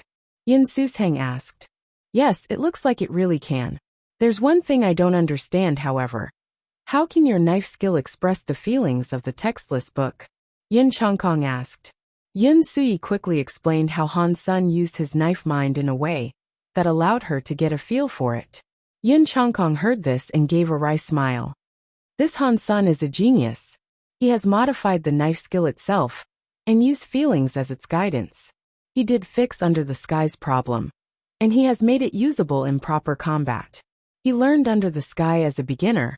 Then he expanded his understanding in order to abandon the strict rules of the text and start infusing it with his own emotions. He made something complicated far simpler. Yun Changkong thought for a minute, then continued. An elder once thought about doing this, but there were too many problems for it to be effective. But it seems that is what Han Sun has done, and somehow, he has finished it. This required a keen observation and a profound understanding of the skill's core. That which he has done with his knife is something only a grandmaster could do, assuming, of course, that he is the one who has done all this. Yun Changkong stopped talking. He took Yin Suyi with him to meet with the leader of Sky Palace. The news of Under the Sky being fixed spread like wildfire, and the position of Under the Sky changed. It became a Geno art of the palace, good and proper. It had a big impact on things too. Han Sen's name was heard far and wide again, with Angia being someplace on the sidelines. Whenever he was mentioned, it would be just as the small character who it was showcased upon. Han Sun did not know about this though. He kept practicing and doing his thing in Xianyuan Cave until the White Jade building was ready to open.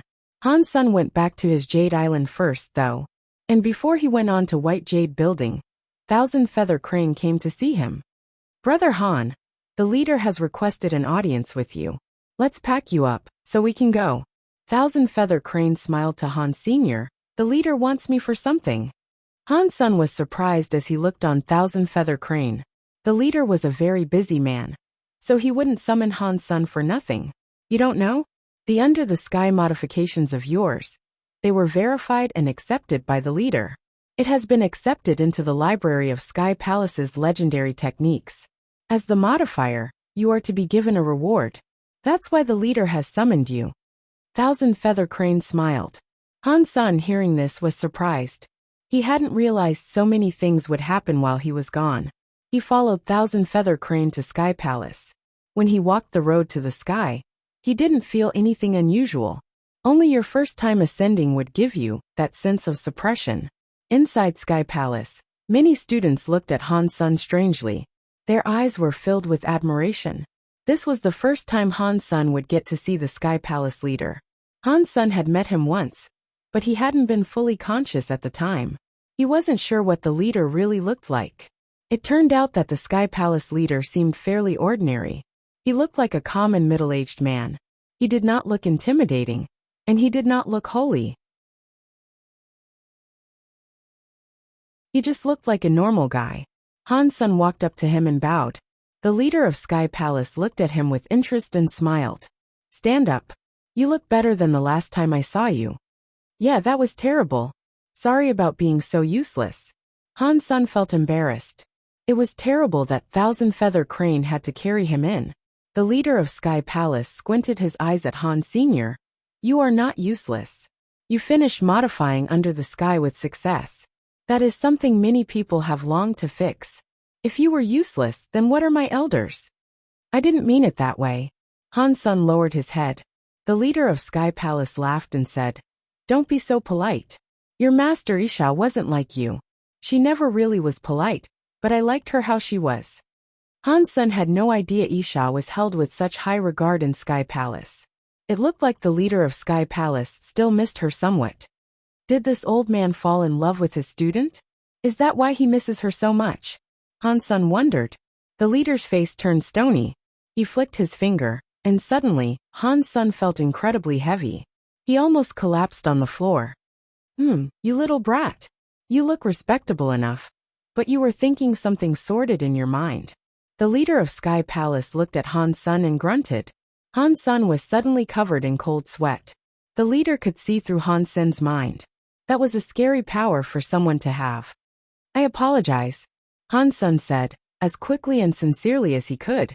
The leader of Sky Palace laughed and said, Isha always yelled at me, but she did so directly.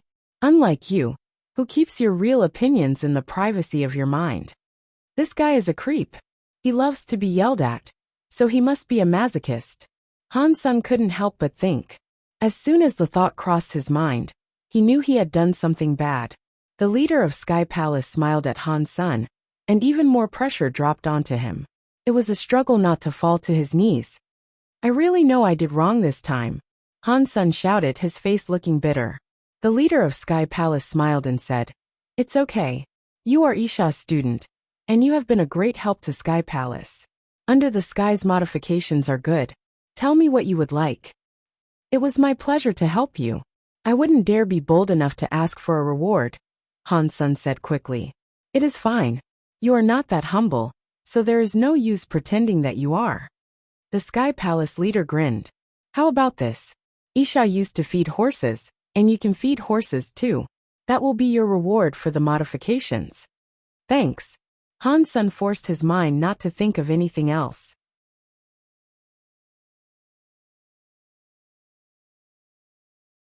Okay, you can go. The leader of Sky Palace waved his hand, indicating Han-sun could leave. Cough cough. Mr. Leader, you are so powerful. With a flick of your fingers, you can inhibit all my movements. That is impressive. Han-sun's feet did not move. It felt as if his body was carrying a mountain. He could barely stand. Sky Palace leader squinted his eyes, looked at Han-sun and said, This is my reward for you. If you do not leave, I will reward you more. Han-sun turned around and departed, swearing to God he would never come and see that man again. Fuck. What is this reward? I did a great service to these people. It'd be fine if they didn't want to reward me, but making me feed horses? I don't want to feed your fucking horses. After Han-sun left Sky Palace, he repeatedly swore in his heart. Walking out of Sky Palace made Han-sun all sweaty. He did not know what Geno art was being used on him, but it felt like he was bearing a great weight on his back. He could withstand it, but he was not able to run. All he could do was walk. What is it? What did the leader give you? Thousand Feather Crane asked, coming forward eagerly. Let's not talk about it. When my master was in Sky Palace, did she offend the leader in some way? Han-sun thought that it must be Isha's fault that he was being treated so poorly. Why do you ask that? The leader loved her the most. He took her as a student, so everyone knows that, Thousand Feather Crane said. That is strange. If my master was that loved, then why did he not reward me? He used a weird Geno art to suppress my body, and he's now making me feed his horses. Han-sun frowned, and then went on to say, Is he really mad that he could not take me on as a student perhaps? What happened? Thousand Feather Crane asked. Han-sun told him his story. Thousand Feather Crane heard it all, and when the story was finished, his mouth had fallen wide open. He looked at Han-sun, as if he had just seen a ghost. Don't you think that this is a little much? Han-sun also thought to himself. I only complained in my mind, so why is he going this far? Thousand Feather Crane gave Han-sun a strange look. You are lucky. The Geno art you were put under is Sky Heart Lock. It is a part of the textless book. King classes can barely make use of it, and they often end up damaged. If they did not have the right blood, they wouldn't even try to use it. It is difficult to find someone that knows about textless book and sacrifices. The leader has used it twice on you, and not even Lone Bamboo was subjected to that. Han-sun felt his eyebrows rise. Really? Of course. Sky Heart Lock is no secret here. It locks down your body, and you have to use your own power to break free. Do it, and your fitness and air can increase. You know how important the basics are. You can do this to become stronger, and it won't affect your leveling up progress. Many people would actually enjoy that. You've received it twice, and here you are complaining. It makes me want to hit you. Thousand Feather Crane looked jealous. Han-sun looked at him strangely and said, What about feeding the horses? That can't be good. If I am correct, the horse you'll be feeding is the Dream Beast. I cannot tell you if that is good or bad though, Thousand Feather Crane said, after a moment of thought. While they were talking, a butler-like man approached. He bowed to Han-sun and said, Brother Han, the leader has requested that I take you to Dream Island. You will have to work for Dream Beast for 3 months. Can you go now or must you pack? Brother, can I go tomorrow? Han-sun asked. Sure, I'll pick you up tomorrow. The man smiled. Thanks a lot. Han-sun turned back to Thousand Feather Crane and said, Old Crane, find me a way to get back to Jade Island. With my weight, the legless crane cannot carry me. Thousand Feather Crane laughed and said, Don't worry. The lock is only clamping down on your body. It hasn't increased your weight. Your Mount 1_T suffer because of it. Hans Sun had no choice but to believe him. He climbed atop the crane with his heavy body. The crane felt nothing, and it took off into flight as it usually did. The bird had eaten many pieces of high-class xenogenic meat. It was really strong, and it was flying a little faster than it had in the beginning. Its speed had only increased a little though. Its wings were still injured, and so it couldn't fly entirely straight. It couldn't go too fast. When Hans Sun was back at Little Jade Island, he used all kinds of powers to try to remove the lock that had been placed upon him. Aside from using Super God Spirit Mode, he tried everything at his disposal and failed to unlock it. Hans Sun had no choice now but to pack. The next day, the butler took him to Dream Island. Hans Sun did not know much about Dream Beast. He knew it was a deified xenogeniac, though, and Lone Bamboo had endured the nightmares given to him by this creature. Is that old man going to make the Dream Beast give me 10,000 nightmares? I don't want to experience those things. My life is a happy story. There is no need for tragedy, Hans Sun thought with fright. It took Lone Bamboo 10 years to wake up. Even if Hans Sun was stronger, it'd still take a few years. And by then, Linger wouldn't even know who her father was. That would be sad. No, I cannot have a nightmare. I need to talk to that old man again. Hans Sun turned around, wanting to leave. But then all of a sudden, a gravelly monstrous voice said from behind him, "Who said you could leave?" Hans Sun's body froze stiff. He slowly turned back around, and at the center of a mirror-like lake, a white unicorn-like creature was emerging. It might have been the greatest xenogeniac Hans Sun had ever seen.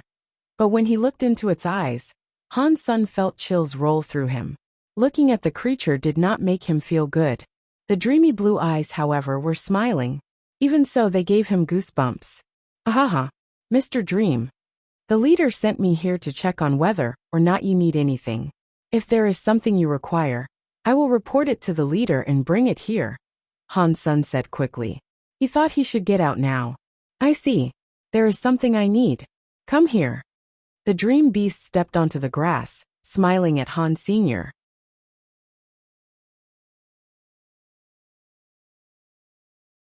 Mr. Dream, what do you require? Hans Sun didn't think that the creature's smile was very nice. Dream Beast did not say anything, but his eyes flashed. Hans Sun felt a power come upon him, and his heavy body started to fly. Splash! Hans Sun flew over the lake and dropped into it. Normally, falling into a lake was no big deal. But now, his body was so heavy that he could not get away from the water. He couldn't even float. Dream Beast approached Hans Sun's struggling form and laughed. Stop pretending. I know you can survive in the water. There is a type of gemstone beneath the sand. It is my food. You can go down there and get me some. I require 10 of them a day. If you don't fill the quota, I will give you a nightmare. And by the way, I am fond of cleanliness. Some would say too much. So do not make the water dirty. If you do that, I will give you 100 nightmares, Dream Beast said. Hans Sun, upon hearing all that, stopped pretending to struggle. He immediately dove down into the water. He could breathe underwater, but he just wanted to earn some sympathy points first. Unfortunately, the act didn't work on Dream Beast. The dream lake was clean, and you could see down to the bottom. Hans Sun guessed it must have been 10 meters deep. Strangely though, Hans Sun did not see any other creatures in the water. There weren't even any plants like seaweed. The whole lake was clean like a well-polished gemstone. There was not a single speck of dust, which was quite scary. Hans Sun's body reached the bottom, and his feet touched the sand. The sand followed the waves, rising like mist. This is your first day, so I'm only giving you a warning. If you kick up any sand again, straight into the dreamscape you go. Dream Beast's voice boomed into Hans Sun's ears. If you don't let me stand on the sand, how am I supposed to find your gemstones? Hans Sun asked quickly. That is your problem, not mine. I am merely following the rules, Dream Beast said as if it was ordinary. Hans Sun knew there was no point resisting, so he pulled his legs off the bottom of the lake. He remained afloat, afraid of moving the sand with his body. But the sand was very light. The slightest wave would make the sand rise like mist, and the water would become dirty looking. Hans Sun tried his best to keep any more body parts from touching the sand, and that was how he avoided making the sand rise again. Normally, It would not have been difficult to maintain this position, but Han Sun still had Sky Heart Lock clamping down on him. Beneath that pressure, holding his position was difficult. It brought his body pain. Han Sun was using all kinds of strength to support his body. Otherwise, he'd have already been down against the bottom of the lake. But keeping that position was a challenge. Han Sun looked around the lake, and the sand was very flat. There was no mark or disturbance, and neither were there any convenient rocks. Han Sun looked around for a while, but there did not seem to be any gemstones. According to what Dream Beast said, the gemstones were supposed to reside beneath the sand. So he'd have to collect the gemstones out of the sand. But Han Sun did not know where exactly beneath the sand a gemstone might lie. He used his Dongxian aura to scan the lake bed, but there was nothing to be seen. At least today I can break the rules. Han Sun used his strength to dig through the sand, and after digging for a while, he found a clean orb-sized gemstone that looked like a diamond. Mr. Dream, is this what you are looking for? Han Sun asked, holding up the gemstone. Yes. I eat 10 a day. If you miss one, you'll have nightmares forever. Plus, you deliberately destroyed the bed of sand. I will punish you now, by making you work for me for another month. Dream Beast's voice came out of nowhere. Han Sun felt depressed, but it was his own fault for not abiding by the rules in someone else's abode. The sand did indeed harbor gemstones, but they were a rare find. Detecting the gemstones without touching the sand was very hard. But that couldn't stop Senator Han Sun had learned a gentle skill from Moonwheel King and the narrow moon knife. He could cast power into water without causing a ripple. It would not be too difficult to keep the sand still then. Han Sun cast his gentle moon skill and looked through the sand carefully, searching for a gemstone. His body was suppressed by Sky Heart Lock. He had to keep his head down and his feet up, and he had to use the gentlest power he could to retrieve the gemstones. He was in the lake for a whole 10 hours straight, fetching the gemstones. When he came back out of the lake, he did not want to move. You are better than I thought. It looks like if I want to eat more, it should be fine. Dream Beast was resting beneath a tree. He smiled at Han Sun casually. Han Sun did not even have the strength to complain. He just lay in the grass near the lake, his body too sore to move. He felt so soft, as if his body was devoid of bones. The sad life of Han Sun started on that day. Every day, he spent most of his time under the surface of the lake in pursuit of gemstones. Whenever he had time remaining to himself, he rested. He did not have time to practice. Han Sun did not know why the leader wanted him to be here, but it was related to Isha. Therefore, it shouldn't have been too harmful. And the leader had used his own energy to give Han Sun 2 Sky Heart Locks. If he wanted to harm Han Sun, he wouldn't have had to make such an effort. Han Sun worked hard in the lake. Dream Beast still never grew to like him though. If he got up late, Dream Beast would go and kick him into the water. And the sick Dream Beast would always say how great fresh gemstones were. Han Sun couldn't get any more than 10 to save for the next day. When I become deified and stronger than you, I will make you search for the gemstones. I will tie your legs up and make you scour the sand with your own tongue. Han Sun thought angrily to himself. Good thinking. From today on, you will use your own tongue to search for the gemstones. But if your tongue touches a gemstone, I will cut it off. Dream Beast's toneless voice said right beside Senator Han Sun was struck with another chill. He felt hopeless, and he thought, shit, he can read minds.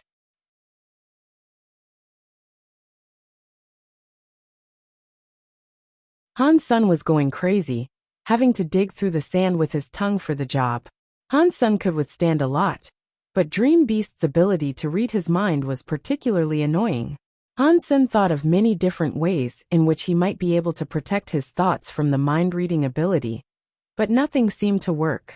Han Sun gave those methods a few tries each, risking punishment. Before long, though, he noticed that the whole mind-reading thing wasn't based on hearing his precise thoughts. The creature would get an idea of what Han Sun was thinking about, then guess the rest. That made Han Sun feel a bit better. If Dream Beast could read the details of everything in Han Sun's brain, many secrets would be revealed. Because of all this testing, however, Han Sun was punished many times. The length of time he was supposed to work with Dream Beast was extended from 3 months to 13 months. After half a month of hard work, Han Sun was given the opportunity to meet someone. When he saw Yin Sui, Han Sun felt as if he had been in jail for decades. With someone coming to visit him, he almost cried. Han Sun, what happened to you? Yin Sui looked at Han Sun in confusion. I am fine. Sand has gotten into my eyes, that's all. Han Sun acted like a man, trying to play things cool. At times, Han Sun would go to ridiculous lengths to save face. Right, well, why have you come to see me? Han Sun asked Yin Sui, after he gained control of himself. Yin Sui unstrapped a box she had attached to her waist. She opened it and passed it to Han Sr.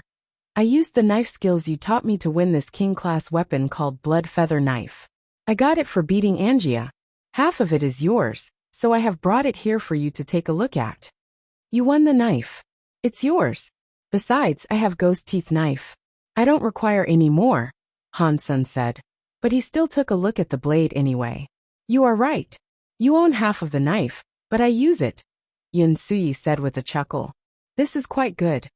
Han Sun stroked the body of Blood Feather Knife, and then went on to say, it is a good knife. It doesn't seem as strong as my ghost teeth knife, but the abilities aren't compatible with my teeth knife stuff anyway. It seems to be very good for something like Under the Sky. Han Sun stroked the blade, and then something burned the tips of his fingers. He jumped, then looked at the blade more closely. His fingers had been burned by the blood mark on the blade. The blood-red stain was fairly obvious against the white of the blade. Yin Sui explained. Blood Feather Knife was made from a deified feather of a feather alpha. Before it was complete, however, a deified Xenogeniac came to take it. The Xenogeniac was injured, and the Blood Feather Knife was stained with its blood. The blood couldn't be rinsed off the blade, and because of this, the knife was unable to be deified. It had to settle for being king class.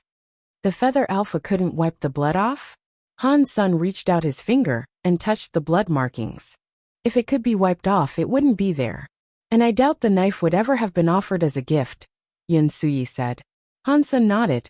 His finger touched the blood mark, and there was that burning feeling again. The crystallized blood in his body started to melt in response to the heat. Han Sun pressed his finger to the mark more firmly and cast the Blood Pulse Sutra. He felt a trace of blood-tinged air follow his finger and enter his body. The blood in Han Sun's finger touched the bloody air. It was like fire meeting gasoline. It was going to burn with a flash. Han Sun was shocked and happy. All it took was a tiny bit of blood air to make his blood boil. If Han Sun could absorb all the blood on the blade, his Blood Pulse Sutra might be able to reach Earl status. What is it? Yin Sui saw Han Sun freeze on the spot, and she got a little worried. Han Sun, what's going on? Han Sun hesitated, unsure of what he would need to tell her. Women were very caring. Seeing Han Sun's face, Yin Sui gently said, if you need anything, you can tell me. I will help you if I am able to. Han Sun hesitated, and he said, Sui, can I play with this knife for a bit? I thought it was something big. You own this knife too, so just take it. Yin Sui told him firmly. Han Sun was so happy. He took out his ghost teeth knife and passed it over to Yin Sui. I am taking your blood feather knife for a bit, so in the meantime, use this ghost teeth knife. Yin Sui blushed. She seemed to fall into deep thought, but she still accepted the knife. She held it uncomfortably and said, okay, I will use this for now. Han Sun hadn't had anyone to talk to on the island, and he wanted to continue speaking with Yin Sui.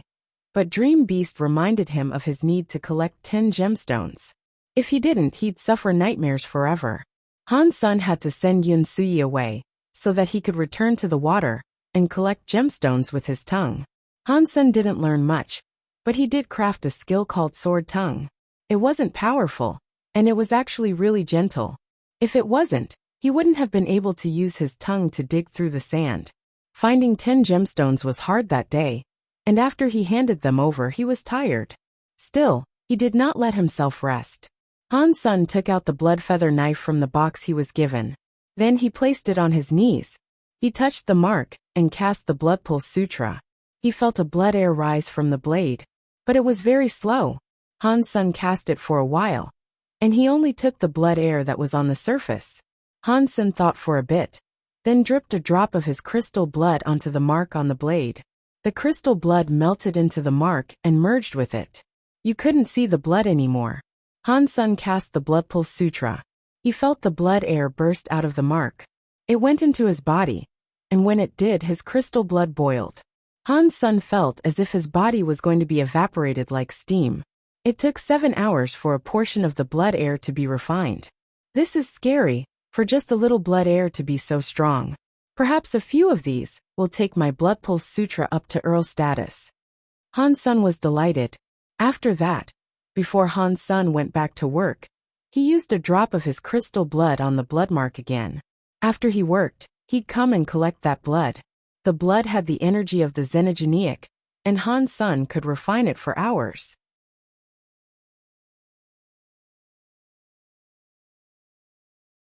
Habits could be very scary things. Han Sun had been on Dream Island for 3 months now, and he had grown used to having 2 sky heart locks on his body.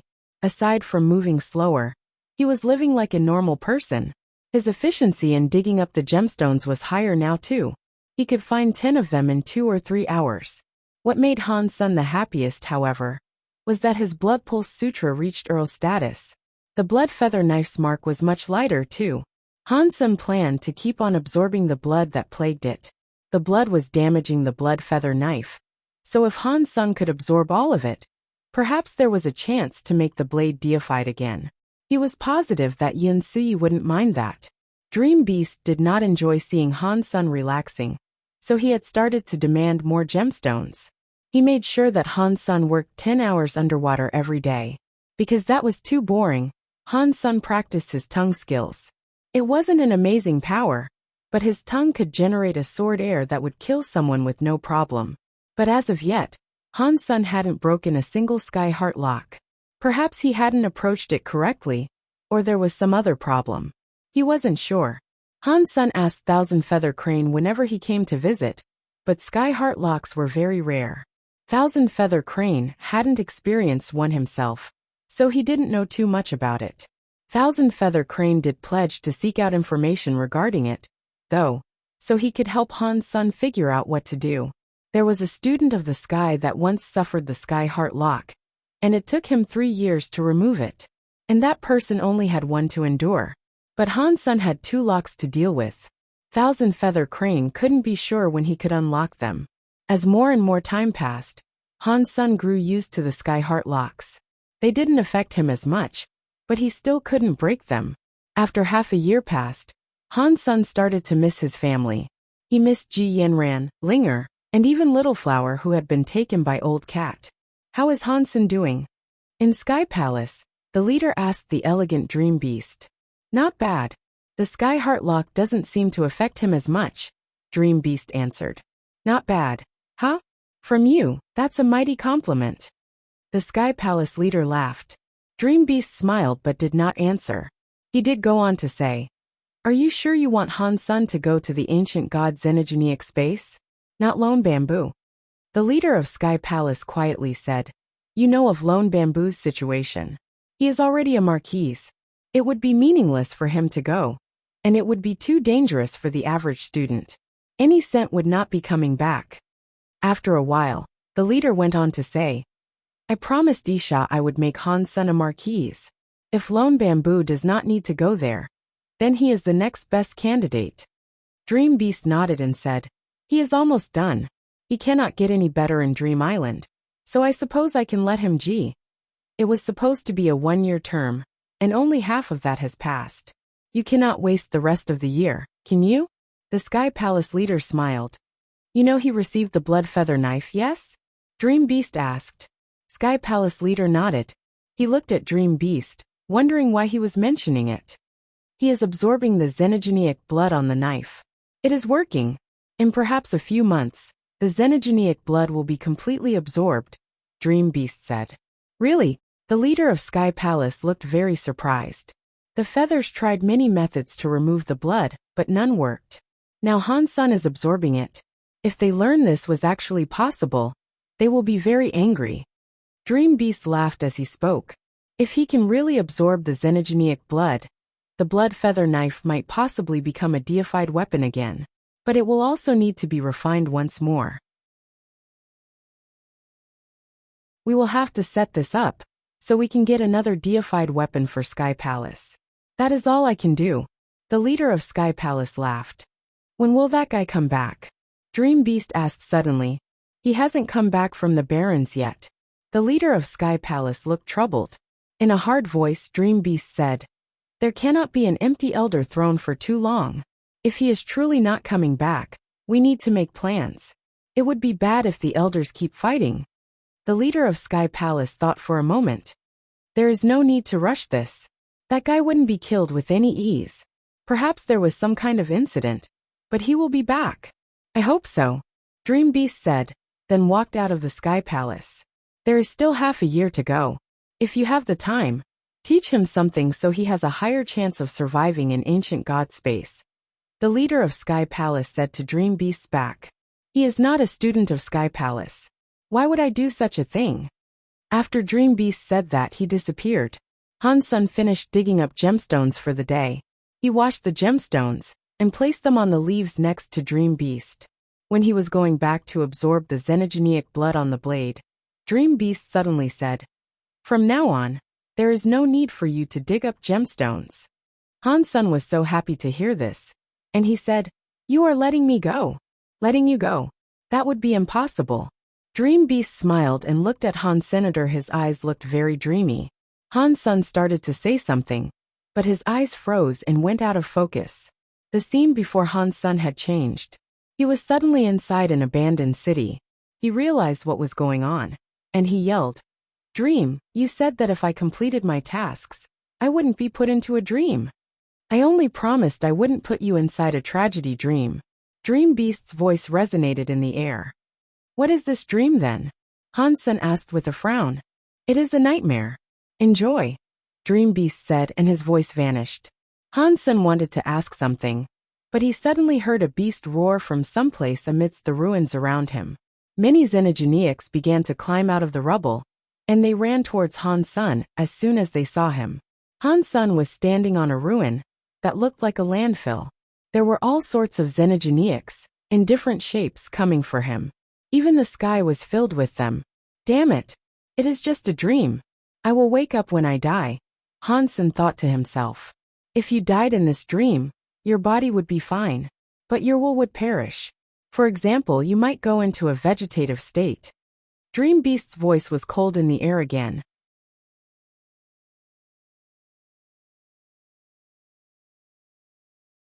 Inside a storage shed in a kindergarten, Luzime was in a strange position. She was sweating and her skin was red. "I can do it." Luzime was lying on the floor gasping. She felt like her bones were going to fall apart. Her muscles were sore. If she moved, she'd feel like she was getting stung by needles. After she signed that unfair contract, her sad life began. She had to do whatever Bauer told her to do. Bauer told her that this was a strong Geno art. Bauer watched her practice, but she felt as if it was more like torture. It was a very painful process. It is okay if you do not wish to learn it, and the debt you have. Bauer was sitting atop a plank of wood. In her fat hand, she clasped many contractual papers. Luzime saw all those papers, and then she gritted her teeth and continued the horrible Geno art that Bauer was supposedly teaching her. After all this time, she had incurred more and more debt. The debt she had now was something she could not pay back in multiple lifetimes. Luzime hated herself for not being able to resist the temptations presented by Bauer. She had been drawn in by beautiful clothes and cosmetics, so she had signed a number of different contracts. That was unfair. And of course, since she could not pay it all back, she thought that she might as well sign up for greater debts. "Let's stop here. We can continue this tomorrow." Bauer looked at the time, and then jumped off of the wood plank. She walked out of the storage shed. "Damn kid." Luzime lay down on the ground like a rug, unable to move. Han-sun was as sad as Luzime. He kept fighting against different types of xenogenics in the dream he was placed in. He couldn't stop, for the xenogenics kept coming. There was nowhere to hide either. All he could do was kill. Because he was inside a dream, he could only get tired mentally. His body was fine, so he could keep fighting without rest. Dream Beast did not want him to rest. The worst thing, however, was that Sky Heartlock worked in the dream. It made him depressed. Han Sen did not know how long he had been fighting. He had pretty grown numb to it all now. There were many xenogeneics in the dream, and they stretched out before Han Sen in endless lines. There were the likes of the Xian Jade spirits, but many others that Han Sen had never seen before too. All those xenogeneics wielded different powers as well. They felt so real to Han Senator, everything was so lucid that it was difficult to determine whether it was truly a dream or not. Han Sen had to use everything he could to fight, and he had come close to death on numerous occasions. Dream Beast watched Han Sen with a strange expression. He told Han Sen that he would become a vegetable if he died in the dream, and that wasn't a lie. He could make Han Sen die a mental death if he wanted to. But Dream Beast did not plan on killing him. He did it so Han Sen would fight nonstop and give it his all. He wanted to see how long he'd last. But Han Sen's performance was beyond his wildest expectations. Han Sen only had to survive for a month, and he had already surpassed that requirement. Han Sen had been in the dream, killing, for 4 months. He had yet to perish. It was not strange that Han Sen could kill the xenogeneics, because the creatures in the dream were set to Han Sen's level. Even the higher tier ones had the same power as Han Senator. He did this to train Han Sen, so Han Sen could learn more about xenogeneics. Through all of this he would gain knowledge, but amidst all that constant, intense fighting, Han Sen did not slip up once. His willpower was still perfectly focused. It was hard to imagine an Earl could have such a hardy will.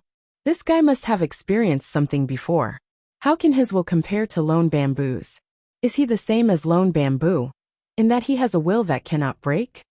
Dream Beast seemed befuddled. Han Sen's willpower was getting weaker, however. Despite that, he wasn't going to get killed. Dream Beast knew how scary all of that must have been. He'd rather have his soul killed than give up. Not all beings had that kind of drive. For Dream Beast, Han Sen's will was shining like jewelry. Dream Beast sighed. His eyes took on a dreamy look, and then he removed the dream from Han Senator. He didn't want to get Han Sen killed.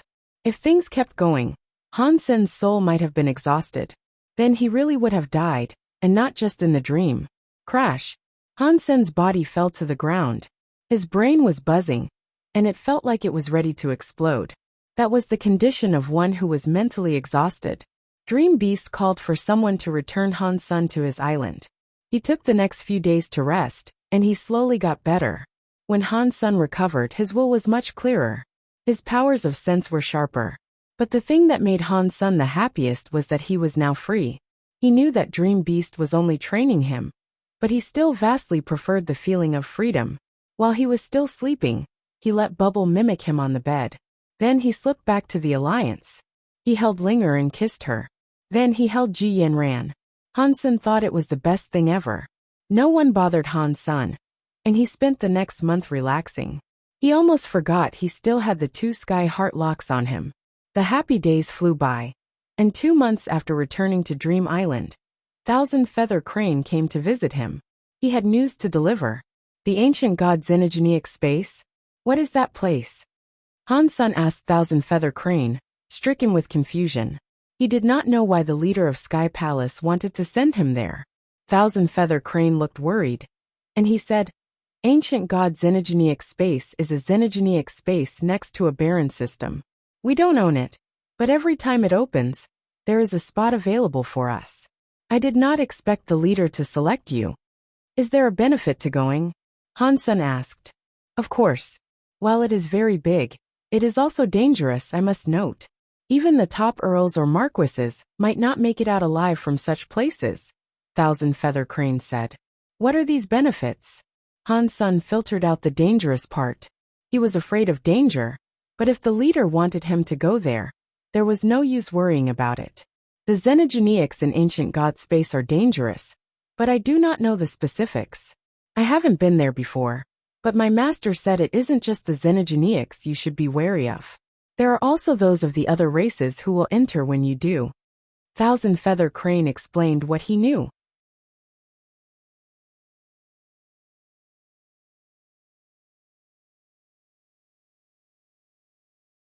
People talk about me in the same capacity as Lone Bamboo too.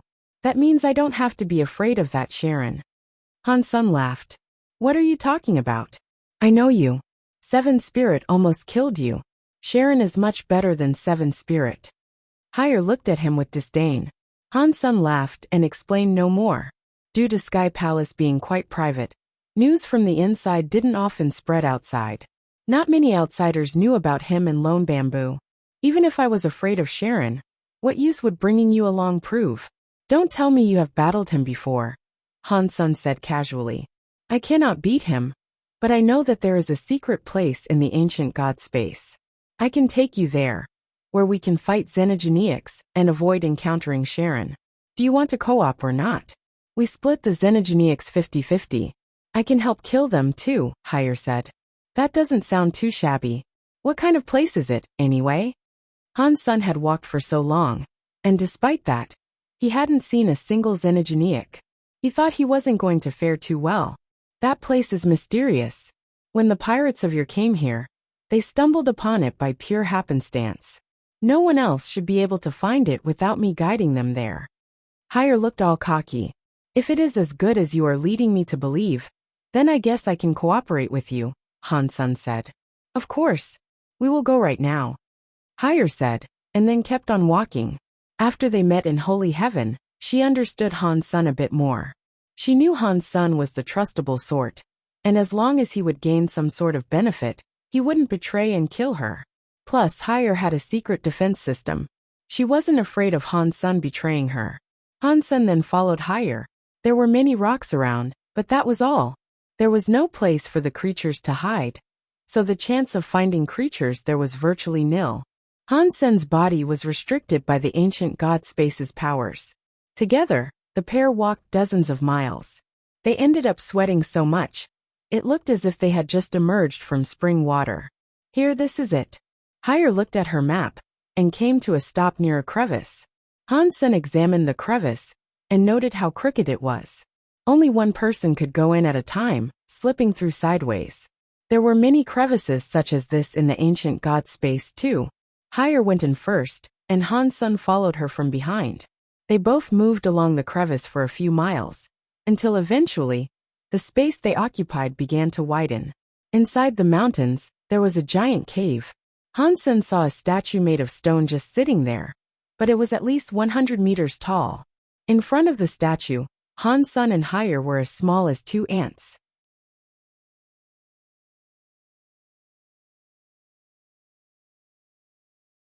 Han Sun could not tell which race this statue depicted. Its head was a sheep's, and its body was human-like. It also had wings. It looked like some prehistoric sheep god. Fortunately, there weren't any of such sheep around. Otherwise, he was going to call them grandfather. Why does this place have a statue? Do Xenogeneics build statues? Han Sun asked with confusion. Thousand Feather Crane had told Han Sun some things about the ancient god space, but the young Sky hadn't actually been here. He couldn't have known what the Xenogeneics were truly like. Higher said, it is not a statue. It is a home for ancient god Xenogeneics. A home? Han Sun was surprised, and so he looked at the statue again. Yes. Otherwise, why would they be called an ancient god Xenogeneic? It is because these Xenogeneics live in ancient statues. You came here and didn't know anything about this? Knife Queen didn't inform you? Higher asked, looking confused. Han Sun dropped his shoulders. He didn't know why the leader of Sky Palace would do this either. Sending him here without giving him an ounce of information was weird. He couldn't discern what the man wanted. Higher wanted to say something more, but a ding-dong noise sounded through the giant cave. She quickly shut up, and went to hide in a crevice. Han Sun looked towards the sound. The echo was reverberating around the room, but Han Sun's power could still tell him where it was coming from. It was coming from the nostrils of the statue. Not long after, a 3-meter-wide spider slid out of the nostril. The spider was black with a few red patterns flaring across it. Its body looked metallic, and the pattern on its back looked like a humanoid face. This is Ancient God's ghost face spider. It is an Earl Xenogeneic. Do not strike yet, as they always work in groups. There must be far more of them inside the statue. A marquise one might even reside within. We should discuss our plan of action before we end up getting ourselves surrounded, Higher said. Han-sun looked at the ghost-faced spider with a thoughtful expression. He had fought these spiders in the dream he was put under. In fact, he had fought quite a lot of them. He knew a lot about the spider and the power it possessed. The dream had to be training for this. Why didn't he just tell me? Why did he try to scare me like that? Han-sun wondered. But Han-sun knew that if the Sky Palace leader had given him files on all the xenogeniacs, he'd only have given it a brief look. He wouldn't have researched the foes properly. The dream, however, made Han-sun remember the creatures clearly. He knew everything about them, to a degree that would never lessen. The effectiveness of the two teaching methods was not even remotely comparable. Han-sun summoned spell as a gun in his hands. Then he climbed into a gap and raised the gun. He took aim at the ghost spider emerging from the nostril. What are you doing? You are not going to shoot the ghost-faced spider from that distance, are you? The ghost-faced spider is very strong for an earl. Hire gasped. Hire knew that Han-sun would have no problem killing a ghost-faced spider. But the range between them and the creature was over 3 kilometers. The earl power would be weakened over a long distance, and the rest of the power wouldn't be enough to kill a ghost-faced spider. Pang! A gunshot rang out, and a bullet tore through the distance. It hit the spider's back.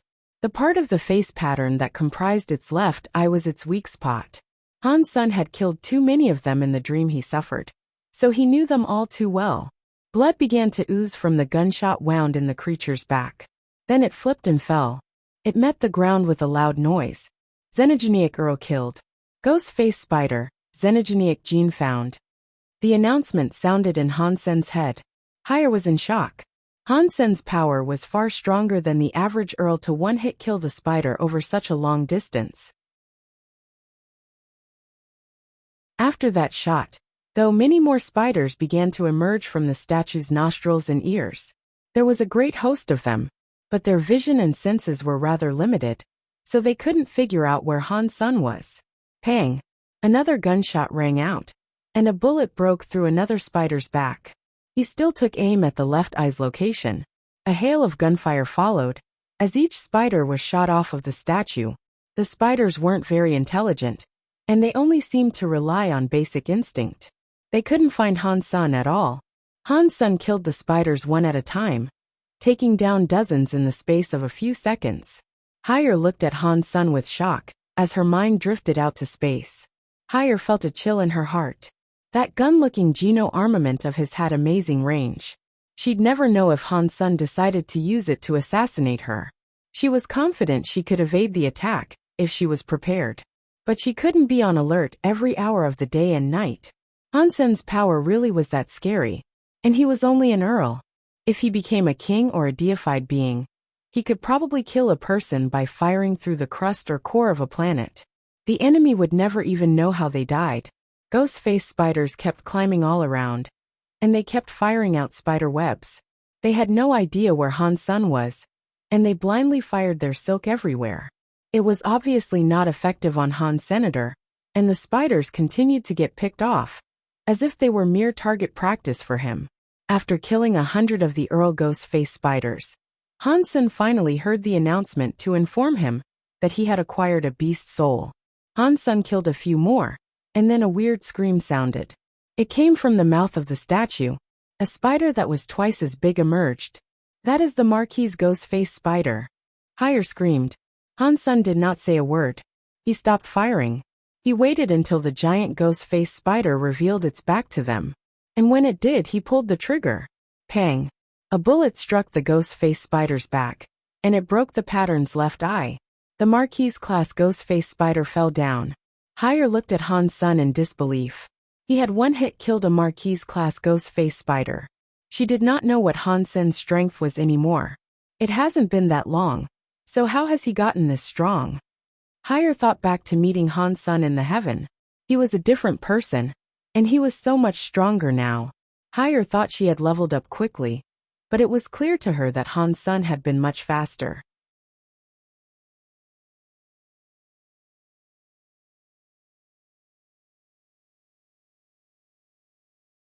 Its red glow disappeared.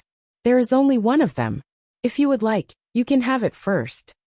Hire gave the beginning of Ancient God, the one that pertained to the ghost-faced spiders, to Han Sr., I will take the next one. Han Sun did not accept the beginning of ancient God. In his dream, he recalled that the ghost-faced spiders were one of the weaker varieties. There were other xenogeneics with the beginning of ancient God that were far stronger than the ghost-faced spiders. After that, Han Sun turned around and started walking towards the exit. Their bodies were bound by the xenogeneic space, so they could not walk very fast. And neither could they fly out. When they emerged, they climbed down the statue and entered a cave nearby. You have given me this beginning of ancient God. Aren't you afraid that there might be no more to find later on? Higher said as she fiddled with the beginning of ancient God, smiling Han Sun from behind. It's okay. Accept it as a reward for the information you have provided me with, Han Sun said casually. I have really come to like you a bit more. If the rebate don't want you anymore, you can gladly come and live with us pirates. If you follow me, I can treat you with everything you could ever desire, Higher said. We can talk about that when the time comes, Han Sun said lackadaisically. He wasn't too interested.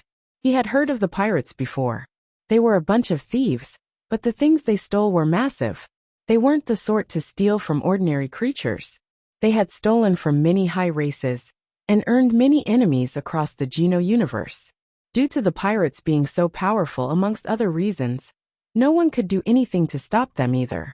Han Sun didn't want to be a thief. Even if Higher invited him sincerely, he wouldn't accept the offer. And on top of that, Higher always seemed to have an evil streak. Who knew what her true plans might have been? There was only one way to go after that statue, and after 8 miles of following it, they had yet to find a single other branch leading elsewhere. But they eventually heard the sound of water. It was similar to the noise of a big waterfall. They looked at each other and slowed down. They walked another 3 miles, and that was when the path widened again. There was indeed a waterfall. It looked like a galaxy in the deepest recess of the cave. The water sounds were very loud. Behind that waterfall was a silver statue. The waterfall came out from the statue's belly button. The statue's lower body was like that of a horse. The upper body was that of a human. It had the head of a bird, and it also possessed wings. It looked so strange. Did your elder tell you what xenogeneics this statue might harbor? Han Sun asked Higher. Higher shook her head. I don't know. When he came here, he was heavily injured. He didn't touch the statue from earlier, so he could not have come this far. I am just like you right now, clueless. As they were talking, a silver monster emerged from the water beneath the statue. It climbed up the waterfall and entered the belly button of the silver statue.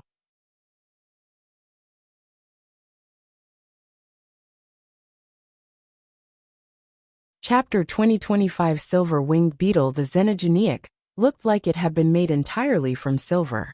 It sort of looked like a trilobite. It was, however, 1 meter long. When Han Sun saw the trilobite-looking silver xenogeneic, he frowned. In his dream, he had not encountered this xenogeneic. Is it an ancient god xenogeneic that Dream Beast was unaware of? Han Sun remained in thought, not yet ready to take action. He killed the ghost-faced spiders so confidently because he knew what they were. But facing something unknown was dodgy, and he wasn't sure he wanted to take the risk. Do you know of this xenogeneic? Han Sun looked at Higher. Higher just shook her head. You should fire a shot into the water. Perhaps there are other silver xenogeneics lurking within. Han Sun frowned. Without knowing what he was getting into, he didn't want to fire a bullet. Ghost-faced spiders weren't intelligent, so they were unable to discern where the bullets were fired from. It did not mean that the other xenogeneics were the same, however. Attacking randomly without caution could put them in danger. They were bound by the powers that governed ancient god space. While that did not affect their strength, their speed was definitely lowered. Their reactions to danger would be much slower. They couldn't take unnecessary risks. After letting silence settle in for a bit, Han Sun moved his fingers. A red gas drifted out of his fingertips. A reaper appeared, clutching a red crystal scythe. It took off flying around the cave, before heading for the pool of water near the waterfall. Higher looked at the red reaper with curiosity. She was used to Han Sun possessing all manners of tricks, but she was still interested in finding out what the reaper was capable of. When the reaper reached the water exploded. A trilobite-looking xenogeneic suddenly emerged, leaping up to consume the Red Reaper. The Red Reaper's reaction was fast, however, and it struck the creature's silver shell. The Reaper was a powerful little thing, but all it did was leave a minor mark across the shell. It certainly couldn't break through it. Pang! Pang! Pang! More silver xenogeneics leapt out of the water. They were like cannonballs, shooting up towards the Red Reaper. The Red Reaper's scythe could not bear the brunt of such force, and one of the silver xenogeneics was able to strike its body. Fortunately, the Red Reaper was made of smoke.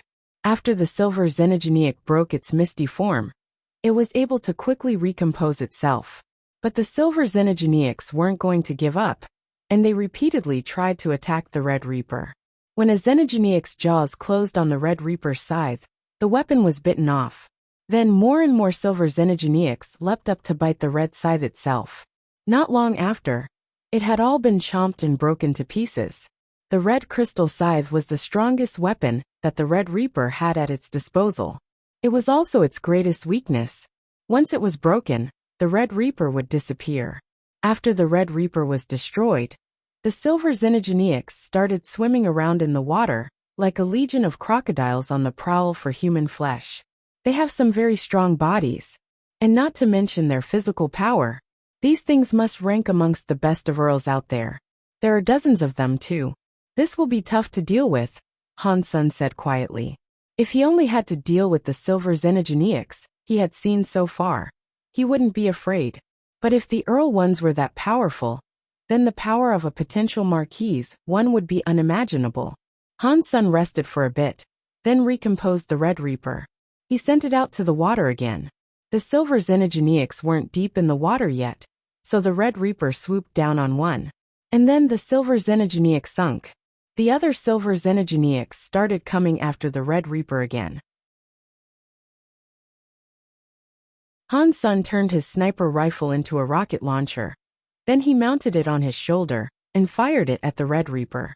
A group comprised of a dozen silver xenogeneics latched onto the Red Reaper's scythe, breaking it immediately, just as the rocket came. Boom! A white mushroom light exploded from the midst of the silver xenogeneic crowd. The strength blew each and every one of the xenogeneics away. But those silver xenogeneics' bodies glowed with a strange aura. They remained inside the fire, and the rocket's explosive power was unable to destroy their bodies. That is a powerful protection they possess. Not even spell can break through it. Han Sun complimented them. Why are you still standing there? Run! Higher said before starting to run. The silver xenogeneics were traveling towards them really quickly, scrambling over the stones. Their speed was frightening. Han Sun did not move though. He stood firm with his rocket launcher, then fired another rocket at the silver xenogeneics. This time, however, he had glazed the effects of turtle atop the rocket. Boom! A rocket exploded in the middle of the waves of silver xenogeneics. They had an aura around them, shielding them from the explosion. It also protected them from turtle, preventing the symbol from sticking on them. It had been blocked. Buzz!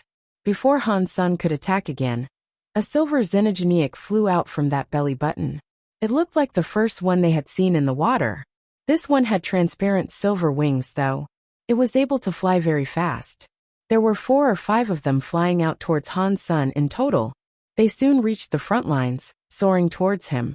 Han Sun did not fall back. He pulled out the blood feather knife, and used his knife and sword power on the blade. Then, he slashed towards the silver-winged xenogeneic nearest him. The knife and sword power hit the silver-winged xenogeneic, and activated its armor. But that scary knife and sword power was sufficient to break the auras and HEW the body of the silver-winged xenogeneic in half. Mutant xenogeneic Earl hunted. Silver-winged beetle, xenogeneic gene found. Obtain mutant silver-winged beetle beast soul. Han Sun was happy, but he didn't have time to stop and look at his new beast soul. He was running towards the nearest silver beetle that was coming his way. He killed one of the silver beetles that could not fly. Those silver beetles weren't mutant. They were just ordinary Earl silver beetles. While Han Sun was having fun killing the beetles, something screamed near the silver statue. There was a silver glass-like monster coming out. Its body was over 10 meters long. Its head possessed a silver beard, and there were 4 transparent wings on its back.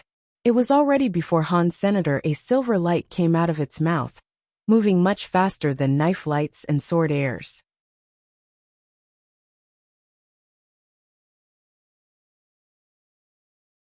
Chapter 2026 Strange Scary Bug. Han Sen's body was hampered by both the sky heart locks and the ancient god space itself. His speed was very slow, but fortunately, his rabbit shoes weren't affected. He could still move with the speed of a duke. The moment he dodged the silver light, a gold ant pattern appeared on Han Sen's body. It increased his power. He slashed towards the silver, glass-like bug. Dong! The knife and sword powers came against the silver glass bug. A transparent silver light appeared. Han Sen's attack did not break the light at all. Han Sen was shocked. His body was like an ordinary marquise, and he had the Ant King Mark's buff. It shouldn't have been difficult for him to bring down a marquise, but his full-strength strike was unable to break the silver glass bug's armor. It was a scary thing to comprehend. Han Sen used the rabbit shoes and their speed to fight with the silver glass bug. He kept striking its shielding aura, but nothing seemed to work. The aura was far too tough, and not even his knife and sword powers could break through it. Han Sen was at a very bad disadvantage. Han Sen's speed was aided by the rabbit shoes, but Sky Heart Lock and Ancient God's hampering were still in play. Under the pressure of this tough of a fight, he was starting to feel tired. His body was sore, and he felt awful. This cannot continue. Han Sen wanted to leave, and as he made the decision, he noticed Higher was already long gone. The silver glass bug was not slow at all. It kept chasing after Han Sen, spitting out silver light. Han Sen clenched his jaw and ran towards the waterfall cave. That was the only way to go back, and there was no place he could hide. He would rather take his chances in a wider space. The silver glass bug was flying, and so Han Sen flew like a phoenix to swoop around and strike its back while airborne. But the knife and sword power still couldn't break the silver armor. This was the first time Han Sen had encountered a Xenogeneic with extremely high defense. Han Sen believed it had to be a mutant Marquise Xenogeneic that was simply aligned with defensive attributes. Han Sen continued to fight, retreating all the while. He ran into the belly button of the silver statue. If he was going to run off, he was not going to run off empty-handed. He wanted to find the statue's beginning of Ancient God. He could not kill the bug, but he still thought that the beginning of Ancient God might be up for grabs. Luckily, the statue had many different paths to take. So Han Sen used the unique geography to kite the silver glass bug around. It made things better, but it also cost Han Sen a lot of power. He was getting slower and slower as time went by. Since there were no other people around, Han Sen summoned his Dongxian armor. The Dongxian armor started absorbing the energy in the atmosphere to keep Han Sen fueled up. That way, he could keep on fighting and not wind up failing due to exhaustion. It looked like the Xenogeneic silver beetles he had encountered earlier were all there were. After he killed the ones on the outside, there were no more to be discovered on the inside of the cave. Han Sen kept heading down the same tunnel, and 2 hours later, he found the beginning of Ancient God embedded in a wall. It was a silver metal slab with an irregular, haphazard shape. There was a trilobite symbol on it though, flashing with a silver light. Han Sen was pleased to have found it, and he ran over to it and pried it free. The silver glass bug was furious, and its desire to kill Han Sen was even greater now. A bug and a human were fighting inside that cave. Han Sen could not break its armor, and he was hit by the silver light a few times. The Dongxian armor was also slashed open in a place or two. Han Sen planned to wait until the silver glass bug had exhausted all its power. Perhaps by then its aura would weaken too. But after fighting for 10 hours, Han Sen felt ready to fall apart. The aura of the silver glass bug, however, was still the same. It was too late for Han Sen's body to dodge the next strike. The silver glass bug's silver light pierced through him. Han Sen's body exploded like a water balloon. It was just a clone he had generated with Moon though. And while the bug was distracted with the Moon, Han Sen took off running down a smaller passage. He used the Dongxian Sutra to hide his presence, and then he stopped moving. The silver glass bug was flying angrily around the cave, making horrible screeching sounds. After a while, the silver glass bug flew away from the cave. When it did, Han's son emerged and started making his way back out from the way he had come. The silver glass bug was too strong, especially its silver armor. Unless he used Super Spank, he didn't think he could break it. Super Spank's power might have broken the armor, but it also might destroy the body completely. That would rob him of potential gains. If he wouldn't receive any benefits, Han's son wasn't going to bother. Han's son came out of the crevice, and he found Higher standing just outside. Han's son switched to his spell armor. You run fast. Han's son looked at Higher and smiled. Higher smiled and said, I am just a pirate. I am not good at anything else. I run fast to secure survival. I had faith in you though. I knew you would come back alive. Han's son sat on the floor. He was really tired. The weight of the sky heart locks and ancient god space's force had hindered him quite a bit, and he was 10 times more tired than he should have been. He had almost exhausted his entire reserve of energy, just to make it out. Where do we go next? Higher asked Han's son sitting opposite him. I think our cooperation ends here. After this, we will go our separate ways, and have no further engagement, Han's son said. You are too cruel. We have defied death together. Hang on, you just left me to die. Don't try to butter it up, Han's son exclaimed, stopping her. Higher rolled her eyes and said, How about I hire you to hunt Xenogeneics then? I am not interested. Han's son lay down on the floor and closed his eyes. Sweat was dripping from him, and his muscles were all sore. Someone is here, Higher said suddenly. Han's son sat up, and he looked in the direction that Higher was indicating. A few people were coming, but their faces could not be seen clearly. A bald head in their midst did stand out, however. Buddha! Han's son was shocked. Run! I will see you again. Higher turned around and ran, forgetting all about her pleas for cooperation. She really is good at running. He felt poorly. He wanted to leave as well, but he was far too tired. He would rather preserve his energy for a fight than run off.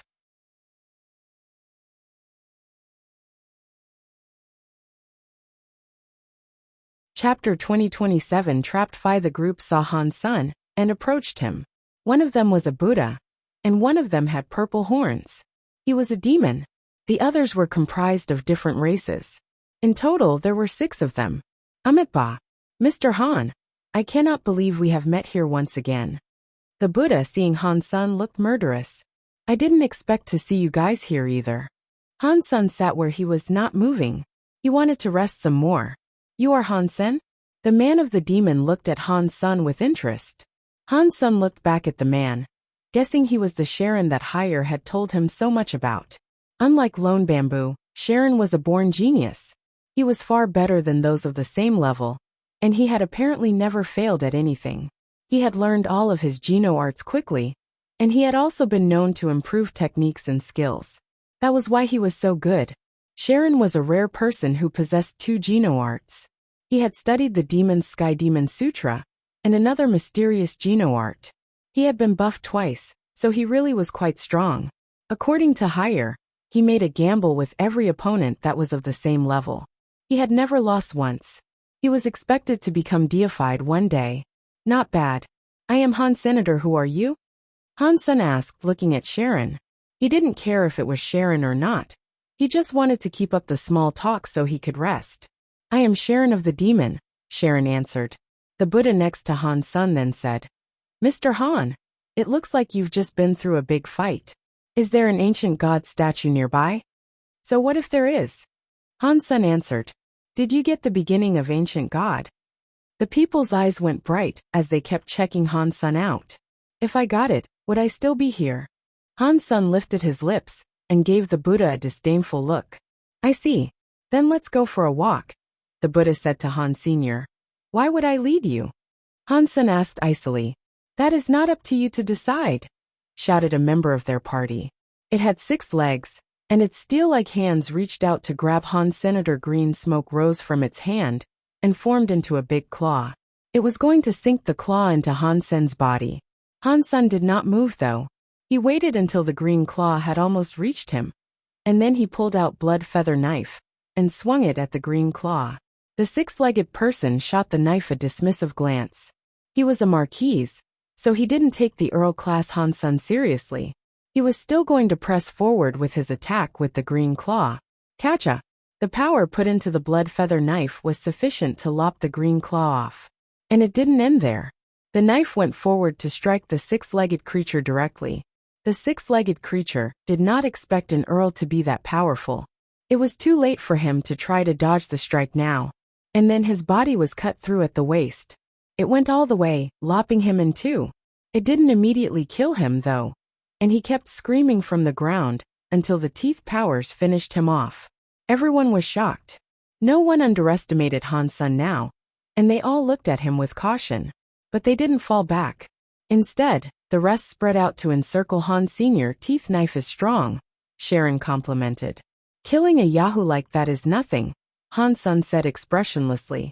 Mr. Sharon, there is no use in talking with him. Let's take him down, the Buddha said.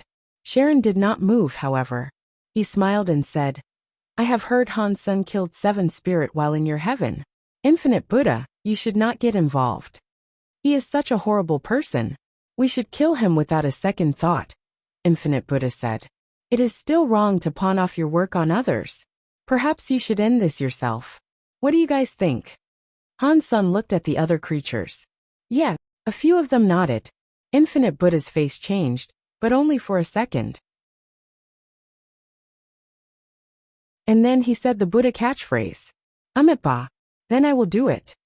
After that, Infinite Buddha threw a slap towards Han's senator. A bunch of stars came out of his hand, flying towards Han's Sun like a renegade solar system. Han's Sun used his blood feather knife still, and he used Tusk to fight the incoming stars.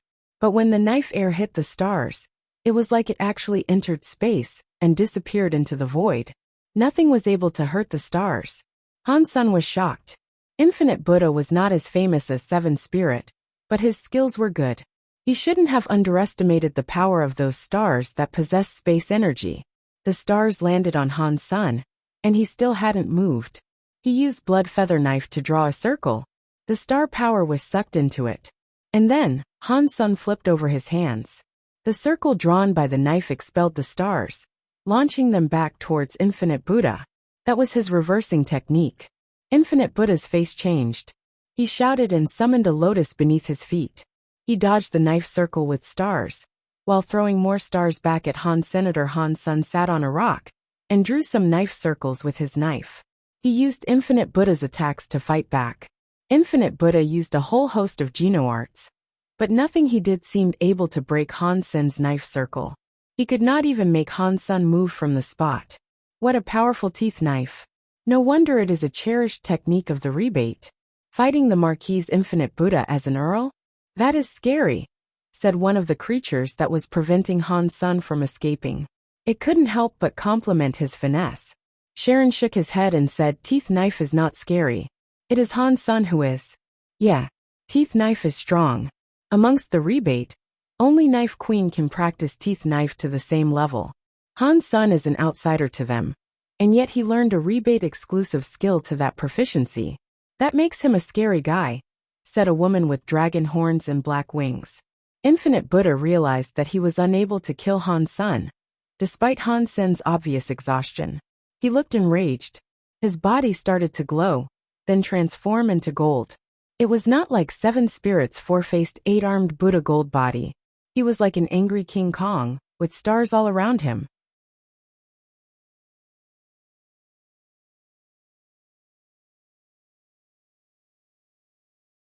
Chapter 2028 Infinite Galaxy. This Infinite Buddha is a xenogeneic. It seems that there are many xenogeneics amongst the Buddha. Han's Sun stared at Infinite Buddha, but he didn't move. Infinite Buddha looked like an angry King Kong. He put his hands together, and then, lots of stars began to fly together and form one large cluster. As the power built, the stars became brighter and brighter. Still their sizes remained the same, and by the end, the stars looked like miniature suns. They looked very scary. The Buddha's infinite galaxy Geno art is powerful, but it takes too long to generate. Using it to attack Han's Sun, who is not being offensive, is a good idea, Sharon said with a laugh.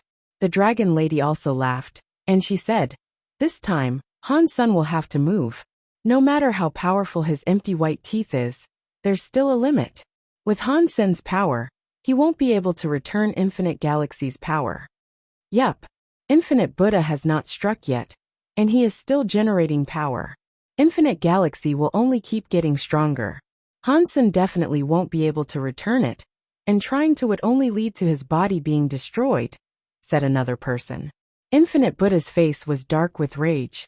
His countenance was scary to see. The power in his hands continued getting stronger, as if there was no end to its power. Han Sen did not strike, and the Buddha wasn't ready to unleash yet. He was going to generate enough of the Infinite Galaxy's power to secure a one-hit kill on Han Senator. He didn't care about the ways that Han Sen could be useful to them. Killing Han Sen to maintain his pride was far more crucial to him than letting Han Sen lead them somewhere. If he missed this opportunity, he wouldn't have another. Infinite Galaxy was getting stronger. Han Sen looked grim. He held his blood feather knife and stared at the light in his opponent's hands. But still he did not move. He is still not moving. He really wants to face the wrath of Infinite Buddha's Infinite Galaxy, the Dragon Lady said with surprise. I am afraid he thinks he is able to, Sharon laughed. Infinite Buddha's hands were too bright for him to close now. He was on the brink of losing control.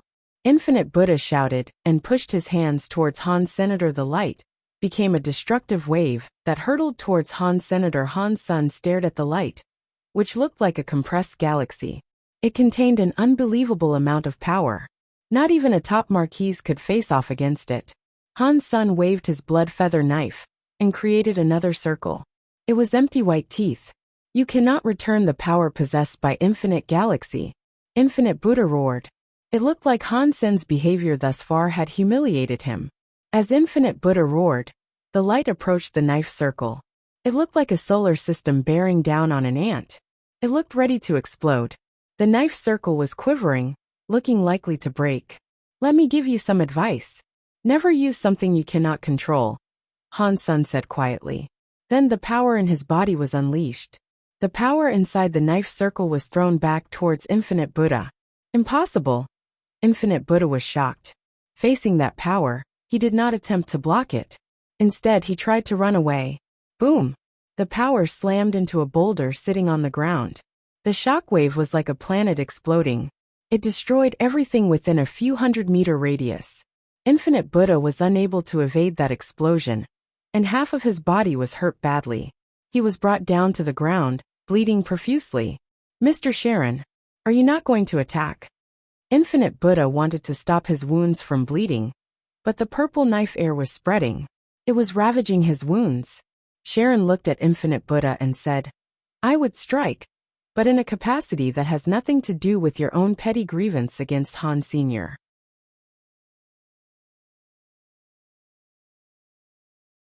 As long as you strike, the reason does not matter. Infinite Buddha screamed, looking frightened. It is a shame you are so badly hurt. And with the addition of teeth powers, I am afraid I cannot save your life, Sharon said, looking calmly upon him. That is fine. Just kill Han Sen. Infinite Buddha said while coughing up blood. His body could no longer keep the teeth power down. In a few seconds, he was torn to shreds as if in the maw of a beast. Blood poured out of him as he died. Xenogenic Marquise hunted. Star King Kong, Xenogenic gene found. An announcement played in Han Sen's head. But he knew he couldn't just go and take Infinite Buddha's xenogenic genes. A creature that looked like a white tiger moved over and swiftly swallowed the corpse. The xenogenic genes went with it. And then, the creature stared at Han Senator. Sharon looked at Han Sen with curiosity. I did not believe that you dueled and came to a draw with Lone Bamboo, but now I most certainly do. He tied with Lone Bamboo. One of the other xenogenics asked in shock. News in Sky Palace was buttoned down, but the demons were not friendly with Sky Palace. So they gleaned as much information as they could about things there. Sharon was the only one who knew about Han Sen and Lone Bamboo. Sharon laughed and said, during that exam, Lone Bamboo leveled up to being a marquise. He was disqualified from the Earl exam, so there was no winner. If this man can fight Lone Bamboo in such a way, then he is not someone so simple. The Dragon Lady looked at Han Sen, now showing a greater interest in him. Sharon looked at Han Sr. It is a shame you are not a marquise. Otherwise, I would very much like to fight you. Even if I gave you time to heal, I'd still beat you. I don't want to have to kill you right now, so you'd best lead the way. Han-sun smiled. I don't have a good temper. It might be easy for you to kill me, but even so, you won't get me to lead. Sharon frowned. The dragon lady laughed and said, Then I shall make a bet with you. If you beat me, we will let you go. And if you lose, then you lead. Who are you? Han-sun asked, looking at the dragon lady.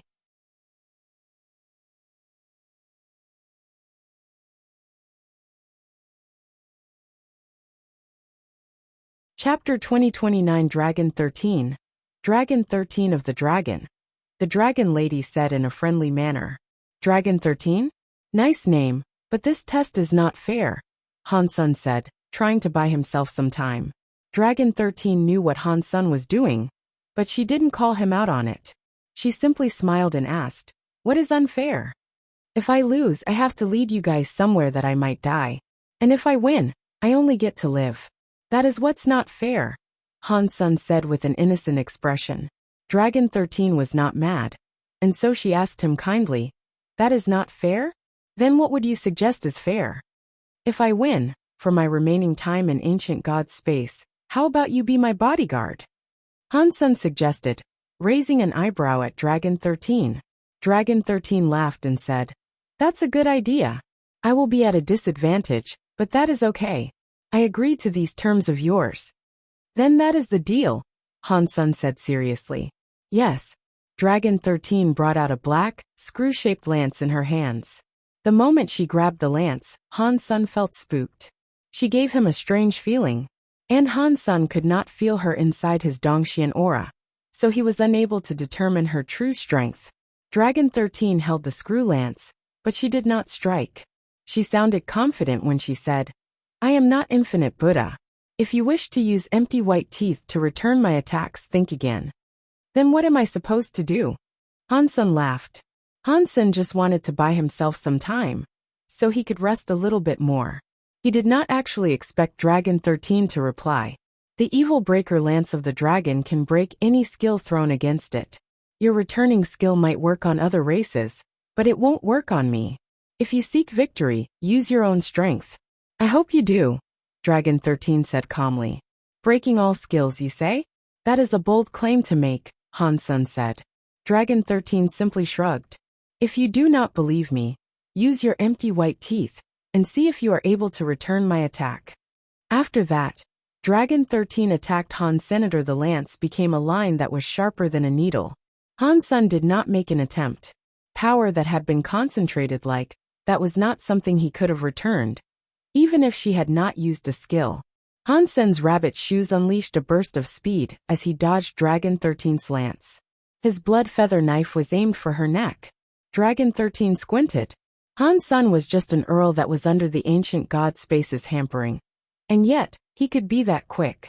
She was surprised. She was only a little surprised though. Dragon 13 spun her lance, and the lance temporarily disappeared. When it showed up again, the tip was going to come into contact with Han-sun's throat. Han-sun frowned and jumped to the sky. He dodged Dragon 13's lance, and used his blood feather knife. They kept swooping and flashing between the rocks. No one could accurately trace their movements. They fought for a whole minute, going by each other many times. The knife and lance did not touch each other. What is this knife skill? Teeth knife should not look like this. The White Tiger Marquise was in shock. That is not teeth knife. That is sky palaces under the sky. Sharon's eyes looked sharp. Under the sky? I have never heard of that before. The White Tiger Marquise said doubtfully. Sharon looked at Han-sun and said, Under the Sky was created a long time ago by a Sky Palace elder. Due to there being many flaws with it, they forbid the students from ever learning it. It seems to me as if that flaw has been fixed, but who might have done that, I do not know. What is so special about this knife skill? White Tiger Marquise asked. I do not know. I only know this knife skill is modified and derived from the textless book. Due to no one using this skill before, no one really knows how strong it might be. But people who haven't learned the textless book should not be able to learn it. It is surprising Han-sun has learned Under the Sky, especially as he is an outsider. Sharon said. Han Sun used the speed of the rabbit shoes to fight Dragon 13. Han Sun did not know if Evil Breaker Lance had the power to break skills, but he knew that he didn't have that kind of strength himself. If he became a Marquise, he wagered he could give it a try. Dragon 13 was not as complex as Lone Bamboo. She maintained simple lance techniques and a simple focus on power. There wasn't much variety, but even so, the simplicity of the strikes was still very violent.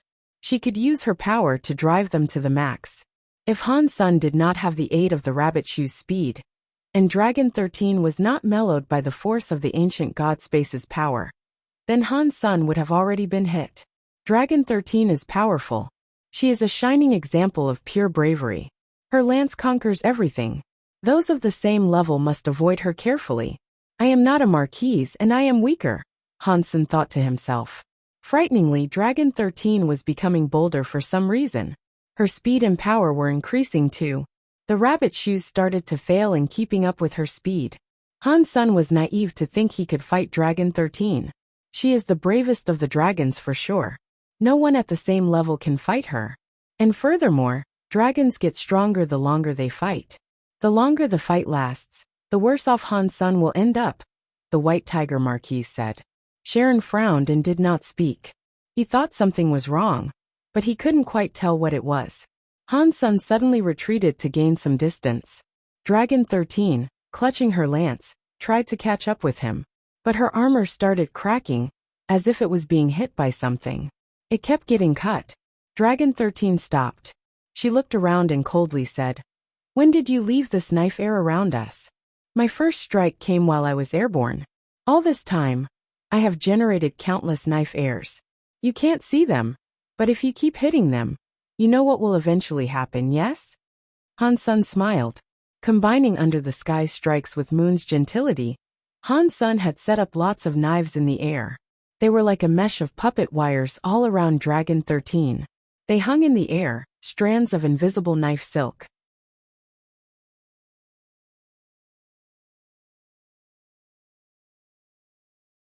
Chapter 20:30 The Braves A Powerful Skill. A very powerful skill, Dragon 13 complimented. She looked around, unable to determine where those knife airs were hiding.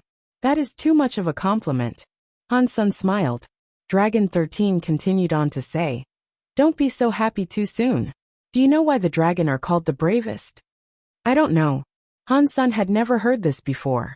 "You will find out soon enough," Dragon 13 said, and then she spun her black lance. The lance became even sharper, until it turned into a light that fired towards Han Senator. Countless strands of knife silk cut into her armor. Cracks appeared all over her armor, but no blood seeped out.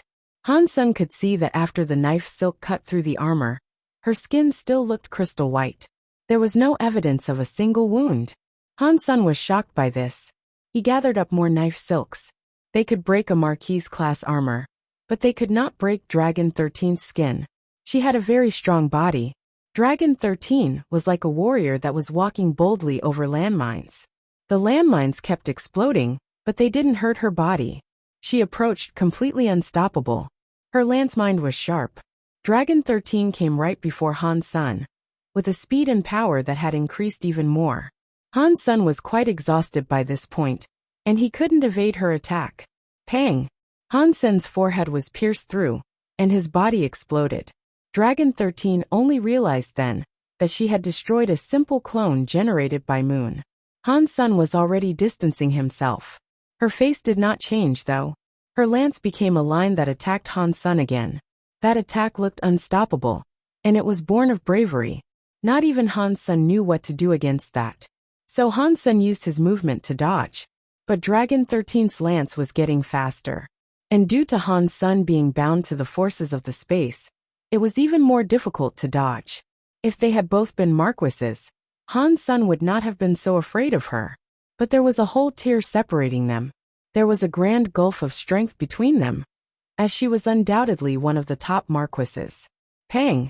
Han Sun got hit, and he was sent shooting through the sky like a star. He thudded into a stone wall and broke it. Han Sun concede now. "If I hit you 3 inches higher, you'd have been a dead man," Dragon 13 said grimly. coming over to the broken wall. But no answer was received. She frowned. Her face changed. Oh no! The mountain has a crevice. He accepted my hit so he could escape through it. What an annoying man. Even in a situation such as this, he had an ulterior scheme. Sharon shook his head. Why are you still talking? Go catch him. And do not let him run off. The Marquis's white tiger roared, shattering the rocks around them. The crevice was revealed more clearly, and the white tiger went inside. Dragon 13 and Sharon went in too. They were going to catch up with Han Sun, somewhere in the gully. Han Sun traveled through the tunnel quickly. His chest had a hole in it, but he was not bleeding.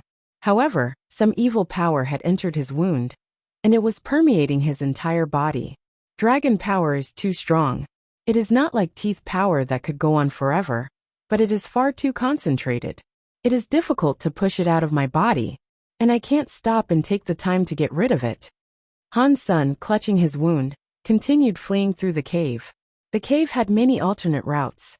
Han Sun had to find a place in which he could hide and get rid of the powers inflicted by the lance. Fortunately, his blood and bones were different than those of an ordinary being. If they hadn't been, the lance's power would have destroyed him. He ran through the caverns for a long time. He felt Dragon 13 coming though, and this confused him. With the Dongxian aura hiding him, she shouldn't have been able to find him. Is it the lance power inside me? Han Sun thought, realizing the problem. If that power was still inside him, Dragon 13 would be able to track him down. But he currently did not have the time to get rid of it. If it was just Dragon 13 alone, Han Sun would have been willing to give it a shot. But Sharon and the others were marquises. It'd be difficult for Han Sun to take them all. Han Sun gritted his teeth, and he ran to the silver ancient god statue. If he couldn't shake his pursuers, he thought he might have better luck by employing the silver glass bug.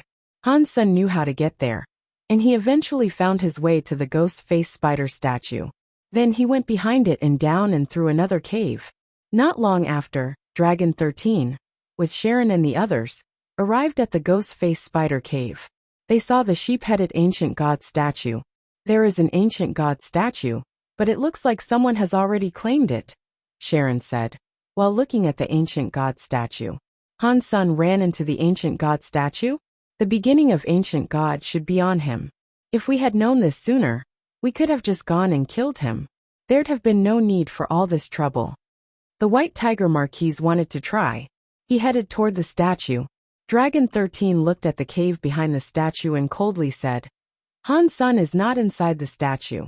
He went behind. Then keep up the chase. The beginning of ancient god is on him, Sharon said. It is lucky that you left the lance power on him. Otherwise we'd have been thoroughly fooled. And if we had taken the time to search the statue, he'd have been long gone. The white tiger Marquis said happily.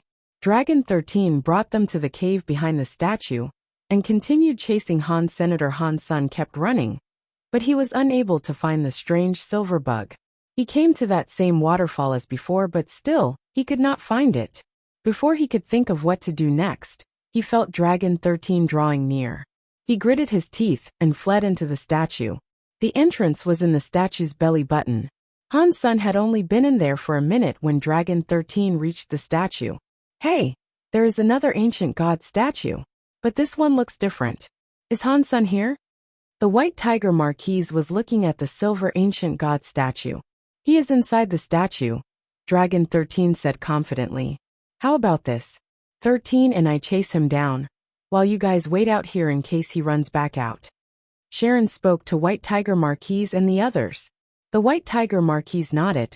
Sharon and Dragon 13 entered the waterfall and chased after Han. Senator Han Sun was starting to feel pain radiating throughout his body.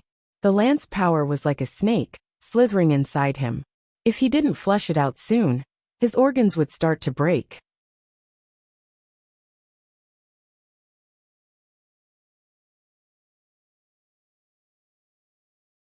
Chapter 2031 Sky Heartlock opened not long after entering the silver statue. Han Sun heard buzzing sounds coming from close to the statue's entrance. Han Sun was familiar with this sound. It was the sound of the silver glass bug flapping its wings. He summoned spell in the form of a rocket launcher and fired it at the cave wall. After firing it, he didn't stick around to see the result. He just took the time to tuck himself into a narrower passage and hide his presence. The rocket exploded against the wall, and a loud noise echoed throughout the caverns of the statue's interior. Han Sen heard the buzzing get stronger, and not long after, the silver glass bug came to patrol the area. Dragon 13 must have heard that, Han Sen thought, as he kept himself hidden. Dragon 13 and Sharon did hear the noise. They did not know what had happened, but whatever it was would not make them give up the chase. Dragon 13 led Sharon in Han Sen's direction. As Dragon 13 drew nearer, the silver glass bug searched fruitlessly for Han Senator when Dragon 13 and Sharon reached Han Sen's proximity. However, what they saw was the silver glass bug. The silver glass bug caught sight of them too. With a squeal, it came charging towards them. Its mouth opened to spew silver light. Dragon 13, who was in the front, was quick to react. She raised her lance and thrust it towards the incoming silver glass bug. Pang! The lance and the silver light collided. The silver light was broken, but the lance that was sharper than a needle came against the silver glass bug's shield. The shield flashed in response to the strike, but it was unbroken. Dragon 13 was spent spiraling back 10 meters by what remained of the silver light. A mutant Marquis Xenogeniac. Dragon 13's face paled. "Kill it," Sharon said. Then he drew a scimitar. With his sky demon powers, he used it to strike the silver glass bug. There was a dong noise as the sky demon power came against the silver glass bug's shield. The creature was unhurt, and the impact only knocked it back a small distance. Sharon and Dragon 13 attacked the silver glass bug together. The silver glass bug's silver shield kept flashing under the combined strikes, though, and it looked as if it might break. Dragon 13's lance was very effective when it came to piercing things. Her strength was focused on the tip of the weapon, where it could deal the most damage. The silver glass bug's silver shield might not withstand the repeated blows for long. "I can't let them kill the bug. If they kill it, I am done for," Han Sen thought to himself. He emerged from the small passage he had been hiding in, and with tusk, he attacked Dragon 13 from behind. But Dragon 13 was quick to react to this sneak attack. Her screw-shaped lance quickly came against Han Sen's knife air. They collided, and the knife air was almost penetrated by the power of the lance. Han Sen expected this, however. He dodged the lance and attacked again. Then he used Under the Sky. "You deal with Han Sen while I deal with the Xenogeniac," Sharon told Dragon 13. Okay. Dragon 13 did not hesitate. With her lance, she continued to attack Han. Senator Han Sen used the complex geography of the cave to evade Dragon 13's lance. He drew her deeper into the tunnels, so he could separate her from Sharon. Dragon 13 was very confident. The dragon were known to be fearless, and she above all was worthy of the title bravest. She would never find herself scared by an earl. She knew full well that Han Sen sought to separate her and Sharon, but she was more than fine with following him. The lance was like a needle, and she turned a few meter-thick wall into a pincushion. There was no point in Han Sen's hiding behind any stone. The evil breaker lance was of the yang element. It was the opposite of something like moon. If Han Sen had been a marquis, then the power of moon would have been able to break Dragon 13's body. But moon's knife silks were unable to damage Dragon 13. He was at a disadvantage, and Dragon 13 was making him fall back further and further. Han Sen eventually failed a dodge, and it led to the lance piercing his shoulder. The lance left a hole in Han Sen so small that it would have been difficult to find with the naked eye, but when the lance was inside Han Sen, it drilled into his bones. It racked Han Sen with pain, and he shuddered under its force. Han Sen had failed to dodge, because the effects of the first lance strike were still in his body.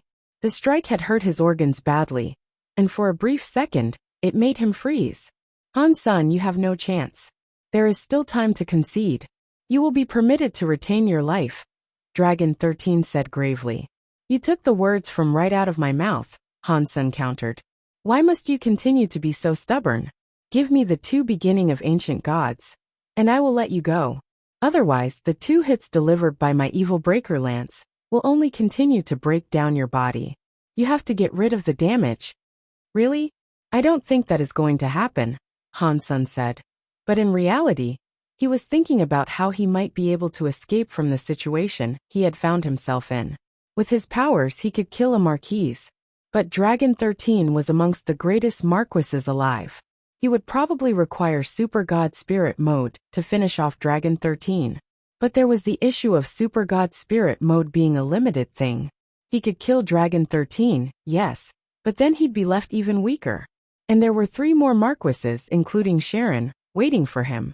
That'd have him in an even sorrier state. Han Sun was too tired already, and the effects of the lance were doing a number on his body. He could not keep going on like that. Whatever. I'll kill one of you first. Han Sun decided to use Super God Spirit. But before he could, his body suddenly shook. Something inside him broke. And then, he suddenly felt as light as a feather. It was as if he had been carrying a mountain on his shoulders, and now, he was able to relieve himself of that load. Han Sun's speed increased. He easily dodged Dragon 13's lance. The Sky Heart Lock has been unlocked. Han Sun was exuberantly happy. He had been carrying the weight of the Sky Heart Lock through his entire fight with Dragon 13. Now that it was gone, the true extent of his power could be unleashed. Dong! Han Sun cast many more knife silks upon Dragon 13, and this time, the bravest dragon body was riddled with wounds. Han Sun was so happy. The Sky Heart Lock was open. The speed and power he possessed increased. Dragon 13 frowned.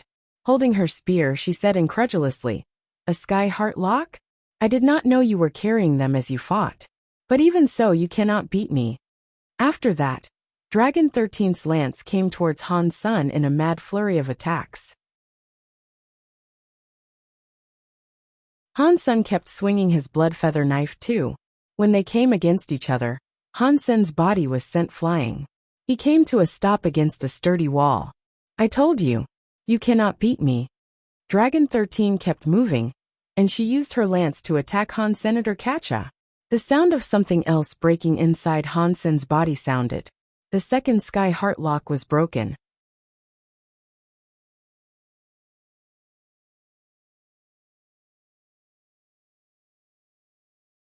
Han Sun dodged. He was like a shadow as he slipped around Dragon 13's lance. He was even faster than before. 2 Sky Heart Locks. Dragon 13's face went slack. Han Sun was a powerful Earl. It was shocking to learn he was carrying even just 1 Sky Heart Lock. No one would have ever expected he might be carrying 2 of them. If she hadn't seen this for herself, she wouldn't have believed it. The idea that an Earl could still fight her adequately, while shouldering the burden of 2 Sky Heart Locks. It was unfathomable. Now Han Sun felt very light. His body felt great. With every step he took, it seemed like he could shoot into the air like a prancing fairy. The lance that had once seemed difficult to dodge was now easy to evade. He didn't feel any of the pressure he had felt earlier. He didn't feel as easily tired as earlier either. He was now active again. Dragon 13 frowned. Han Sun had unlocked 2 Sky Heart Locks. She felt as if she was not suppressing him anymore. The 2 of them moved fast, as knife airs came against the lance in rapid collisions. Han Sun's power was a little weaker than hers, but unlike earlier, he could now hold her off. While Han Sun was fighting Dragon 13, Sharon was still engaged in battle with the Silver Glass Bug. The Silver Glass Bug's silver shield was powerful. Sharon had delivered a few hundred strikes against it, but it had yet to buckle and break. Sharon frowned. He wanted to get this fight over with quickly. Dragon 13 had been gone for some time, and he couldn't help but feel as if something was wrong. His power changed, and a black light began to shine. It gathered up across his scimitar, as he slashed the Silver Glass Bug again. The scimitar had done nothing to the silver armor earlier, but under this new attack, a crack was left across the silver surface. What powerful armor! It did not shatter, even with my demon dragon air. This guy's defense must be the greatest of all marquises. Sharon frowned, but his scimitar did not relent. He kept on attacking. Sharon was part of demon, but his blood had ties to the dragon. Aside from the Sky Demon Sutra, he had also practiced with their Evil Breaker secret. The Evil Breaker power he possessed was actually stronger than what Dragon 13 had. Even amongst the demon, It was a secret that Sharon harbored dragon blood. Sharon wouldn't use evil breaker powers on a whim. Now he was worried enough to use them without a second thought. He just wanted to kill the silver xenogeniac as quickly as he could. Sharon kept striking the silver glassbug's shield and making it flash. The armor was wreathed with more and more cracks, and it looked as if it'd break very soon. The silver glass bug lost its will to fight before long, and it sought to escape. It was unable to, as Sharon pursued it like a ghost. He kept attacking it with his scimitar. Dragon 13 continued chasing Han Sun, but she felt nervous. Even though she had the title of bravest, that did not mean the dragon were the strongest. And she felt as if she could no longer suppress the man who had just broken 2 sky heart locks. A cold light glowed within her, and her lance was like a dragon itself. Dragon 13, with the evil breaker lance, was firing on all cylinders. But when the lance pierced through Han Sen's body, she knew she had failed. Pang! Han Sen's body exploded like a balloon. It was just a clone. The real Han Sun was 20 meters away, smiling at her. Dragon 13 lifted her screw-shaped lance to attack Han Sun again. But Han Sun quietly told her, "If I were you, I would not move." Dragon 13 coldly himphed and ignored Han Sen's warning. She moved forward. Catcha! The sound of armor cracking played in Dragon 13's ears. Her armor was annihilated by the knife silks. But this time, the knife silks were able to cut her skin. Like strands of steel wire, the silks were unbroken. Han Sun waved his blood feather knife.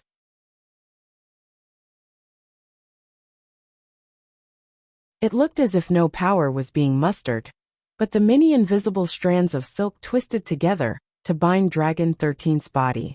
As Han Sun waved the knife, he pulled them in closer. Countless silk strands tightened around her arms, legs, waist, and head. Dragon 13's body was tied up, suspending her in the air. Her armor eventually shattered into nothing but pieces. The knife silks were starting to dig into her skin. Her pale white body was covered in marks of blood, but the blood that came out was in stark contrast to the beauty of her pale white skin. "Damn you!" Dragon 13 shouted angrily. Evil breaker powers surged out of her body to destroy the knife silks binding her. But the moment she got rid of them, more knife silks arose to take their place. They bound her again, and she could no longer draw closer to Han's senator. She hung in place. "It looks like you have run out of chances. It's still not too late to beg for your life, as I am willing to spare you."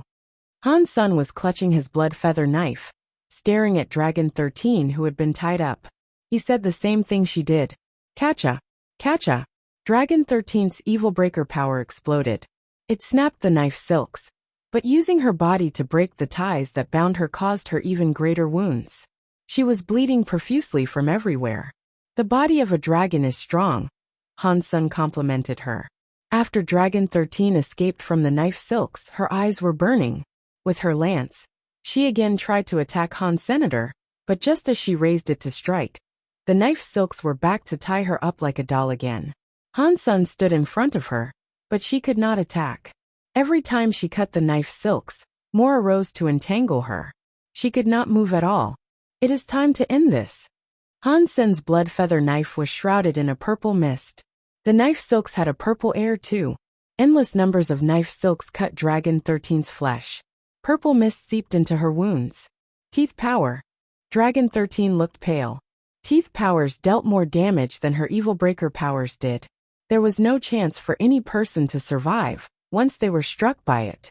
And with the countless wounds already across her body, there was no hope of her escaping now.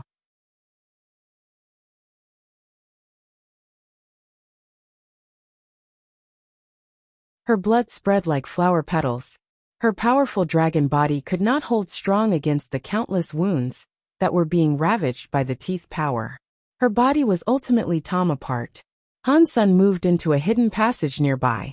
There, he started to use his own strength to purge his body of the evil breaker lance's power. That power was strange. When it gathered up, it was like refined steel. If you were not strong enough, then you couldn't break it. But if you used too much strength, then it was possible for you to harm your own body. Han Sun couldn't get it out of himself. Han Sun did not have much time to think though. He used his Dongxian aura to analyze the evil breaker power infection. And then, The evil breaker powers appeared in Han Sen's brain like a sequence. The moment Dragon 13 died, Sharon had been able to feel it. His eyes darkened, and his scimitar raged with even greater strength. He struck the silver bug's shield and broke its armor. The silver glass bug squealed and started to fly away. Sharon was no longer paying attention to it though. Immediately, he turned and went for Dragon 13. Seeing Dragon 13's exploded body, Sharon looked murderous. He clutched his scimitar and ran towards Han. Senator Han Sun frowned. He had thought that without Dragon 13, Sharon would be unable to find him. It looked as if he had been wrong though. Sharon was coming right for him. Han Sun did not know that Sharon had evil breaker powers too. And Sharon could sense the force of the evil breaker lance inside Han. Senator Han Sun couldn't spend much time worrying about this though. He used Super Spank to attack the evil breaker lance's power. He tried to break the sequence structure of the affliction, and he damaged himself a little in the attempt. Those two evil breaker powers crumbled into dust though. Sharon was already in front of the passage. He turned a murderous glare on Han Sun and said, "The pain that 13 suffered will be returned to you 1,000 times over." Then his black light flashing scimitar came striking at Han Sun, who was still sitting. Han Sun shouted, moved like a crane, and jumped out of the little passage. His blood feather knife blocked Sharon's black light. Dong! As his body was sent flying, Han Sun felt ripples of scary power from where the knife air and the light collided. He went crashing into a wall, and quite a bit of it fell down around him. "You have combined Sky Demon powers with Evil Breaker powers?" Han Sun gripped his chest in pain as he came staggering out of the rubble. "You blocked my Sky Demon power that can never miss. You are very strong." Sharon looked even more murderous. The black light he wielded shone brighter at Han. Senator Han Sun used a few skills, but he still couldn't dodge Sharon's scimitar. He could only fight back, but his power was not as great as Sharon's. He was knocked away, and he uncontrollably heaved up blood in the air. Sharon's power was leagues greater than Dragon 13's. That was why he was the same as Lone Bamboo. He possessed both Sky Demon and Evil Breaker powers. Han Sun knew all about the Sky Demon powers, but even so, it was very difficult to dodge. Seeing Sharon attack, Han Sun did not hesitate to use his Dongxian aura. The knife and sword powers gathered across his blade. He saw the world as nothing more than a realm of sequence structures. The scimitar came against Han Sen's blood feather knife. The powers of Super Spank could break sequence structures, and with it, he was able to shatter the black light coming for him. The scimitar Han Sen's opponent wielded was reduced to dust. Sharon's face went pale, and he looked even more enraged than he had earlier. He stared at Han Sen's knife. Han Sun had broken the knife light and the knife sequence structure, but he had still been blasted back 10 meters. He hit another wall. There was still a large gulf of power separating the two. Good. It is no wonder you were able to fight Lone Bamboo. Of the Marquises, I doubt any have the ability to adequately fight you. You're the best Earl there is, but today you meet me, Sharon. Sharon looked right at Han Sun as he spoke. Every word was pronounced with utter contempt, with a bubbling desire to rip Han Sun apart.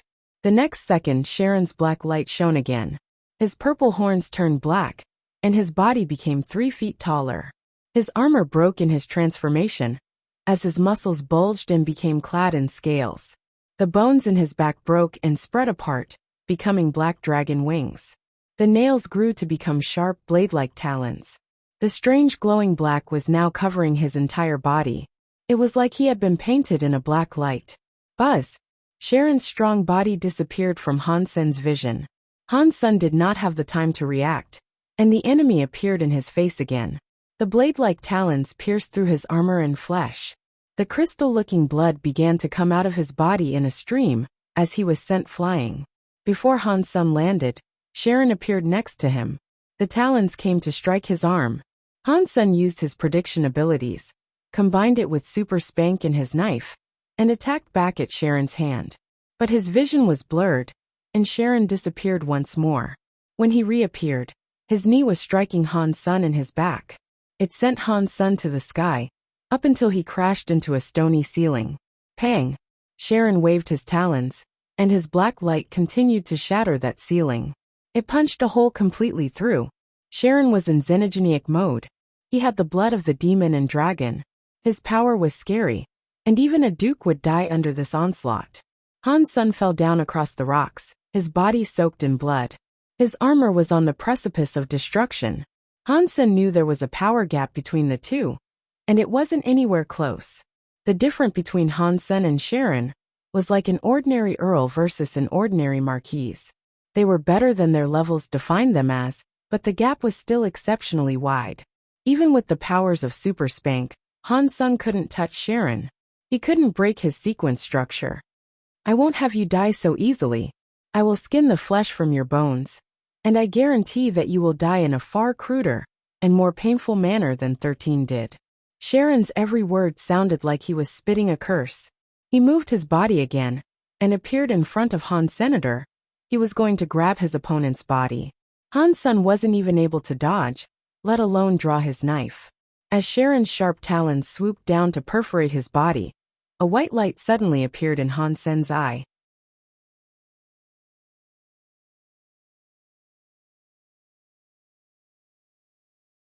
Chapter 2034 God's Spirit's Glory. At that moment, Hansen's body wrapped itself up in a white flame. He turned into a being of light and became a transparent force of energy. Sharon squinted against the sudden light. His hands and nails pierced through Hansen, but he felt nothing. He couldn't feel Hansen's flesh in the slightest. Hansen looked like a god. His blood feather knife blazed down towards Sharon's head like a beam of light. Sharon's wings curled, and he disappeared as if he was teleporting. Hansen's slash missed his body, but there was some movement in the air, and Sharon's body appeared again. He roared, and his hands turned into talons to strike Han's senator. The roaring demon dragon was operating at maximum power, and he attacked Han's son with a technique that never missed. Hansen did not plan on evading it though. The demon dragon pierced through Hansen's body, but it was as if he was just a hologram. The strike went through Hansen without damaging him at all. Impossible. What is this power? Sharon was shocked. It seemed like Sharon had hit Hansen's real body, but it hadn't worked. His strongest strike had done nothing. This is the power that will kill you. Hansen moved in front of Sharon like a beam of light and slashed with his blood feather knife. He did not have much time. Super God Spirit mode would only run for a short while, and if he could not kill Sharon in that window, he'd be very dead. Boom! Sharon's dragon wings flapped and again he disappeared. Hansen's knife had been unable to hit him. It seemed like Sharon was using a genuine teleportation ability, so there was no hidden movement to trace. But he could be followed if Hansen's Dongxian aura could track and predict the energy he was using. You cannot kill me, Sharon said haughtily. I have demon and dragon blood, and I have break space powers. I can teleport freely as I choose, and your power does not belong to an earl. You cannot last long in such a form. Once your power has been exhausted, you will be dead. I am afraid you won't have that chance. Hansen, looking like a god, waved his blood feather knife. Then a white knife light was in front of Sharon. Sharon dodged Hansen's knife light and appeared down another tunnel. He looked over to Hansen with disdain. I told you. You cannot kill me. But the next second Sharon's face fell. As soon as he reappeared, his body had been cut by an invisible knife light. There was a catch, a noise. His arm was detached from his body, sending out a cascade of demon and dragon blood. Throughout the entire cave, knife lights shone like a spiderweb. Wherever Sharon teleported, he was hurt by the lights. They savaged him, ripping off his limbs. You are strong, but you selected the wrong opponent, Hansen said to Sharon, swooping over to slash his body. Sharon, who had lost all his limbs, tried to teleport away. But when he finished teleporting, countless knife lights tore through his body. They sliced his body into bits, sending blood and viscera spilling everywhere. Mutant xenogenic Marquis hunted. Demon dragon. Mutant xenogenic gene found. Blurg. Hansen fell to the ground. He looked like a human again, albeit one that was coughing up blood. Sharon had been as good as a marquise could get. Without super god spirit, Hansen would have needed to be a marquise to fight him. Hansen's super god spirit had allowed him to fight Sharon, but his body had still been pushed to the limits. And with the injuries he had sustained, There was no hope of him fighting again for some time. Fortunately, there weren't any other threats in the area. Any earl could bring an end to Han Sen right now. Han Sen forced himself to stand up. He walked over to Sharon's shattered body and picked up a black dragon demon scale. Then he left. There should have been 2 more marquises about, as they had been following Sharon. But Han Sen did not know where they had gone. He tried to hide his presence to avoid meeting them, since he couldn't risk having to fight them. Encountering them would likely mean death. Han Sen tried to return to the sanctuary, but the ancient god space seemed to stop him from opening a portal that he could jump back through. And of course, Han Sen's body was too weak to teleport back. He walked away from the battlefield, but he wasn't able to get very far. He found a hidden cave, and in it, he settled down and focused on recovering. He ran a number of skills to try to speed up the healing process. Luckily, Han Sen's body was stronger than the average creature's. Jade Skin and the Blood Pulse Sutra made his body stronger than a dragon's. If Han Sen became a Marquise, he'd be stronger than Dragon 13. I hope those 2 marquises don't find me before I can fight them. Han Sen knew it was useless to think about this now though. He initiated a countdown, then cast a Geno art to heal himself. The White Tiger Marquise and the other Marquise waited outside the statue, but they saw no sign of Sharon or Dragon 13. Eventually, they found the continued absence of their companions to be strange. They knew the power of Dragon 13 and Sharon's combined might. Those 2 could kill a duke if they chose to, but they had been inside the silver statue for the longest time, and there was no sign of either of them. It made the pair remaining start to worry. The White Tiger Marquise used a sonic power to boom his voice down through the cave. No response was heard. Silence was all that followed. Has something happened to them? Bloodbird Marquise sounded worried. I don't think so. Han Sen is an earl. He cannot beat both Sharon and Dragon 13. The Marquise White Tiger was worried, but he didn't want to believe it. Should we go and take a look? Bloodbird Marquise asked with obvious hesitation. We should wait, White Tiger Marquise said firmly. If Sharon and Dragon 13 were safe, they would bring Han Sen out with them. If something happened to them, then it would be suicide for Bloodbird and White Tiger to go after them. The White Tiger and Bloodbird waited outside, and the longer they waited, the more worried they became. All they wanted to do was escape. Han Sen was still recovering his powers. He had been badly hurt, and he was very exhausted. It'd take a while for him to recover. Suddenly, Han Sen heard something crawling across the rocks. His heart jumped. He opened his eyes and saw the silver glass bug coming towards him. It stared at Han Sen with its silver eyes. You're tuning in to the Li Mei's Wuxia Whispers YouTube channel. We're so grateful for your support. And don't forget to subscribe to join us on this incredible journey through captivating stories. Your generosity through donations truly makes a world of difference, as it's the primary source of revenue that allows me to expand and enhance this channel for you. Thank you from the bottom of my heart for being a part of this adventure.